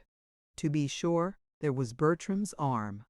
Very early in their talks, Billy found out about that. But Billy, with baby getting well, was not to be daunted, even by this. "Nonsense, darling. Not paint again, indeed. Why, Bertram, of course he will," she cried confidently. "But Billy, the doctor said," began Bertram, but Billy would not even listen. "Very well, what if he did, dear?" she interrupted. "What if he did say you couldn't use your right arm much again?" Billy's voice broke a little, then quickly steadied into something very much like triumph. "You've got your left one." Bertram shook his head. "I can't paint with that." "Yes, you can," insisted Billy firmly. "Farmly, why do you suppose you were given two arms for if not to fight with both of them? And I'm going to be ever so much prouder of what you paint now, because I'll know how splendidly you worked to do it. Besides, there's baby. As if you weren't ever going to paint." "For baby? Why, Bertram, I'm going to have you paint baby one of these days. Think how pleased he'll be to see it when he grows up. He's nicer anyhow than any old face of a girl you ever did. Paint? Why, Bertram, darling, of course you're going to paint, and better than you ever did before." Bertram shook his head again, but this time he smiled and patted Billy's cheek with the tip of his forefinger. "As if I could," he disclaimed. But that afternoon he went into his long-deserted studio and hunted up his last unfinished picture. For some time he stood motionless before it, then, with a quick gesture of determination, he got out his palette, paints, and brushes. This time, not until he had painted 10, a dozen, a score of strokes, did he drop his brush with a sigh and carefully erase the fresh paint on the canvas. The next day he worked longer, and this time he allowed a little, a very little, of what he had done to remain. The third day Billy herself found him at his easel. "I wonder, do you suppose I could?" he asked fearfully. "Why, dearest, of course you can. Haven't you noticed? Can't you see how much more you can do with your left hand now? You've had to use it, you see. I've seen you do a lot of things with it lately that you never used to do at all. And, of course, the more you do with it, the more you can." "I know, but that doesn't mean that I can paint with it," sighed Bertram, ruefully eyeing the tiny bit of fresh color his canvas showed for his long afternoon's work. "You wait and see," nodded Billy, with so overwhelming a cheery confidence that Bertram, looking into her glowing face, was conscious of a curious throb of exultation, almost as if already the victory were his. But it was not always of Bertram's broken arm, nor even of his work that they talked. Bertram, hanging over the baby's crib to assure himself that the rosiness and the sparkle were really growing more apparent every day, used to wonder sometimes how ever in the world he could have been jealous of his son. He said as much one day to Billy. To Billy it was a most astounding idea. "You mean you were actually jealous of your own baby?" she gasped. "Why, Bertram, how could—and was that why you sought distraction and—" "Oh, but Bertram, That was all my fault, she quavered remorsefully. I wouldn't play, nor sing, nor go to walk, nor anything, and I wore horrid, frowsy wrappers all the time, and, oh, come, come, Billy, expostulated the man.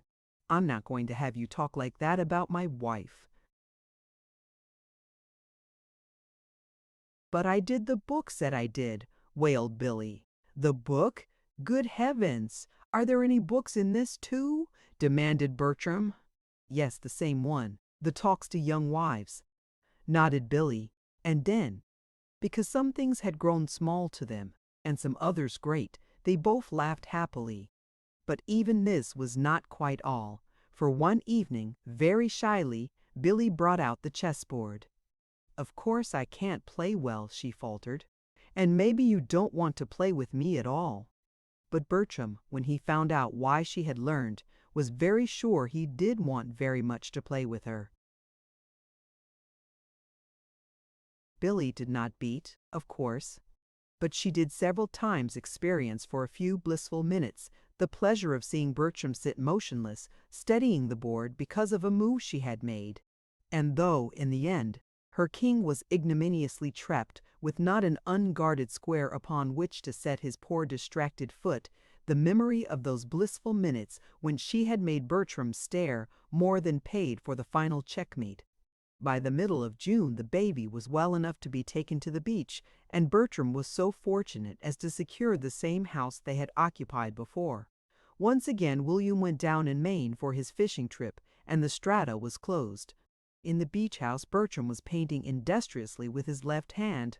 Almost he was beginning to feel Billy's enthusiasm. Almost he was believing that he was doing good work. It was not the face of a girl now. It was the face of a baby, smiling, laughing, even crying sometimes, at other times just gazing straight into your eyes with adorable soberness. Bertram still went into Boston twice a week for treatment, though the treatment itself had changed. The great surgeon had sent him to still another specialist. There's a chance, though, perhaps a small one, he had said. I'd like you to try it anyway. As the summer advanced, Bertram thought sometimes that he could see a slight improvement in his injured arm, but he tried not to think too much about this. He had thought the same thing before, only to be disappointed in the end. Besides, he was undeniably interested just now in seeing if he could paint with his left hand. Billy was so sure, and she had said that she would be prouder than ever of him if he could, and he would like to make Billy proud. Then, too, there was the baby. He had no idea a baby could be so interesting to paint. He was not sure, but that he was going to like to paint babies even better than he had liked to paint his face of a girl that had brought him his first fame. In September, the family returned to the Strata. The move was not a little earlier this year on account of Alice Gregory's wedding. Alice was to be married in the pretty living room at the Annex, just where Billy herself had been married a few short years before, and Billy had great plans for the wedding, not all of which she was able to carry out, for Alice, like Marie before her, had very strong objections to being placed under too great obligations. And you see, really anyway, she told Billy, I owe the whole thing to you. To begin with, even my husband. Nonsense, of course you don't, disputed Billy, but I do. If it hadn't been for you, I should never have found him again, and of course I shouldn't have had this dear little home to be married in. And I never could have left Mother if she hadn't had Hannah and the Annex, which means you. And if I hadn't found Mr. Arkwright, I might never have known how I could go back to my old home as I am going on my honeymoon trip. And just know that every one of my old friends who shakes hands with me isn't pitying me now, because I'm my father's daughter. And that means you, for you see I never would have known that my father's name was cleared if it hadn't been for you. And oh, Alice, please, please, begged Billy, laughingly raising two protesting hands. Why don't you say that it's to me you owe just breathing and be done with it? Well, I will then, avowed Alice doggedly. And it's true, too, for honestly, my dear, I don't believe I would have been breathing today, nor Mother either, if you hadn't found us that morning and taken us out of those awful rooms." "I? Never. You wouldn't let me take you out," laughed Billy. "You proud little thing. Maybe you've forgotten how you turned poor Uncle William and me out into the cold, cold world that morning, just because we dared to aspire to your Lowestoft teapot. But I haven't." "Oh, Billy, please don't," begged Alice, the painful color staining her face. "If you knew how I've hated myself since for the way I acted that day, and, really, you did take us away from there, you know." "No, I didn't. I merely found two good tenants for Mr. and Mrs. Delano," corrected Billy with a sober face.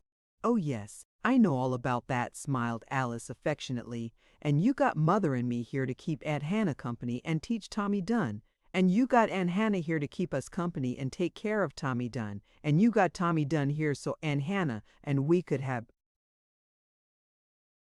somebody to teach and take care of. And, as for the others," but Billy put her hands to her ears and fled. The wedding was to be on the 15th. From the West, Kate wrote that, of course, it was none of her affairs, particularly as neither of the interested parties was a relation, but still she should think that for a man in Mr. Arkwright's position, nothing but a church wedding would do at all, as of course he did in a way belong to the public.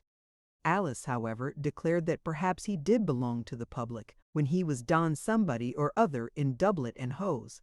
But when he was just plain Michael Jeremiah Arkwright in a frock coat, he was hers, and she did not propose to make a grand opera show of her wedding. And as Arkwright, too, very much disapproved of the church wedding idea, the two were married in the annex living room at noon on the 15th, as originally planned, in spite of Mrs. Kate Hartwell's letter. It was soon after the wedding that Bertram told Billy he wished she would sit for him with Bertram Jr. "I want to try my hand at you both together," he coaxed. "Why, of course, if you like, dear," agreed Billy promptly, "though I think Baby is just as nice, and even nicer, alone." Once again, all over Bertram's studio began to appear sketches of Billy, this time a glorified tender Billy, with the wonderful mother love in her eyes. Then, after several sketches of trial poses, Bertram began his picture of Billy and the baby together. Even now Bertram was not sure of his work.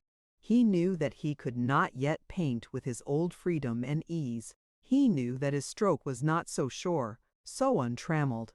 But he knew too that he had gained wonderfully during the Deland summer, and that he was gaining now every day. To Billy he said nothing of all this. Even to himself he scarcely put his hope into words.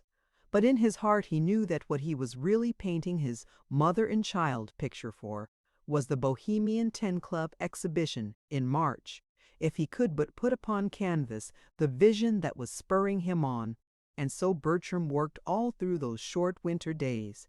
Not always upon the one picture, of course, but upon some picture or sketch that would help to give his still uncertain left hand the skill that had belonged to its mate.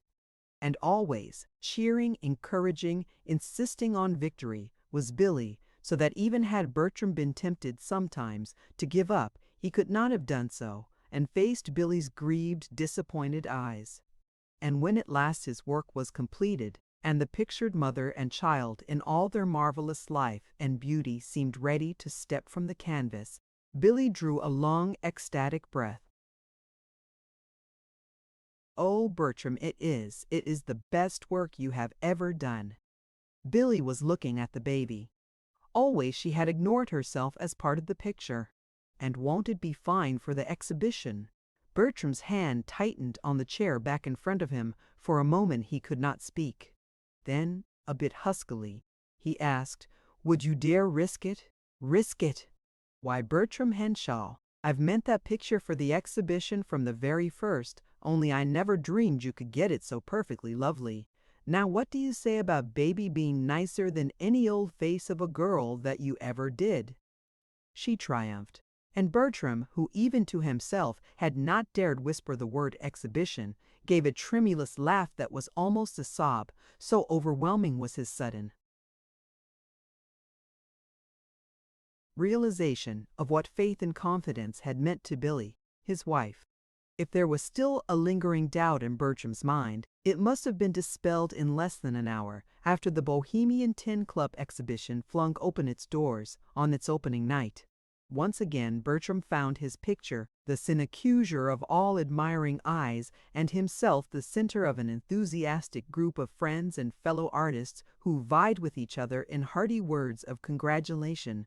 And when, later, the feared critics, whose names and opinions counted for so much in his world, had their say in the daily press and weekly reviews, Bertram knew how surely indeed he had won.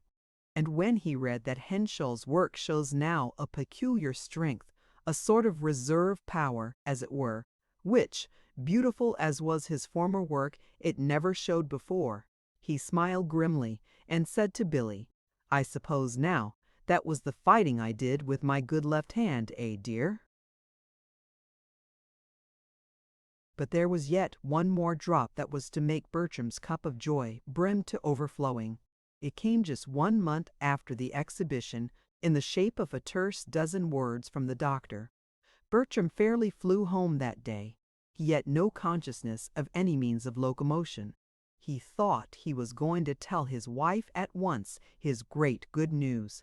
But when he saw her, speech suddenly fled, and all that he could do was to draw her closely to him with his left arm and hide his face. "Why, Bertram, dearest, what is it?" stammered the thoroughly frightened Billy. "Has anything happened?" "No, yes, everything has happened." "I mean, it's going to happen," choked the man. "Billy, that old chap says that I'm going to have my arm again. Think of it, my good right arm that I've lost so long." "Oh, Bertram," breathed Billy, and she too fell to sobbing.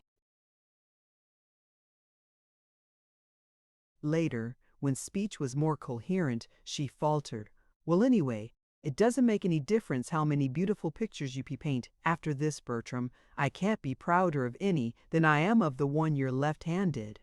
"Oh, but I have you to thank for all that, dear."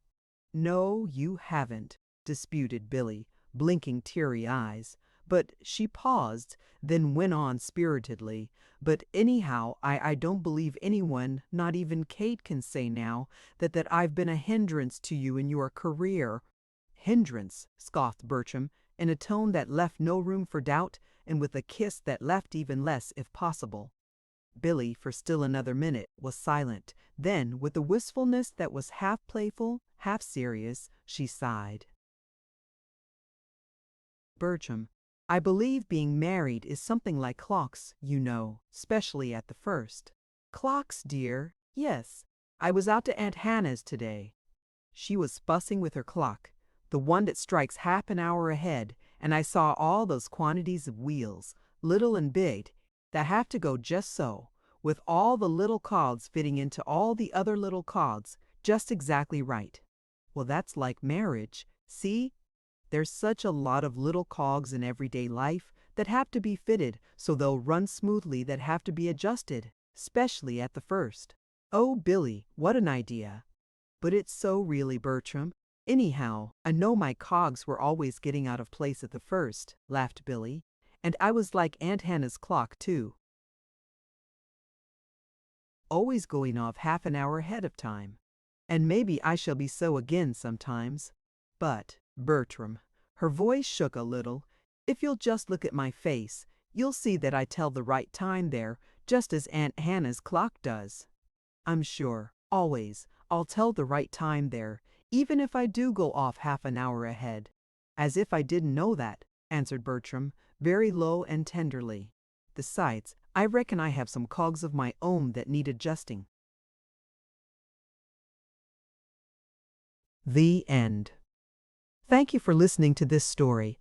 I hope you enjoyed the journey, the characters, and the world they carried with them. If you enjoyed this audiobook, please subscribe to the channel and leave a comment below. Your support helps keep these stories alive and allows more timeless books to be shared with listeners around the world. Until next time, thank you for listening.